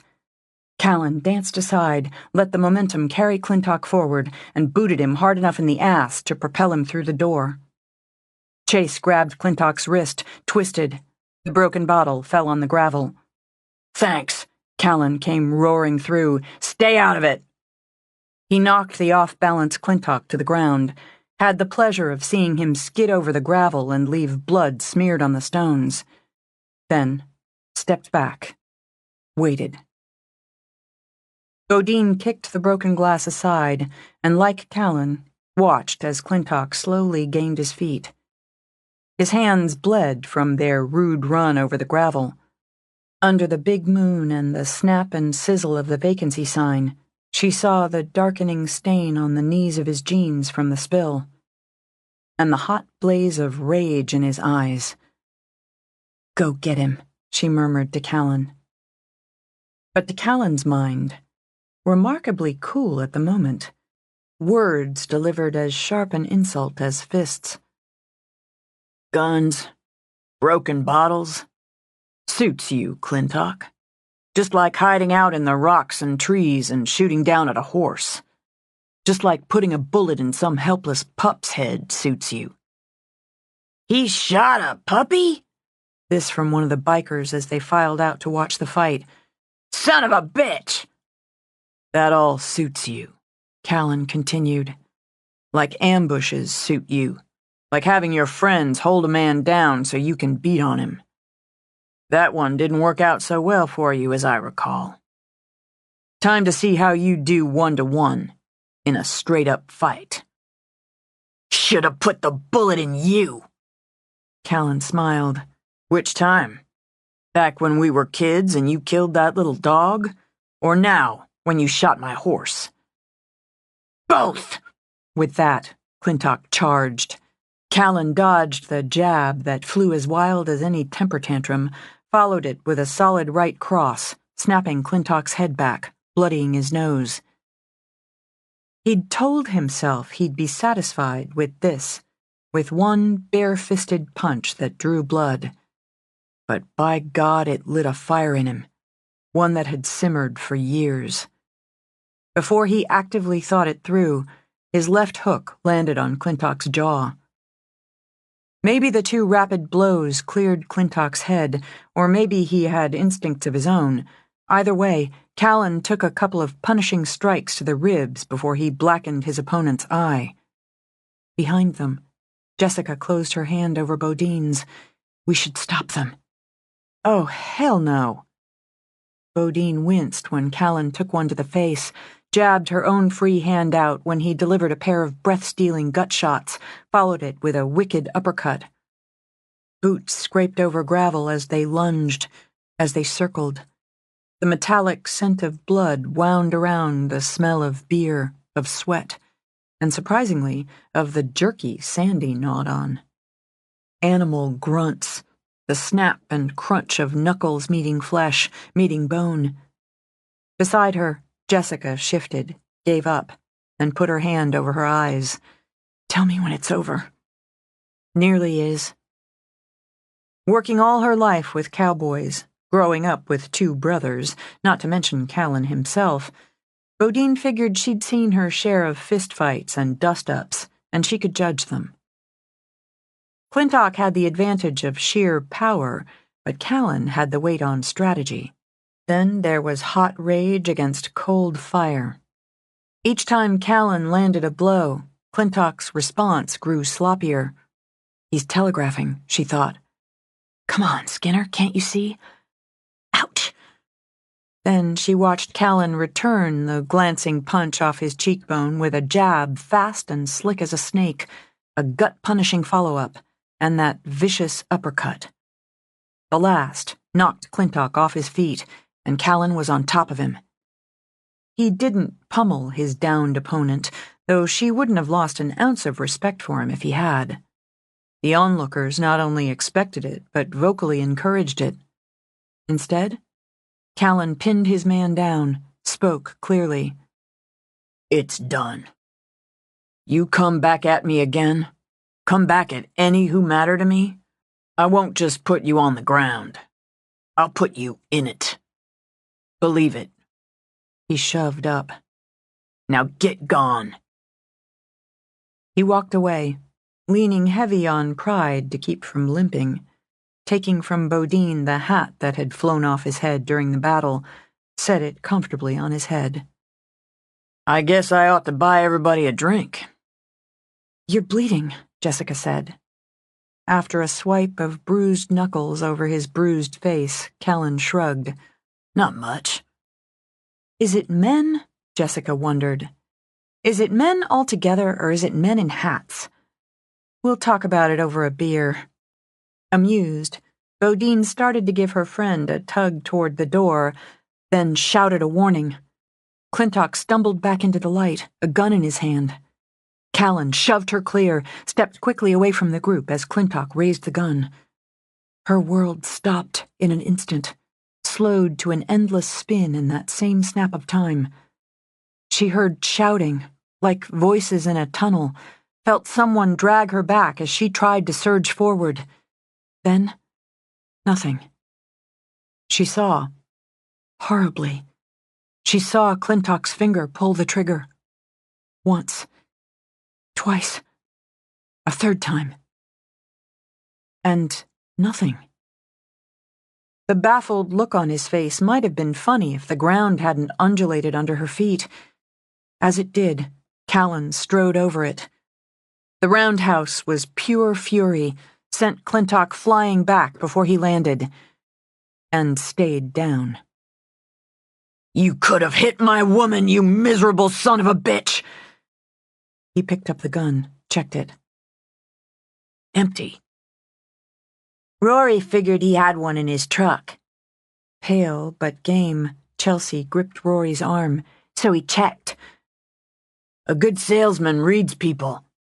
Moving easily, Rory walked to Callan, took the gun. So I unloaded it. I owe you. Not a thing. But I'll take that drink. Callan glanced back at Clintock.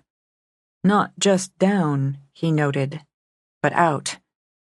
We've got to do something about that. I've done it. Holding up her phone, Jessica stepped back outside. The sheriff's on his way. Oh, now, Jessie, why'd you go and do that? She only gaped at Callan. Why? He tried to kill you. She's right. Chase reached out, drew her to his side. I know how you feel, but she's right. She's damn right.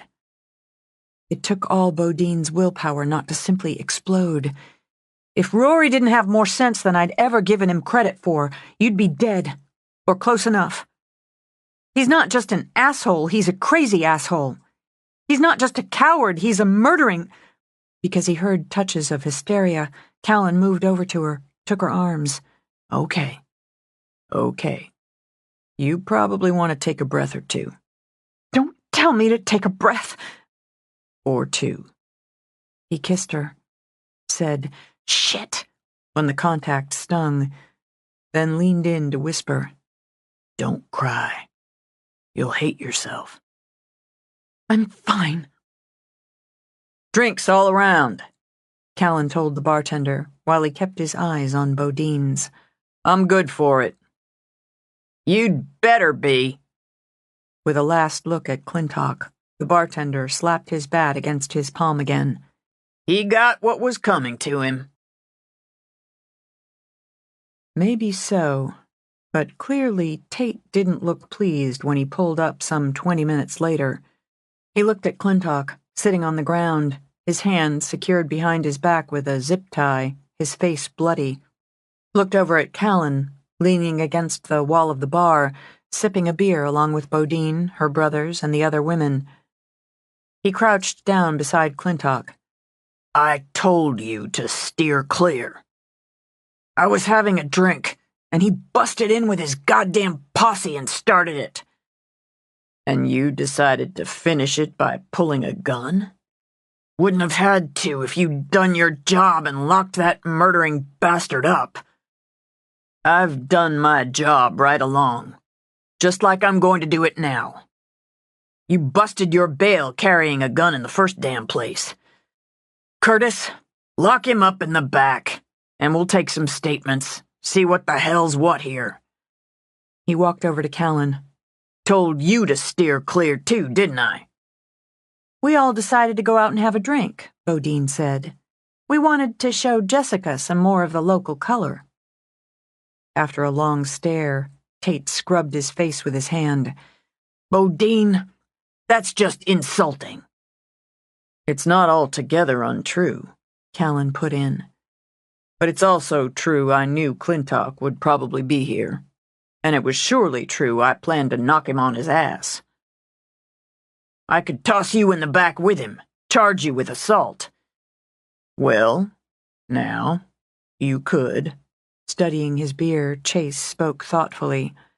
It's not going to stick real well, seeing as Clintock threw the first punch, then went for his gun. You can ask the bunch in there if that's how it went down. And when you talk to Sandy Rhymes, he'll be sure to tell you he pulled Clintock's gun, the one he had on him, away from him before he could use it. Miss Bazoff said Clintock had a gun aimed at Callan outside. He got that one out of his truck after Callan beat him in a fair fight. I unloaded that one, Rory added. I had to figure he had one in his truck, and since he'd already shot Callan once, tried to do the same again inside, it seemed prudent to take that precaution. Now Tate used both hands to scrub at his face. Jesus suffering Christ. You forgot about the broken glass. He smashed a bottle, Chelsea continued, charged at Cal with it. He didn't fight fair till he had to, and even then. Does your ma know you're out here getting in bar fights? Tate demanded. She knows I'm with Rory, or I expect she does. I live in the village, but I talk to her most every day. A bunch of sass. That's what I get. Curtis, you go in, start with Sandy Rhymes. Get his statement. Miss Bazoff?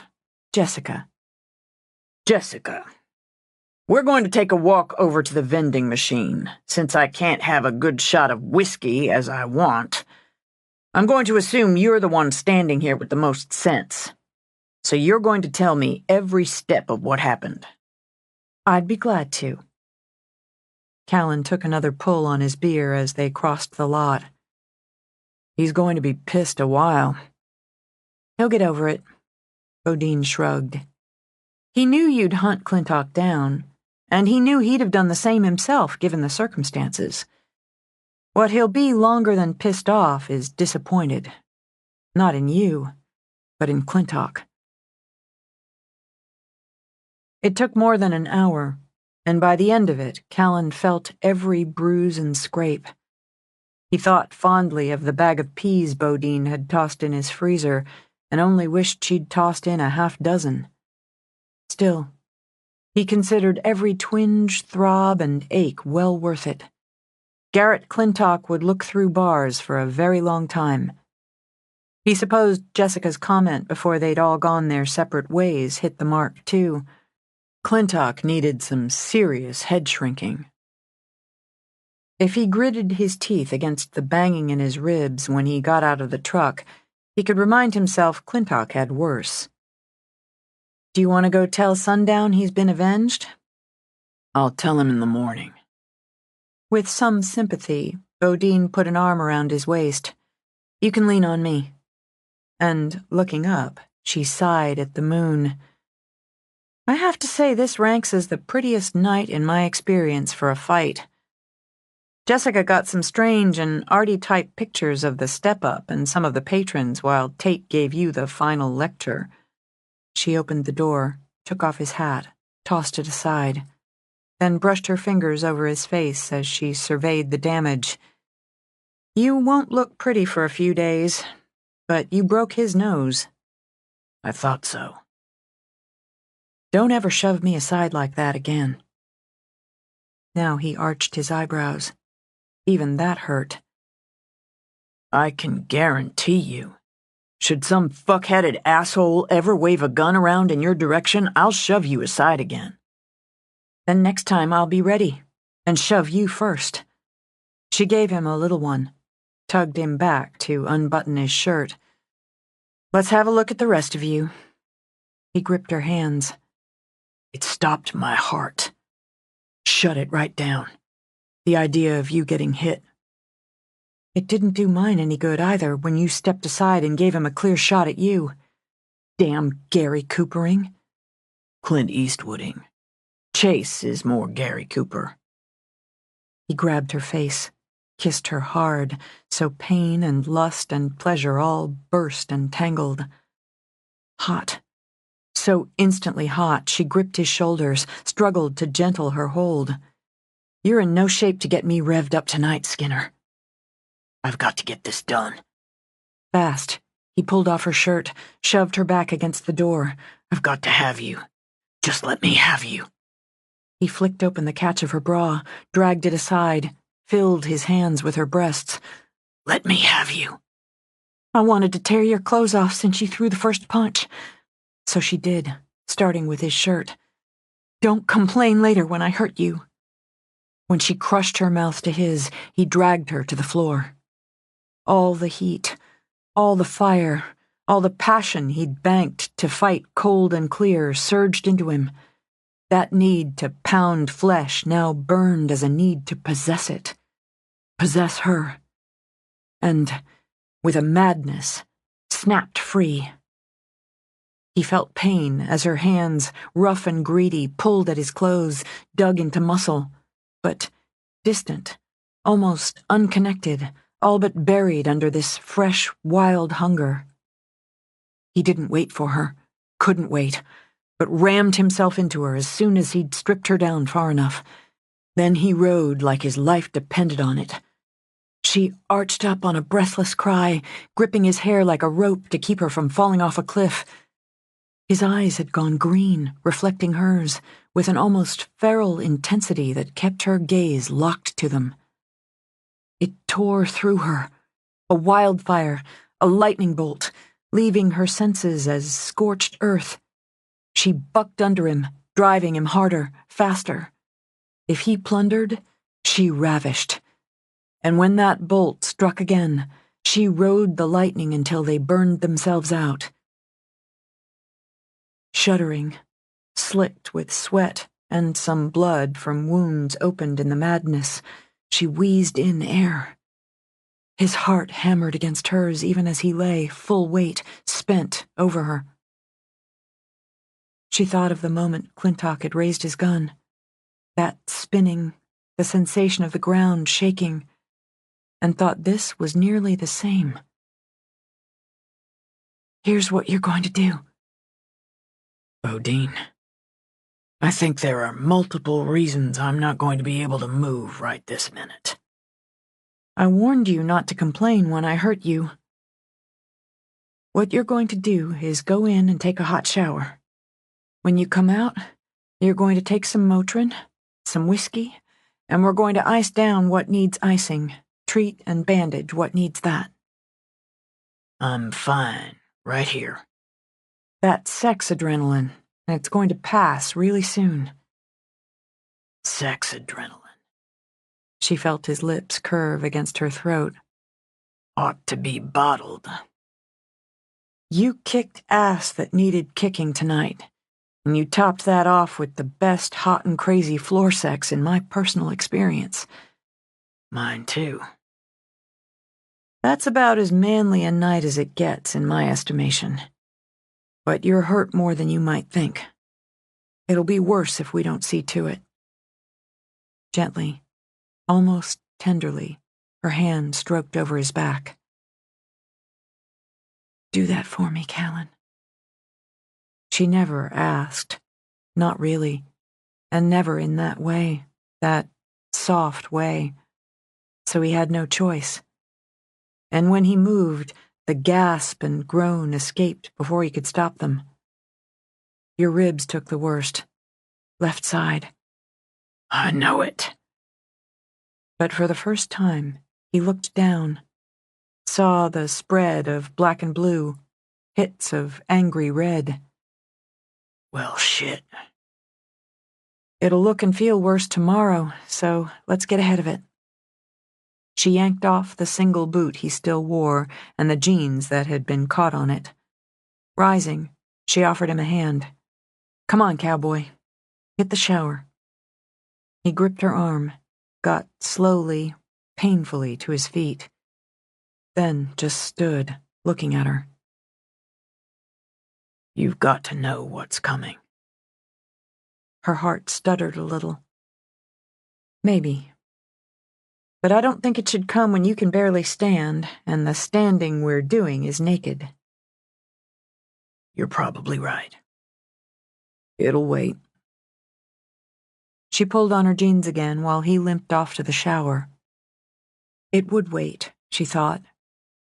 She didn't need a lot of fuss, but if and when the man she now realized she'd been walking toward all her life told her he loved her, she'd at least like him to say so when he wasn't bleeding. Chapter 29. He didn't mind the black eye or the bruised jaw, the nicks and cuts or swollen knuckles. The ribs gave him some trouble, but after a day or two they didn't scream every time he moved wrong. Since it struck close to the truth, he spun a tale for guests, especially the kids, of getting into a saloon fight with a bushwhacker. And he talked Alice into taking a ride with him. She lavished affection and attention on Rosie, and the young mare responded to it with utter devotion. With Maureen, Alice planted the sister garden. In the kitchen, she cooked simple dishes with Clementine. With the weather warming, she often sat with the grannies on one of the porches, crocheting. The big day came when she agreed to drive with the grannies to Bodine House to look it over, to consider if she'd be happy living there. They stopped by the BAC, he learned later, at Alice's request. Even from a distance, he could spot her nerves, so he detoured and led the 2 horses he'd chosen for an upcoming trail ride toward the women. Ladies, and here I thought this was as pretty as a day could get. You proved me wrong. I do like a flirting man, Miss Fancy winked at him. We went to the house, the Bodine house. Ma and Grammy live there when they don't live at the ranch. I could live there. I could live there. I don't know. You don't have to decide now, Cora soothed. We just wanted you to see it. There's a barn. It's just a little one. Rosie could stay there. Wouldn't she get lonely? It's hard to be alone. She'd have fine boys like these 2 to visit with all day long. Alice studied the 2 horses, moved in to stroke them. Lots of horses in the paddock. Lots. Who's that? He glanced back. That's Carol. She works with me. With the horses. She has long hair, and she works with the horses. It doesn't look like it did. She looked all around, hugged her elbows. I can hardly remember how it looked, but not like this. She works here. You work here. It's close to Bodine House. I like to sneak over and mooch lunch sometimes when your Ma and Miss Fancy are around. Maybe if you decide to try living there, you'd come over here sometimes and help me out. She stopped looking everywhere with those nervous eyes. Come here? Help out? With you? With the horses? Like I do for Sam and Chase at the ranch? Yeah, like that. I can always use somebody who knows their way around horses like you do. I'm good with them. They're good with me. Who's that? That's easy. He works here too. Is that a name? I don't know that name. It's Easy's name, Callan said and signaled him over. Alice immediately stepped back, grabbed Cora's hand. I just want him to take these boys into the paddock over there. We've got people coming to ride them. Because he works here, Alice whispered and clung to Cora's hand. Ladies, Easy tapped the brim of his hat. Easy, how about taking these 2 in, getting them saddled? Sure thing, boss. Because you work here, Alice murmured, staring at him. I sure do, ma'am. Best job there is. Carol said she'll take Harmony on this ride. Wanted to ask if I should load Sundown up to trailer down to the center for the lesson you've got coming up. I'll ride him down. We can both use it. Sundown's here, Alice gestured. I see him. That's one fine horse. Big boss coming, Easy added, and Alice tore her eyes from his face to look around. It's Bodine. Alice's hand relaxed in Cora's. Bodine works here too. It's close to the Bodine house. I'll get these fellas saddled. Ladies? Easy tapped his brim again, led the horses away as Bodine strode up. Bodine? I went to see Bodine house. Nothing looks the same. Everything's different. It's big. It is big. Casually, she draped an arm around Alice's shoulders. We like to think we have something for everybody who's looking for a Western experience. Maybe one day you'll take a ride around with me, see more of it. To my mind, there's no better way to see Bodine Resort than on horseback. We can ride around? That's right. Now? I'd like to ride now. I can take a ride with you. Callan grinned at her, knowing she'd be ticking off a half-dozen things she'd planned to do, and none of them would be giving Alice a tour on horseback. Bodine must be so busy, Cora began. She's the big boss. You know, you're right. And the big boss can take an hour to show you around. Skinner, you pick out a good mount for my aunt. I can do that. You'll have Leo. I saw him over in the paddock. I'll have a new horse. I'm not afraid to ride a new one. You ought to come over with me. Pick out one who looks good to you. Obviously pleased, Alice took Callan's hand. I know you're busy, Beau, Cora said, watching Alice walk away with Callan. I like being busy. Why don't you and Grammy go on up, have some lunch, and I'll text you when we're back. You're a good girl, Bodine. Don't let anybody tell you different. Come on, Cora. I'm in the mood for a glass of wine with lunch. She'd have to work late, Bodine thought as she saddled Leo, but she'd planned to anyway. 2 events that night, she mused, and she wanted to lend a hand at least in getting them going. Besides, she had that fancy dinner to look forward to tomorrow night. She figured Callan would get his words together by then, and if he didn't, she'd take that bull by the horns and say her own. Carol works here, Alice said so quietly Bodine barely heard. She's taking those people out riding. She has bluebirds on her boots. She's taking them on a trail ride. I thought we'd ride more in the open, so you can get a good idea how things are laid out. We'll ride in the open. Easy works here. He's too thin. He must need a wife to cook for him. He could learn to cook for himself. He calls Cal boss, but you're the big boss. And she doesn't let us forget it. Callan moved in to check the cinches. You picked a good one here with Jake. Want a leg up? I don't need one anymore. Alice swung into the saddle as if she'd done so every day of her life, and made him proud. You have a good ride, Miss Alice. I can, because you and Sundown taught me again. You've got a ma, but you're mine too. You can be mine too. Touched, Callan patted her knee. We can be each other's. I'm Alice. You call me Alice. No more Miss Alice if we can be each other's. Alice it is. With Bodine, she walked the horse through the gate Callan opened. We can ride toward the river, Bodine told her. We'll see some cabins and pretty country and one of the camps. Camps. It's called glamping. Glamour camping, because it's really fancy and plush, and we do it up right on the resort. Not like pitching a tent and pulling out a bedroll.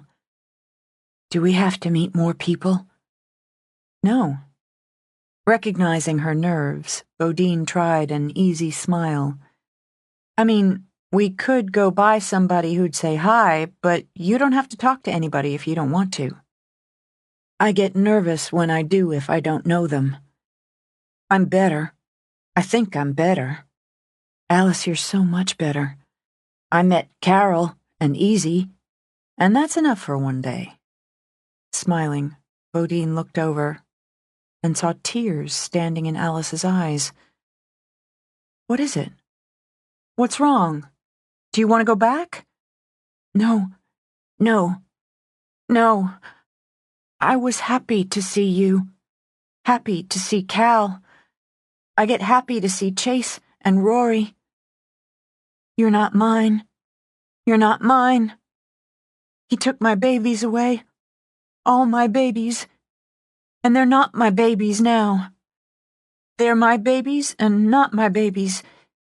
If Bobby found them, if I found them, they're not my babies. All grown up and with another ma. A good ma would never, never tell them about their daddy. I can't have them back. I'd have to tell them. And they don't know me. I'm not the mother." She let out a shuddering sigh. "I can say it.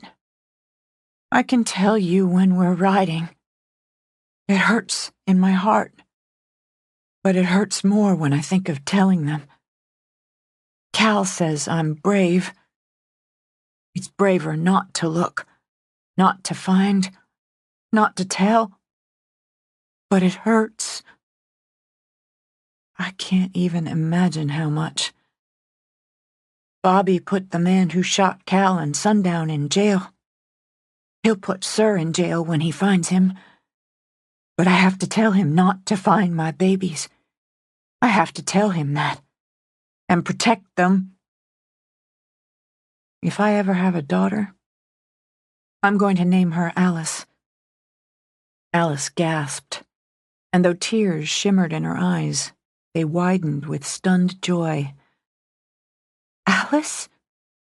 For me? For my brave aunt, who'll get to spoil her and rock her to sleep?" This time, her sigh spoke of pleasure. "I can sing to her. Reenie and I can sing to her. She'll have a good ma, a good daddy." Settling, she looked around. It is pretty country. It feels like home again. Every day it feels more like home again. Whatever crunch it put her in, Bodine deemed it worth the hour or so she spent riding with Alice. At sunset, she stepped out to check on the photography club holding their annual awards banquet and was pleased to see the sky didn't disappoint.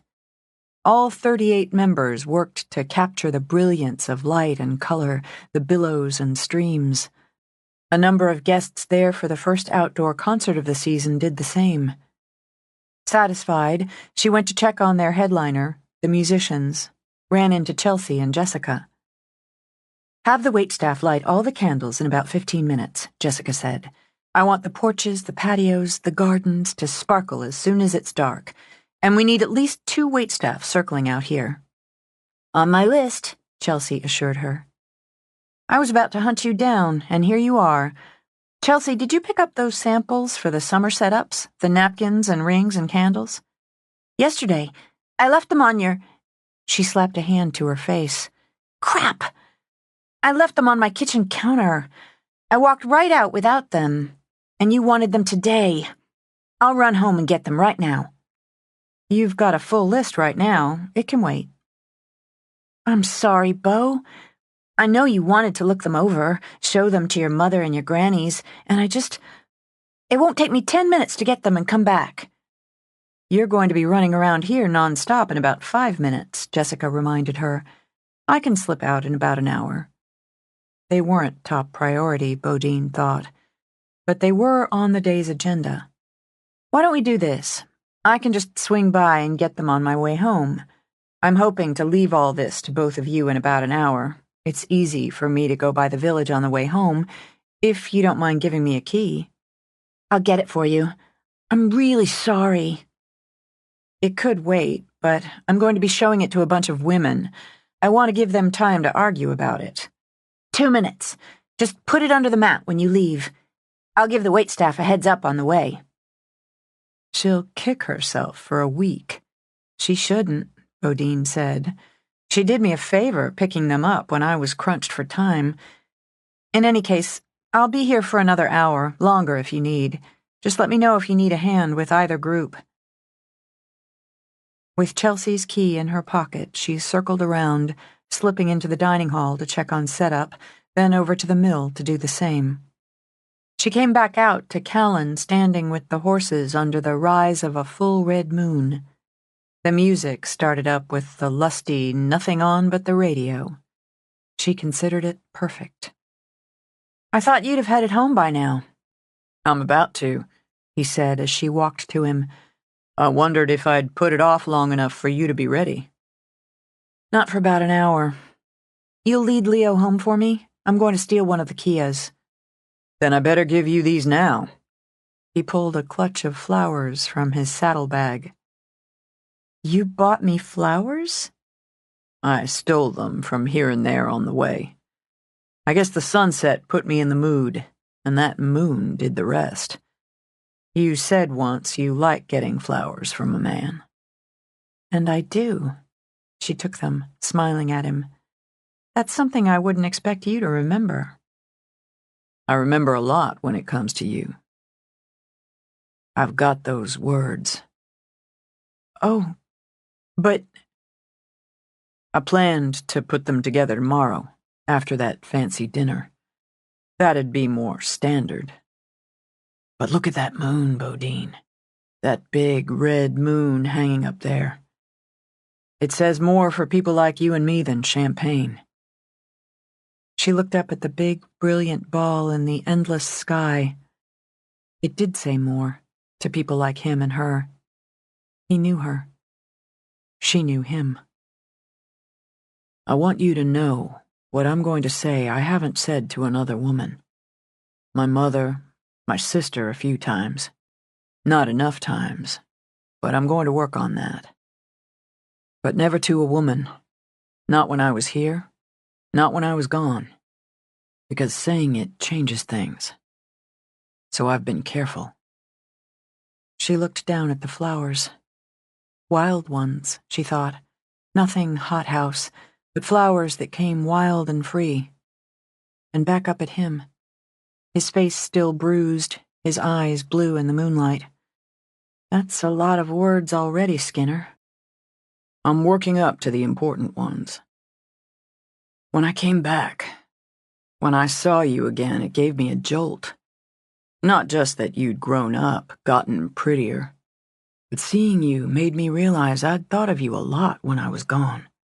Just little things, bits and pieces of my life here. The good ones. The good ones always seemed to have you in there, one way or the other.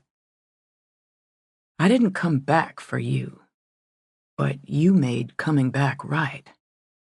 All the way right. We felt something for each other, and maybe we figured we'd jump into that and that would be enough.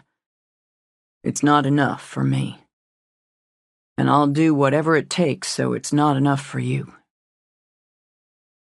I love you." "There it is," she whispered, took a step closer. Lifting a hand, he nudged her back. "I'm not finished. You're the first. You're going to be the last. You can have some time to get used to that, but that's how it is. Now, I'm finished." "I was going to say I love you back. But I'm going to need you to specify just what you're saying I have to get used to." "A woman as smart as you ought to make that connection. We're getting married." What?" She took a deliberate step back. "You can take some time on that, but—" He yanked her back. "Go back to the first part." "You can't just leapfrog right over." He kissed her, drew it out. "Go back to the first part," he repeated. "I love you back. But you can't tell me we're getting married." "Just did. I'll get you a ring if you want one. I'll pick it out, though." "If I'm going to wear something, I ought to have a say in—" This time she cut herself off, nudged him back. "Maybe I don't want to get married." "A woman comes from what you do, sees what it can mean to make that promise, she'll be fine with it. I'm going to need your promise, Bodine, just like I'm going to need to give you mine. But you can take some time on it. He kissed her again, hard, brief, final. We can talk about it when you get home. With that, he took Leo's reins, swung up on Sundown. I'll wait for you. As he started to turn the horses, Sundown sent her a look. On a human face, she'd have called it a smirk. "You might have a long wait." "I don't think so," he said, and broke into an easy trot. No doubt Bodine ran late because Callan had messed up her thought process. How was she supposed to concentrate on work, on questions from staff, on making sure the opening concert of the season got off to a smooth start, when he'd effectively tossed marriage at her like a set of car keys and told her she'd be driving whether she was in the mood or not? She'd prepared herself for the I love you back portion, though by her schedule that should have been on Saturday's menu. But the leap straight to marriage didn't give her time to get her feet under her. Still, she put his flowers in a vase, put the vase on her desk. She appreciated the flowers. She appreciated a lot when it came to Callan Skinner. She didn't appreciate being told how she'd spend the rest of her life. Because he'd hit the bullseye on one element, she knew where she came from, and where she came from took marriage seriously. Not on a whim, not in a rush of hormones or dreamy feelings, but seriously, as the foundation for everything else. With Chelsea's key in her pocket, she got behind the wheel of the little car she'd borrowed for the night. That's what she'd tell him, she decided. She wouldn't be told, and she took marriage seriously. And she'd say just that when she damn well felt like it. He could wait. She left the music, the lights, the guests, and the staff behind and drove into the quiet. She could use some quiet, some thinking time. As she pulled up in front of Chelsea's apartment in the village, she half wished she'd asked Jessica for her key, too. A little quiet and thinking time there, then a friend to listen. Maybe she'd pick up the samples, take them back to her office, or take a drive along the river, or go home and close herself up in her room. All of which, she admitted, struck like avoidance when she laid them out. Hell with it. She unlocked the door, propped it open with her hip to slip the key under the mat, and stepping in, reached out to switch on the lights. The arm around her throat cut off her air and turned her shout into a garbled gasp. Instinct had her stomping down with her boot, jabbing back with an elbow. The quick, sharp bite in her biceps turned panic into terror, so she dragged uselessly at the arm around her neck and felt herself falling down a tunnel, limbs limp. Everything slowed down. Then everything stopped. Though it was close to midnight before she drove into the village, Jessica found herself revved. Everything had gone perfectly, and now she could leave the cleanup portion to Chelsea's, and Rory's as he'd shown up, supervision. While she expected Chase would be asleep, ranch life started early, she thought she'd text him so he'd hear from her the minute he woke in the morning. Text him, she thought, after she'd shed her work clothes and poured a glass of wine. With a smile on her face, it still amazed her anyone could be so ridiculously happy. She parked her car, got out. She'd taken 2 steps to her building when she noticed the Kia parked at the curb rather than in a slot, and in front of Chelsea's section. Wondering why in the world Bodine would still be there more than an hour after she'd left, she wandered down, glanced in the car. Bodine's briefcase sat on the passenger seat. Unsure, uneasy, she went to Chelsea's door, knocked. Bo? Maybe she got caught up in the samples, she thought. but she couldn't see a single light reflecting in a window. She lifted a corner of the mat, saw the key. Shoving aside innate courtesy, Jessica picked it up, unlocked the door. "Bodine?" She reached for the light switch, flipped it, but the dark remained.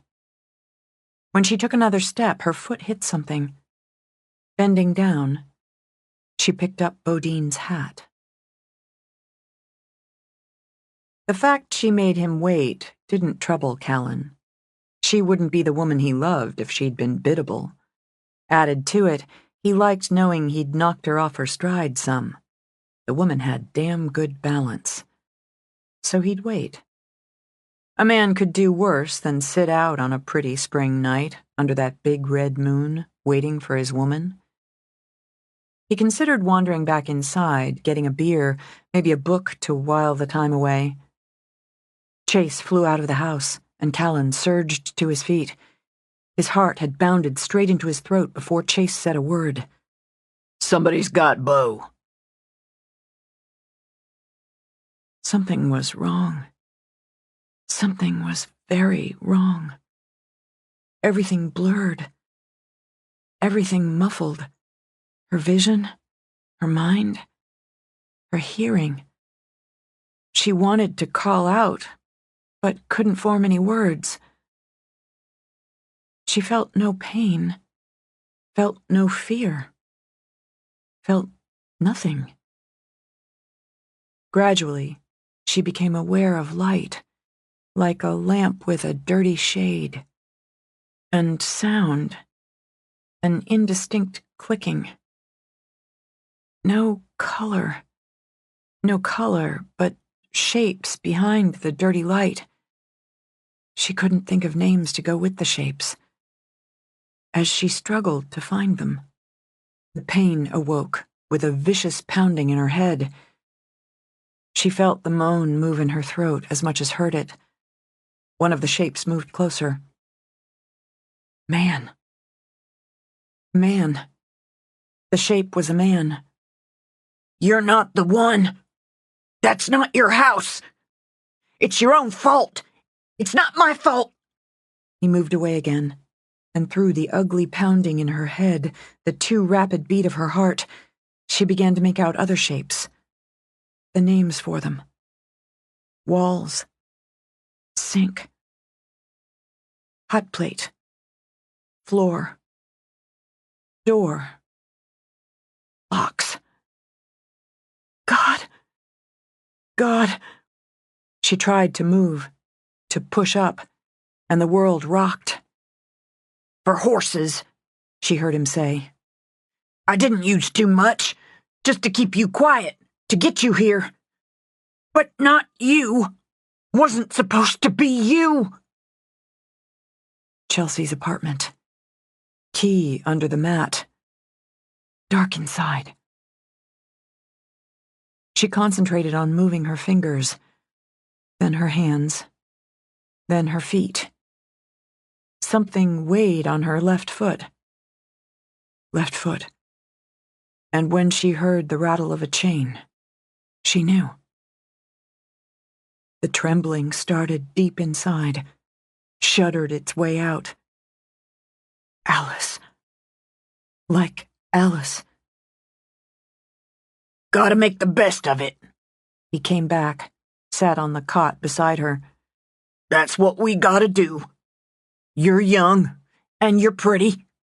She turned her head away when he rubbed her cheek. "You got plenty of years of childbearing in you. We'll make lots of sons. I know how to make you feel good while we're making them." She pushed at him, still weak, when he trailed a hand over her breast. "You don't want to be that way. You're my wife now, and you gotta please me." "No, can't be your wife." "A man chooses and makes it so. Once I get you planted, you'll see. You'll see how it is." "Can't." She pushed at his hands as he unbuttoned her jeans. "Sick. Water. Please, can I have water?" His hand stilled. On a heavy sigh, he rose, went to the sink. It's the horse sedative, I expect. But it'll pass. Either way, we're getting this started tonight. I've been waiting long enough. She bore down, forced herself to think clearly through the fear and the pounding that made her sick, roiled in her belly. But she understood. He had to lift her up so she could drink, and his touch revolted. But she drank, slowly. I can't be your wife. He slapped her. That's back talk, and I won't have it. The sting only helped clear the rest of the muddle from her brain. I can't be your wife because we're cousins. She used all she had to stay sitting up, to inch away from him. Your mother and my mother are sisters. That makes us cousins, Easy. I don't want to hit you again, but I will if you keep lying and back-talking. I'm not lying. Your mother is Alice Bodine, my aunt. My ma died giving me life. It's Eve's curse. Is that what your father told you? You heard about Alice Bodine, how she came home after all those years. Years she spent right in this room. It's a house. Right here, locked in, chained up, just like you've got me. But you couldn't have done it. You're too young. But not too young to have killed 2 women, she thought. Not too young to kill her if she set him off the wrong way. She named you Rory, and she talks about you a lot, how she sang to you and rocked you to sleep, how she loved you. His eyes, hazel, she noted, just a hint of Bodine green in them, bore into hers. My ma's dead. Been dead since my first breath. Your ma lived here for years after you were born. She told me all about this place. I know that foam on the walls is new. I know behind it the walls are drywall, spackled but not finished, and on the other side of that sheet hanging there is a toilet, a little shower. How would I know that if your ma hadn't told me? He scratched his head. You're trying to confuse me. You met her. I think something in her recognized you. She started crying when she rode off with me after she met you, crying and talking about you and her other children, babies your father took away from her. You must have seen her sometimes around here, working the garden. She said he chained her outside to work the garden. Did you ever see her? That wasn't my ma. That wasn't that woman at the BAC, neither. It was both. You weren't allowed to go out when she was out, were you? You weren't allowed to talk to her. Shut up! We're blood kin, Easy.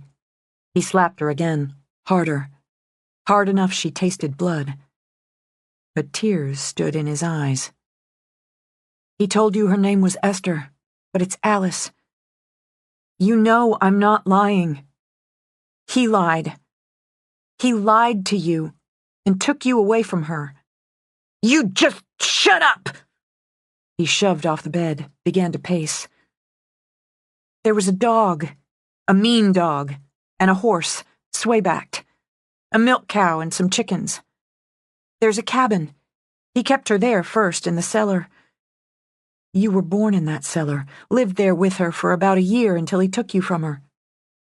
He said she's dead, like the others. Though her gut twisted at the others, Bodine fought, her voice steady. He lied. You know he lied. He made your life so hard, didn't he? I took off when I was 15. Sympathy now, she thought. Understanding now. No wonder. Everything's rules. His rules. And he'd whip the skin off my bones if I broke one. I don't blame you for leaving. More sympathy, she told herself. Give him sympathy, understanding, family feelings. Your ma would have protected you, but he had her locked up. I came back. It's my land as much as his. I've got a right to it. I'm going to make a family. I'll have sons and wives and a family. You've got family. I'm your cousin. You've got to let me go, Easy. I can take you to the ranch, to your ma. It's not gonna work that way. I'm not stupid. Maybe you're the liar. I gotta think. He went to the door, unlocked it. If you're lying, I'm going to have to hurt you, have to punish you for it. I'm not lying. He went out, and she heard the locks clunk. For a moment, she let herself fall apart, just crumble and shake and weep. Then she pushed off the bed, stood rocky, but stood. She reached in her back pocket, but wasn't surprised he'd taken her phone. But from her front pocket, she pulled the little penknife she always carried, and sitting on the floor, tore back the foam. She began to dig around the bolt of the shackles. Chapter 30. He wouldn't allow panic. He wouldn't allow rage. Both lived inside him, but Callan kept them locked in as he stood in the Longbow kitchen. The sheriff had come and gone. He knew Tate had every deputy out looking, had contacted the FBI, intended to push hard on the sources he'd been cultivating. It didn't mean a damn to him. He'd listened to Chelsea weep. She'd forgotten samples, and Bodine had gone by her place to get them. Nobody doubted whoever had Bodine had intended to take Chelsea. But even when Chelsea had stopped weeping, she had no idea who had planned to abduct her. Tate claimed they had an advantage, that with the timeline it couldn't have been much more than an hour between the time Bodine had been taken and when Jessica had found the car, the hat. That didn't mean a damn to him either. What mattered was at first light he'd start where Alice had been found, start doing his own search. He listened, and he studied the map Sam had spread out, and if he noticed Sam's fingers trembling now and then, he said nothing. Every soul on the ranch, others from the resort, they'd all take a section of that map and search in groups. In trucks, on horseback, on ATVs. He had his own section, and nothing would sway him. They've searched miles around there, Sam pointed out. Plenty of miles left. I'm damned if whoever took Alice isn't who took Bodine. I just need to borrow a trailer. I'll drive that far and take Sundown from there. We can cover more ground. There are roads. Gravel. Alice stood at the base of the back stairs, pale as the moon in her pajamas. And fences. And places where the snow was so deep. I made a snow angel. I remember. Sir took Bodine. I heard you talking. He took Bodine. You don't need to worry now. Cora, so exhausted she had to leave her up from the table, stood. Yes, I have to worry. Stop it, stop it, stop it. She pressed her hand to her mouth. I can go back. If I could find it, I could go back. Will he let her go if I go back? I don't want him to hurt Bodine. She's mine, too. I'll go back if I can find it. Maureen laid a hand on Cora's arm, then rose and went to Alice, and folded her. I know you would, but we'll find her. We're going to find her. I love her, Rainey. I promise. I promise. I know. I shouldn't have left. He wouldn't have taken her if I hadn't left. No, that's not true. And don't ever, ever think it. Maybe Rory knows. Does he know how to get back? We're going to look, Rory told her. We're going to find her. Not Reenie's Rory. My Rory. Does he know? Let's sit down now. Jessica, would you make tea? I just can't. Of course. I don't want to sit. I don't need to sit. You sit. If Rory knows. I didn't want him to know. His father's evil. His father's mean. He shouldn't have to know. He was just a baby. Alice, please. Undone, Maureen dropped down, covered her face with her hands. I told Bodine. I told her I wouldn't tell them, any of my babies. Not my babies now. I told her. She said I was brave. But if he knows, he already knows. We have to ask if he knows, or Sir will hurt her. He'll rape her and take her babies. He'll... Stop it! Maureen shoved up again, rounded on Alice. Stop it!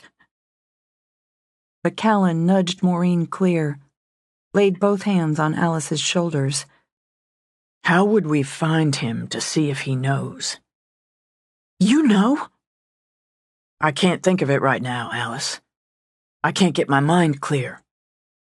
Help me out. He's good with the horses. He's polite and says, ma'am. He has green in his eyes and some red in his hair, just a little. He calls you boss, and Bodine's the big boss. He'd help find Bodine if he can. He's a good boy. It broke in him. Broke over him. He had to lift his hands from her shoulders before they dug down to bone. Yeah, that's right. Easy LaFoy, Callan said as he turned back to the table. She's talking about Easy LaFoy. The bolt went through the drywall and deep into the stud. Digging and hacking at the wood dulled the blade. Covered in sweat, fingertips bloody, she made herself stand, made herself search for something, anything she could use as a weapon or tool. Plastic forks and spoons, plastic plates and cups, a cheap ceramic mug. She considered breaking it, hoping for a couple sharp shards, and put that aside for later, if necessary. She studied the bathroom, the chain slapping behind her. She turned, eyed the window, dark with night. If she could get the damn bolt out of the wall, she might find a way to pull herself up to it, break it. She'd be able to squeeze through. Barely, but she'd squeeze through. The problem remained that with a dull pocket knife it would take days, even longer, to dig out the bolt. She doubted she had days. If Easy believed her, he couldn't use her. He might cut his losses there. If he didn't believe her, he'd use her. People would look for her, and maybe they'd find her before she was dead, or before she'd been beaten and raped, but she couldn't count on it. She looked down at the pocket knife. Aim for his eye, she thought, cold as winter. It might be enough. But she'd still be chained to the wall. She went back, sat on the floor again, and this time played the knife into the lock of the leg irons. She'd never picked a lock in her life, but if there'd ever been a time to learn, it was now. Could she talk him into unlocking her? Play the blood kin card? Hey, Easy, why don't you show me around the place? She dropped her head to her knees.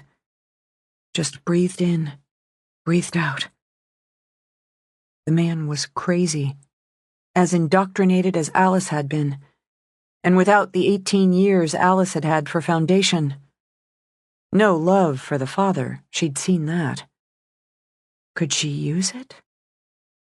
Words could be a weapon, just like a bullet or a blade. I'm not going to die here, she declared aloud. I'm not going to be a victim here. I'm going to get out. I'm going to get home. God damn it, Callan. I'm going to marry you. I decided. I say that's it. Furious with herself, she dashed away tears, blinked her eyes clear, and kept working.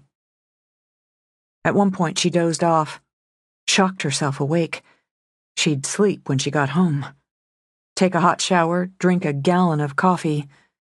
No, a gallon of Coke, cold on her dry throat. Eat a hot meal. God, Alice. God, how did you survive? Thinking of that, of the years Alice had done just that, survived, Bodine worked harder. When she heard the click, her mind emptied. Every thought simply drained out. Her hands shook, dripped blood, as she pried open the irons. On legs that felt like rubber, she stood, calculating how to reach the window, heard the locks thump and thud on the door. Scrambling, fresh fear sweat popping onto her skin, she slapped the phone back down, dragged the chain, stood beside the cot with her heart hammering and the dull pocket knife palmed in her hand. She'd talk him down, she told herself. Somehow, she'd talk him down. And if she couldn't, she'd fight. The door opened, and her hammering heart jerked to a stop as she met the bitter eyes of the man who'd held Alice captive for 26 years. She knew there would be no talking him down. Callan unloaded Sundown from the trailer. Though he hadn't fired one in years, he had a gun on his hip. So did Chase. They'd spread out, family, deputies, friends. A lot of ground to cover, he thought, but not as much as before. Easy had grown up south of Garnett, and Tate had confirmed the man they now knew as John Gerald LaFoy had a cabin somewhere south of Garnett. He'd calculated in his head, as best he could, the most likely areas working back from where Alice had been found. 28 men out, Chase said as they both mounted. A lot of rough country to cover, but 28 men can cover it. He looked skyward. FBI copter'll be up shortly. The sun peaked, a hint of light, over the western peaks. I'm not waiting, Callan said, and rode. Since LaFoy stayed off the grid, Callan figured he'd plant himself away from ranch houses and roads, use trees and the rise of the land for cover. But he'd need a way in and out. They traveled the ranch road for a time, in silence, scanning. He's going to stay away from the ghost town, the tourists, the ATV routes. Chase lifted the field glasses that hung around his neck, peered through. The son of a bitch told Clintock we'd had a beer together after work the night that college girl was killed. We didn't, but I didn't say otherwise. Figured he was covering for me, but he was covering for himself as much. I didn't see it in him, Chase. I never saw this in him. Nobody did. He wasn't after Bodine. I can't resolve if that means she's safe until he figures out what to do, or just don't. She's alive. She can handle herself. She can handle herself, Callan echoed, because he needed to believe it. I'm going to marry her. I thought that's how it was. That's how it is. I'm going west from here, off the road now. How about you keep north another quarter mile, then do the same? We're covered east. You see any sign, you signal. On a nod, Callan led Sundown down a slope, up a rise, and into the trees. He saw signs, but of animal, deer, bear, elk. Sam had taught him to track when he'd been a boy, just as he'd taught Chase, Bodine, Rory. But Callan rode half a mile while the sun strengthened without seeing a single sign of human or machine. He scented cattle, crossed into a pasture where they grazed, followed the fence line north until he could cross. Another ranch road, and since Alice had spoken of walking over more than one, he felt a twinge of hope. He should have waited for her. Why hadn't he waited for her under that big red moon? Since those thoughts only brought on fear and despair, he blocked them out. Instead, he willed her to think of him. Maybe if she thought of him hard enough, he'd know it. He'd sense it. He came across a rancher, mending fences.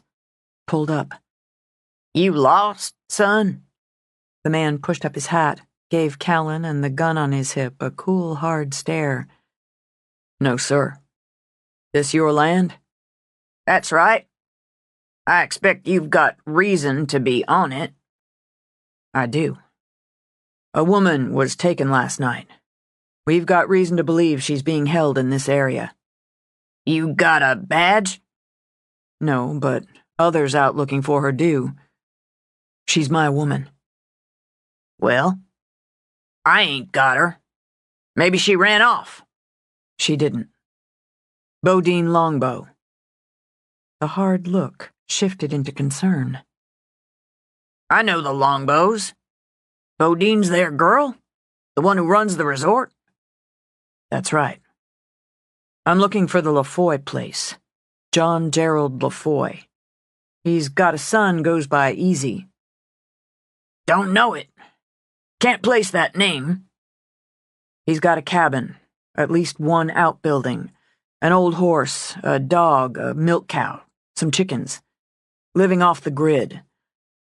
Has some business with the True Patriots.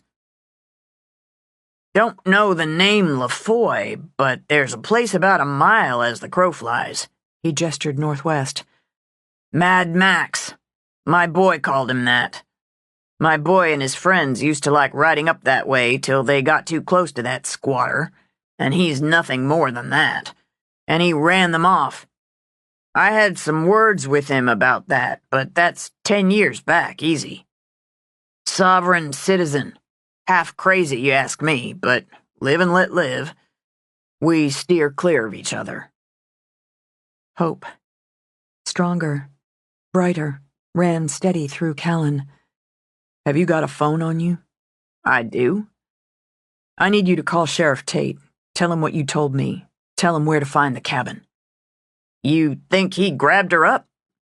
He's got a son, too, and yeah, they've got her. You wait for me to get a horse. Quickest way to get there from here. I'll go with you. I can't wait. Call Tate, Callan said, kicking Sundown into a gallop. He had to slow when the ground roughened, the trees thickened. As he rode, he dragged out his own phone, called Chase. He barked out the location.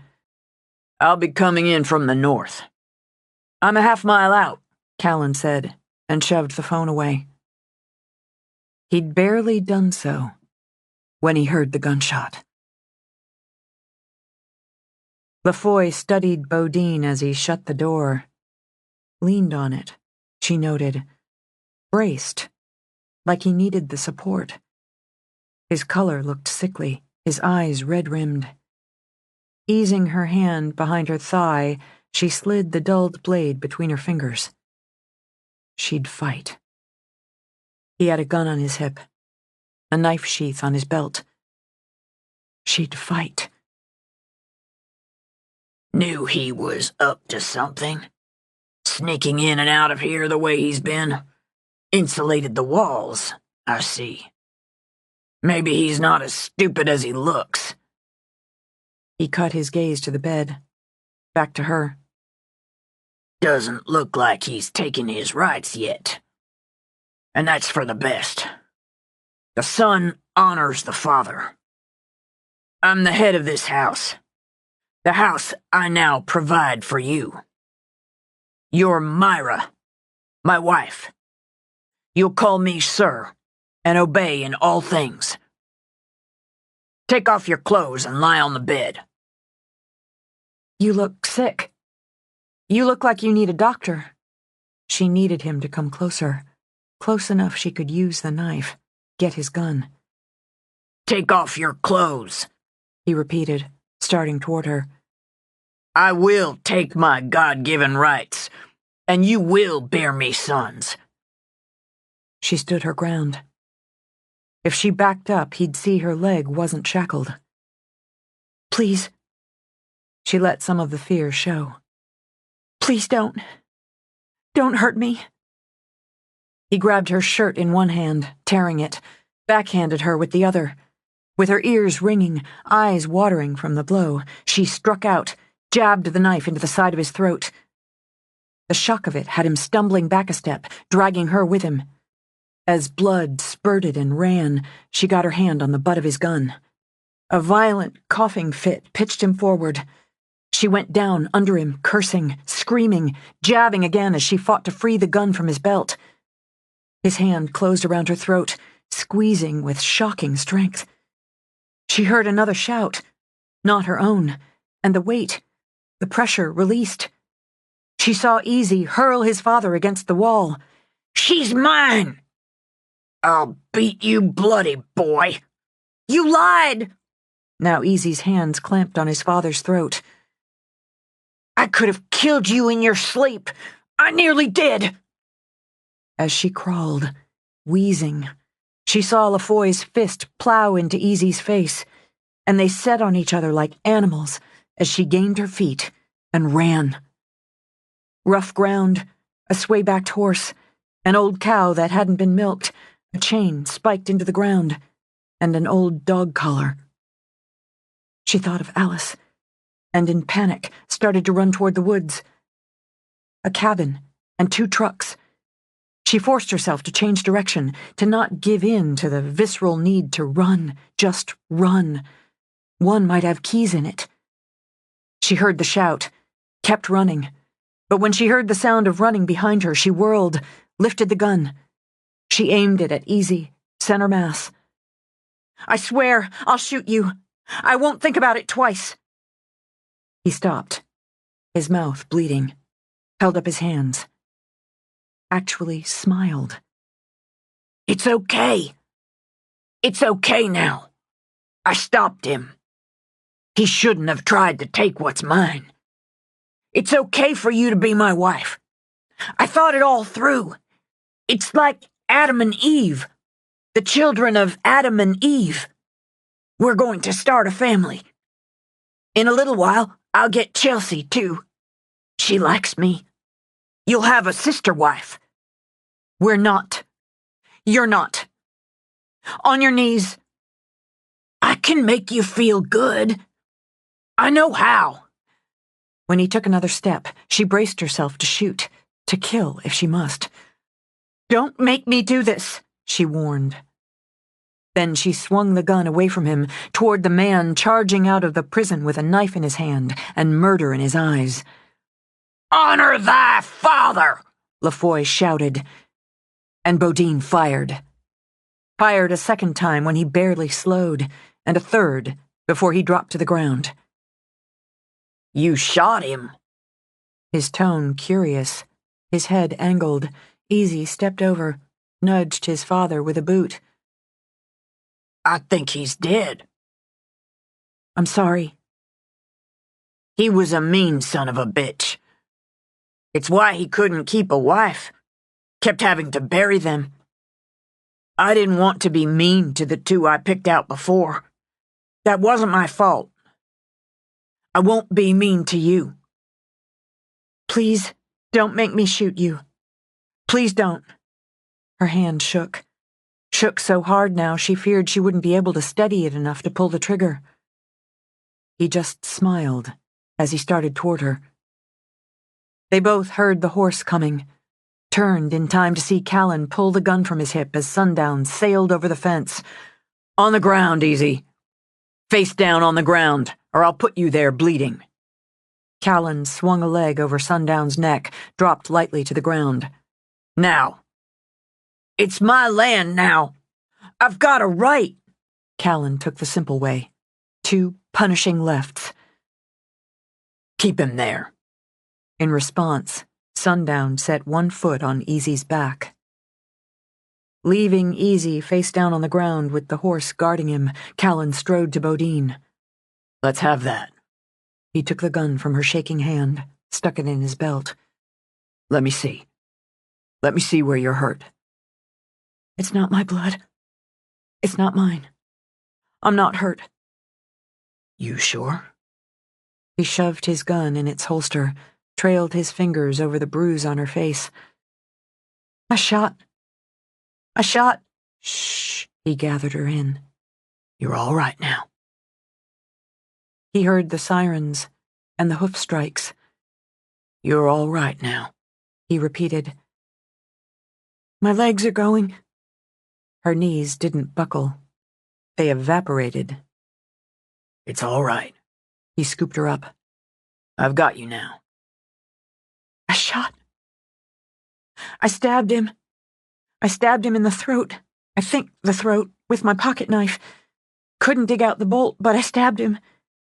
You gave me the knife, and I stabbed him. Okay. Shocky, he thought, and no wonder. Her skin had gone pale as ice, and her pupils were the size of moons. Did I kill him? Is he dead? I don't know. He's down, and that's what counts. Look, here comes Chase.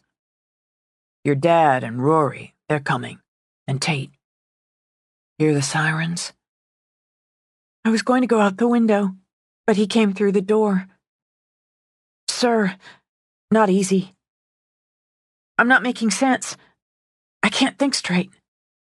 You can think later. Callan stayed where he was as Chase leaped off his horse, wrapped his arms around both of them. She's not hurt, Callan told him. It's not her blood. With a nod, Chase turned his head, looked at the two men on the ground. Did you do that? He asked Callan. I did one. She did the other. He glanced back as the sheriff's truck sped down the rutted road. You don't have to talk to Tate yet. He'll wait until you're steadier. I'm okay. Better. I can probably get my legs under me now. But Callan just carried her over to a chopping stump, sat with her in his lap. We'll just sit here for a while. Good idea. She talked to Tate, found the step-by-step retelling helped clear the fog out of her mind. And she watched Easy being led off in handcuffs, still insisting he hadn't done anything wrong. He believes that, she said. Taking me, though he meant to take Chelsea, that was just his right. Killing Billie Jean and Karen Allison, those were just accidents and not his fault. He was raised to believe it. I forgot. God, I forgot. He said something about Sir Lafoy having to bury his wives. I think Alice was right. There were others.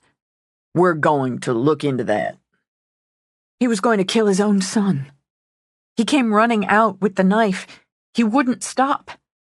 I had the gun. So I used it. Honey, you're not going to worry about that. Tate patted her knee. It's clear as clear gets you were defending yourself, and more than likely saved the life of the man who got you into this. I stabbed him first in the house. He came at me. When I wouldn't just strip and lie down like he told me. I needed him to get close. I'd been using the knife. You gave it to me, she said to Callan. My 12th birthday. Callan stared for a moment, then laid his brow on hers. You kept it all this time. It's a good knife. I want it back. Can I have it back? We'll need it for evidence right now, but I'll get it back to you. It's pretty dull now. I used it to try to dig the bolt out of the wall, but it wasn't working, so I used it to pick the lock. That's what happened here? Callan took her raw fingers, pressed them to his lips. It took forever, but I got the lock open, got out of the irons. I was figuring to get up to the window. Get out of the irons, get up to the window, break the window, get out the window, run. Better if I could find a weapon somewhere in there, but I set that agenda. Bet you did. Callan reassured her, and just buried his face in her hair. Then he came in. Not easy, Lafoy. He knocked me back, tore my shirt. Easy had slapped me a couple times, but I could talk him down. I knew I couldn't with Lafoy. He looked sick, forgot that too, like he'd been sick a while, had a coughing fit. I jabbed him a couple times, and he fell on me. I got his gun, was getting it when Easy came in and pulled him off me. I ran, skipped the going out the window part and ran.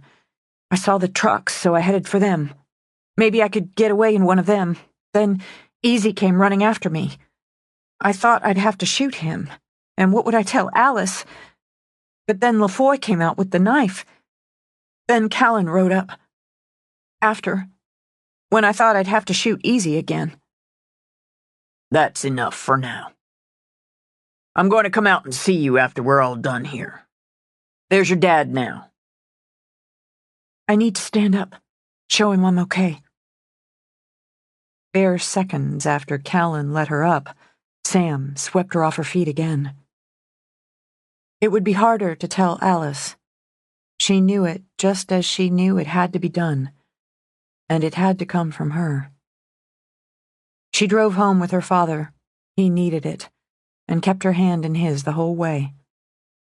All the women stood on the porch, her family, and Jessica, Clementine, Chelsea. She saw pale faces, shadowed eyes, fresh tears. Her mother sprinted to her, clutched her, wept as they rocked each other. We're going to take you inside, take you in, get you all cleaned up. Not yet. Can we all of you, sit on the porch first? She looked at her father. I need a little while with them. It's hard to let you out of my sight. But he kissed her, and signaled the others who drove up behind him to head around the back to unload the horses. Bodine held each woman in turn, held hard. She saw the questions, the hope in Alice's eyes, felt her heart squeeze. Clementine's chin wobbled, but she nearly managed to speak briskly. I made a gallon jug of lemonade. I'm going to go get it. Clem, I'd sure like a Coke if it's all the same. I'll get you one. I'll help you. Tears just rolled down Chelsea's cheeks. Clementine put an arm around her shoulders. I could use some help. You come on with me, sweetie pie. Alice. Needing it done, Bodine took her hand. We're going to sit. I have some hard things to tell you. Did Sir hurt your face? Yes, but that's all he hurt. On a sigh, a sob, Alice lowered to sit on the porch steps. You got away. You got away before he could hurt you more, before he could do all those things. I'm so glad, Bodine. I'm so glad. Now Bobby will put him in jail. Bobby's the law. Bobby's going to lock him up. He's dead, Alice. Alice blinked at the tears, swiped at them. Dead? You're never going to have to see him again. He'll never hurt another soul. But, Alice, it wasn't Sir who took me, who locked me up. That's what Sir does. Now she groped for Bodine's hand, trembling. Callan told me you realized Easy was your Rory, the Rory Sir had taken away from you. That helped them find me, Alice. You helped them find me. I didn't want anything bad to happen to you. I know. Rory took you. My Rory. He took you and locked you up. Lafoy. Sir told him you were dead. He told him you died giving birth. He never knew he had a mother. And Sir taught him bad ways, bad things. Cora sat now, stroked Alice's back. He tried to take 2 others before me, because that's what Sir taught him, and they died. Sir's in him. What's his name? His real name. John Gerald Lafoy. John Gerald Lafoy is in him. And he took him from me before I could teach him right and wrong, before I could get enough of me, of us, into him. He was a sweet baby. I tried to take good care of him. He has to go to jail. He will. But I think he needs help, too, and he'll get help. Like Dr. Minnow. That's what I think. And I think in a couple days, maybe sooner, they'll let you see him. Talk to him. On a strangled sound, Alice pressed a hand to her lips. I don't want you to hate me. I never could. I want to see him, to tell him he's got a mother. He did terrible things, but he's got a mother. Ma? I'll go with you.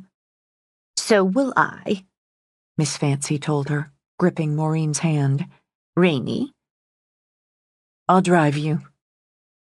I can't go see him, Alice. I can't do that. But I'll drive you. Because you're my sister. Because I'm your sister. Alice kissed Bodine's bruised cheek. You get some ice on that. You go get your Coke, and let your ma help you get cleaned up. I love you. I love you too. Bodine rose, took her mother's hand, then reached for Jessica's.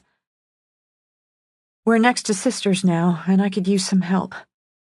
Plus, you can tell me who the hell's running the resort. We've got it covered, Jessica assured her. With a sigh, Miss Fancy lowered to the step on Alice's other side. I'm going to live in Bodine House with you. I'm going to live there and work sometimes at the resort with Cal and the horses. I'm going to cook and crochet and try to be a mother to my Rory. We'll be 3 old ladies in our pretty little house. Who you calling old, girl? Miss Fancy demanded, and Alice tipped her head to her shoulder. I'm going to keep my hair red, just like yours. I'm going to bake biscuits and ride at a gallop. I'm going to sing with my sister and not be afraid. Because I got away. And I came home. She put an arm around her mother, drew her closer, and sat, content. Epilogue. Bodine showered until the water ran cool. And though she'd intended to go back downstairs, she didn't object when her mother and Jessica tucked her into bed. She couldn't drum up an argument when Jessica ordered her to stay there and take the next day off on top of it. Though she had no intention of doing either, she fell asleep before they'd left the room, and slept 5 solid hours, unaware, for one of them, Callan stretched out beside her just to be close. When she woke, she ate as if she'd been starved for a week. As promised, Tate came to see her, talked her back through the entire ordeal. She remembered details she'd blurred over, then surprised herself by dozing again on the sofa while he went off to talk to Alice. Between sleeping and eating, including a big ranch meal outside so all the hands could join in, she hadn't managed 5 minutes alone with Callan. And she had some things to say. With that in mind, she announced she needed a good long ride. She sent him a look, crooked her finger. They said little as they saddled the horses. She chose the route, as she had a purpose in mind. I never asked how you found me. I know about Alice's part in it, but I got lucky. Found a rancher who knew about the place. I was a good mile off, and about half a mile when I heard the shot. I'm going to have to go thank him in person. If you hadn't come when you did, I'd have killed 2 men instead of 1. If you carry an ounce of guilt over that, you're plain stupid. I'm not stupid, and I don't carry any over LaFoy. It's not something I can just shrug off, but I'm not feeling guilty over it. I would have if I'd had to shoot easy. He's not right. No matter what he did, he's not right. And he's Alice's son. So I'd have carried that weight. You came, and I don't have to. You saved me from that. You saved yourself with a goddamn pocket knife. I did. But it occurs to me you gave me that knife. You gave me the tool, and I used it. That's one more for you, Skinner. Let's walk a bit. I need to walk. She swung off, waited for him to do the same. Together they led the horses over land where the trees sighed in the wind, the grass waved in it, and wildflowers bloomed. I was so scared, she admitted. Me too. Now he stopped, turned, yanked her to him. Jesus, Bodine. I didn't know a man could be that scared and breathe. And he'd never in his life erase the image of her standing there, her shirt torn and bloody, her face pale and bruised. I knew you'd come, but I couldn't wait. You had an agenda. Laughing, she kissed the side of his neck. I did. Just like you, ticking off boxes. Thank God for it. He drew back, cupped her face, kissed her. I'll make good on that fancy dinner, sooner or later. I'll make sure you do. Meanwhile, I like the land here. Can't beat the views. She gestured toward the mountains as the sun slowly slid through the wide blue sky toward them. Plenty of room to spread out. She walked over, looped Leo's reins around a branch. Curious enough, Callan did the same and went with her as she wandered. Already got the ranch road, an easy ride, horse or truck, to work. I figure the house goes right about here, facing west for those sunsets. Barn over there and a paddock. If and when you've a mind to do any serious ranching, you might want to add a bunkhouse. Good grazing here, horses or cattle. I wouldn't mind chickens, she added thoughtfully. I've always found chickens oddly soothing. Maybe his brain was still frazzled some, all things considered, but he had a hell of a time following her. You're talking about building a house here? The house is your part, though I have several non-negotiable requirements for it. My part's the land. My parents promised each of us 500 acres, more if we want it, but that's more than enough for me to start. If you did so well back in California, you ought to be able to pay for a house. He was catching up now, and liked the direction just fine. I did well enough. Good. I want a good wide porch all the way around. Big windows, too. Fireplaces. I want one in the bedroom. In fact, I saw a picture in a magazine of one in the master bathroom. I want one of those. You want a fireplace in the bathroom? I do. And one of those big steam showers. I think double porches, though the top one wouldn't go all the way around. And I'll make you a list. I bet you will. How many bedrooms am I building? I think 5 would do. He shook his head. 6. Eyebrows arched, she slanted him a cool look. Do I look like a broodmare? 6. And one of those rooms where you put up the biggest of big-ass TVs and watch movies. Her eyebrows arched higher yet. How well did you do in California? You have to marry me to find out. I'm talking about building a house. I didn't say I'd marry you.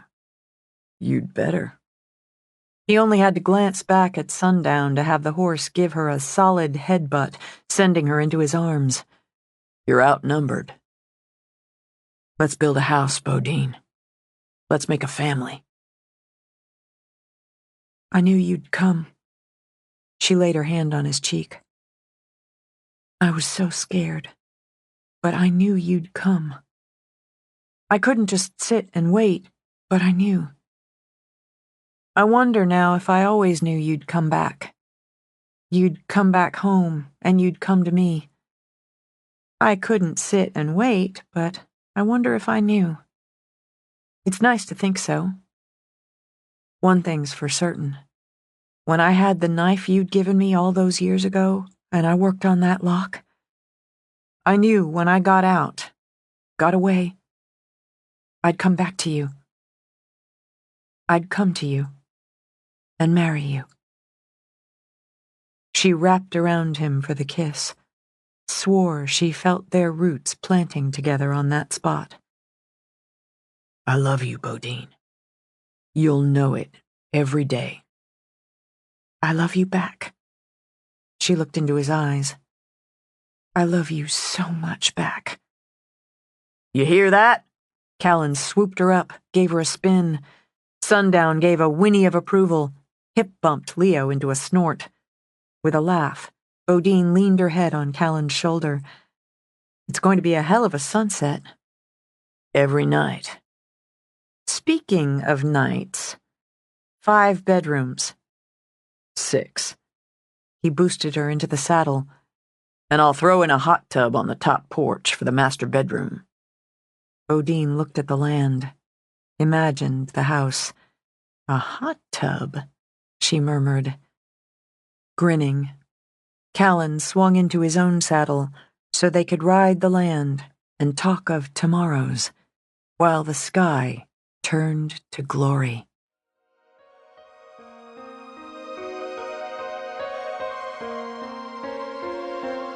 We hope you have enjoyed our presentation of Come Sundown by Nora Roberts, performed by Elizabeth Rogers.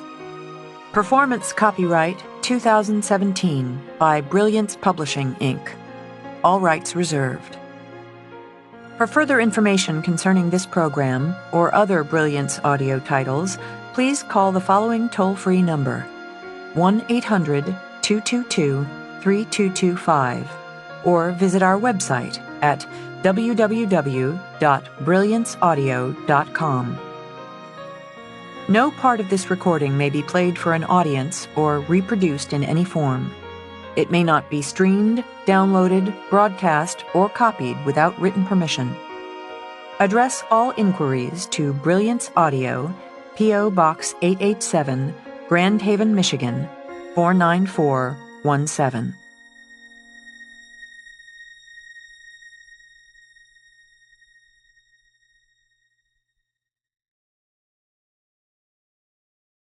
Audible hopes you have enjoyed this program.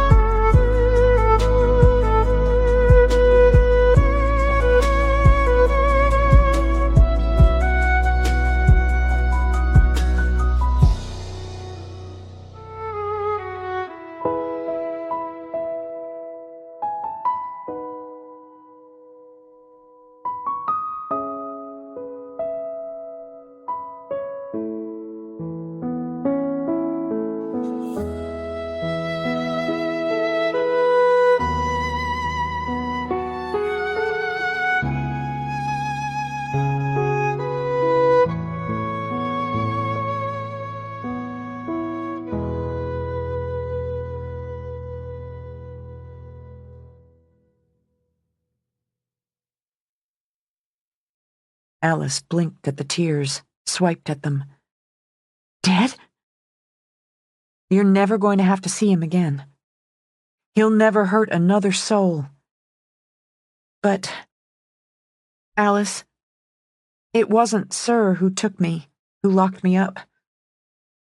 That's what Sir does. Now she groped for Bodine's hand, trembling. Callan told me you realized Easy was your Rory, the Rory Sir had taken away from you. That helped them find me, Alice. You helped them find me. I didn't want anything bad to happen to you. I know. Rory took you. My Rory. He took you and locked you up. Lafoy. Sir told him you were dead. He told him you died giving birth. He never knew he had a mother. And Sir taught him bad ways, bad things. Cora sat now, stroked Alice's back. He tried to take 2 others before me, because that's what Sir taught him, and they died. Sir's in him. What's his name? His real name? John Gerald Lafoy. John Gerald Lafoy is in him. And he took him from me before I could teach him right and wrong, before I could get enough of me, of us, into him. He was a sweet baby. I tried to take good care of him. He has to go to jail. He will. But I think he needs help, too, and he'll get help. Like Dr. Minnow. That's what I think. And I think in a couple days, maybe sooner, they'll let you see him. Talk to him. On a strangled sound, Alice pressed a hand to her lips. I don't want you to hate me. I never could. I want to see him, to tell him he's got a mother. He did terrible things, but he's got a mother. Ma? I'll go with you. So will I, Miss Fancy told her, gripping Maureen's hand. Rainy? I'll drive you. I can't go see him, Alice. I can't do that. But I'll drive you. Because you're my sister. Because I'm your sister. Alice kissed Bodine's bruised cheek. You get some ice on that. You go get your Coke, and let your ma help you get cleaned up. I love you. I love you too. Bodine rose, took her mother's hand, then reached for Jessica's. We're next to sisters now, and I could use some help. Plus, you can tell me who the hell's running the resort. We've got it covered, Jessica assured her. With a sigh, Miss Fancy lowered to the step on Alice's other side. I'm going to live in Bodine House with you. I'm going to live there and work sometimes at the resort with Cal and the horses. I'm going to cook and crochet and try to be a mother to my Rory. We'll be 3 old ladies in our pretty little house. Who you calling old, girl? Miss Fancy demanded, and Alice tipped her head to her shoulder. I'm going to keep my hair red, just like yours. I'm going to bake biscuits and ride at a gallop. I'm going to sing with my sister and not be afraid. Because I got away. And I came home. She put an arm around her mother, drew her closer, and sat, content.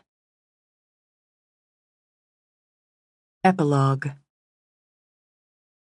Bodine showered until the water ran cool. And though she'd intended to go back downstairs, she didn't object when her mother and Jessica tucked her into bed. She couldn't drum up an argument when Jessica ordered her to stay there and take the next day off on top of it. Though she had no intention of doing either, she fell asleep before they'd left the room, and slept 5 solid hours, unaware, for one of them, Callan stretched out beside her just to be close. When she woke, she ate as if she'd been starved for a week. As promised, Tate came to see her, talked her back through the entire ordeal. She remembered details she'd blurred over, then surprised herself by dozing again on the sofa while he went off to talk to Alice. Between sleeping and eating, including a big ranch meal outside so all the hands could join in, she hadn't managed 5 minutes alone with Callan. And she had some things to say. With that in mind, she announced she needed a good long ride. She sent him a look, crooked her finger. They said little as they saddled the horses. She chose the route as she had a purpose in mind. I never asked how you found me. I know about Alice's part in it, but I got lucky. Found a rancher who knew about the place. I was a good mile off, and about half a mile when I heard the shot. I'm going to have to go thank him in person. If you hadn't come when you did, I'd have killed 2 men instead of 1. If you carry an ounce of guilt over that, you're plain stupid. I'm not stupid. And I don't carry any over LaFoy. It's not something I can just shrug off, but I'm not feeling guilty over it. I would have if I'd had to shoot easy. He's not right. No matter what he did, he's not right. And he's Alice's son. So I'd have carried that weight. You came and I don't have to. You saved me from that. You saved yourself with a goddamn pocket knife. I did. But it occurs to me you gave me that knife. You gave me the tool, and I used it. That's one more for you, Skinner. Let's walk a bit. I need to walk. She swung off, waited for him to do the same. Together they led the horses over land where the trees sighed in the wind, the grass waved in it, and wildflowers bloomed. I was so scared, she admitted. Me too.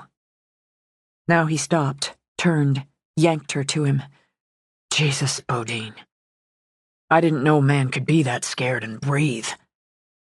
And he'd never in his life erase the image of her standing there, her shirt torn and bloody, her face pale and bruised. I knew you'd come, but I couldn't wait. You had an agenda. Laughing, she kissed the side of his neck. I did. Just like you, ticking off boxes. Thank God for it. He drew back, cupped her face, kissed her. I'll make good on that fancy dinner, sooner or later. I'll make sure you do. Meanwhile, I like the land here. Can't beat the views. She gestured toward the mountains as the sun slowly slid through the wide blue sky toward them. Plenty of room to spread out. She walked over, looped Leo's reins around a branch. Curious enough, Callan did the same and went with her as she wandered. Already got the ranch road, an easy ride, horse or truck, to work. I figure the house goes right about here, facing west for those sunsets. Barn over there and a paddock. If and when you've a mind to do any serious ranching, you might want to add a bunkhouse. Good grazing here, horses or cattle. I wouldn't mind chickens, she added thoughtfully. I've always found chickens oddly soothing. Maybe his brain was still frazzled some, all things considered, but he had a hell of a time following her. You're talking about building a house here? The house is your part, though I have several non-negotiable requirements for it. My part's the land. My parents promised each of us 500 acres, more if we want it, but that's more than enough for me to start. If you did so well back in California, you ought to be able to pay for a house. He was catching up now, and liked the direction just fine. I did well enough. Good. I want a good wide porch all the way around. Big windows, too. Fireplaces. I want one in the bedroom. In fact, I saw a picture in a magazine of one in the master bathroom. I want one of those. You want a fireplace in the bathroom? I do. And one of those big steam showers. I think double porches, though the top one wouldn't go all the way around. And I'll make you a list. I bet you will. How many bedrooms am I building? I think 5 would do. He shook his head. 6. Eyebrows arched, she slanted him a cool look. Do I look like a broodmare? 6. And one of those rooms where you put up the biggest of big-ass TVs and watch movies. Her eyebrows arched higher yet. How well did you do in California? You have to marry me to find out. I'm talking about building a house. I didn't say I'd marry you. You'd better. He only had to glance back at Sundown to have the horse give her a solid headbutt, sending her into his arms. You're outnumbered. Let's build a house, Bodine. Let's make a family.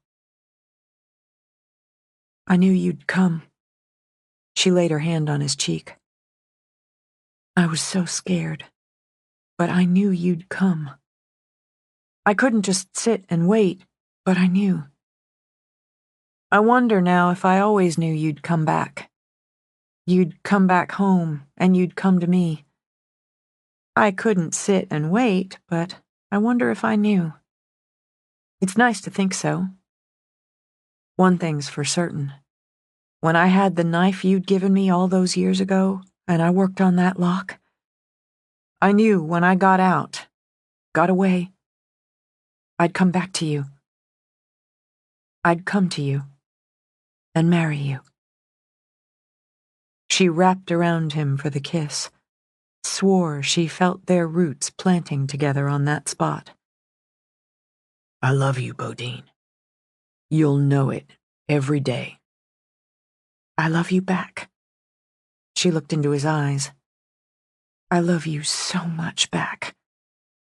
You hear that? Callan swooped her up, gave her a spin. Sundown gave a whinny of approval, hip-bumped Leo into a snort. With a laugh, Bodine leaned her head on Callan's shoulder. It's going to be a hell of a sunset. Every night. Speaking of nights, 5 bedrooms. 6. He boosted her into the saddle. And I'll throw in a hot tub on the top porch for the master bedroom. Bodine looked at the land, imagined the house. A hot tub, she murmured. Grinning, Callan swung into his own saddle so they could ride the land and talk of tomorrows, while the sky turned to glory.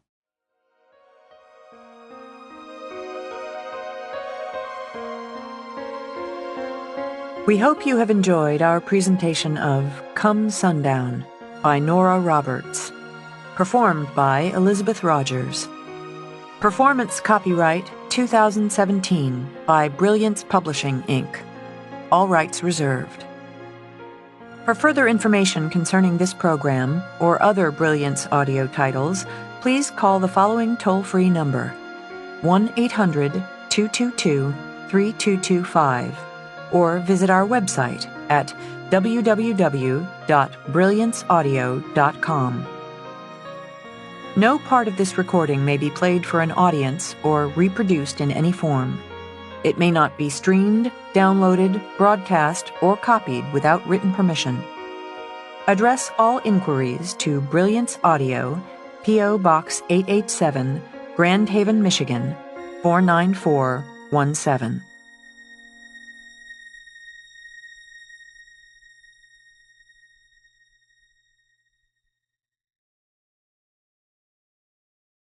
Audible hopes you have enjoyed this program.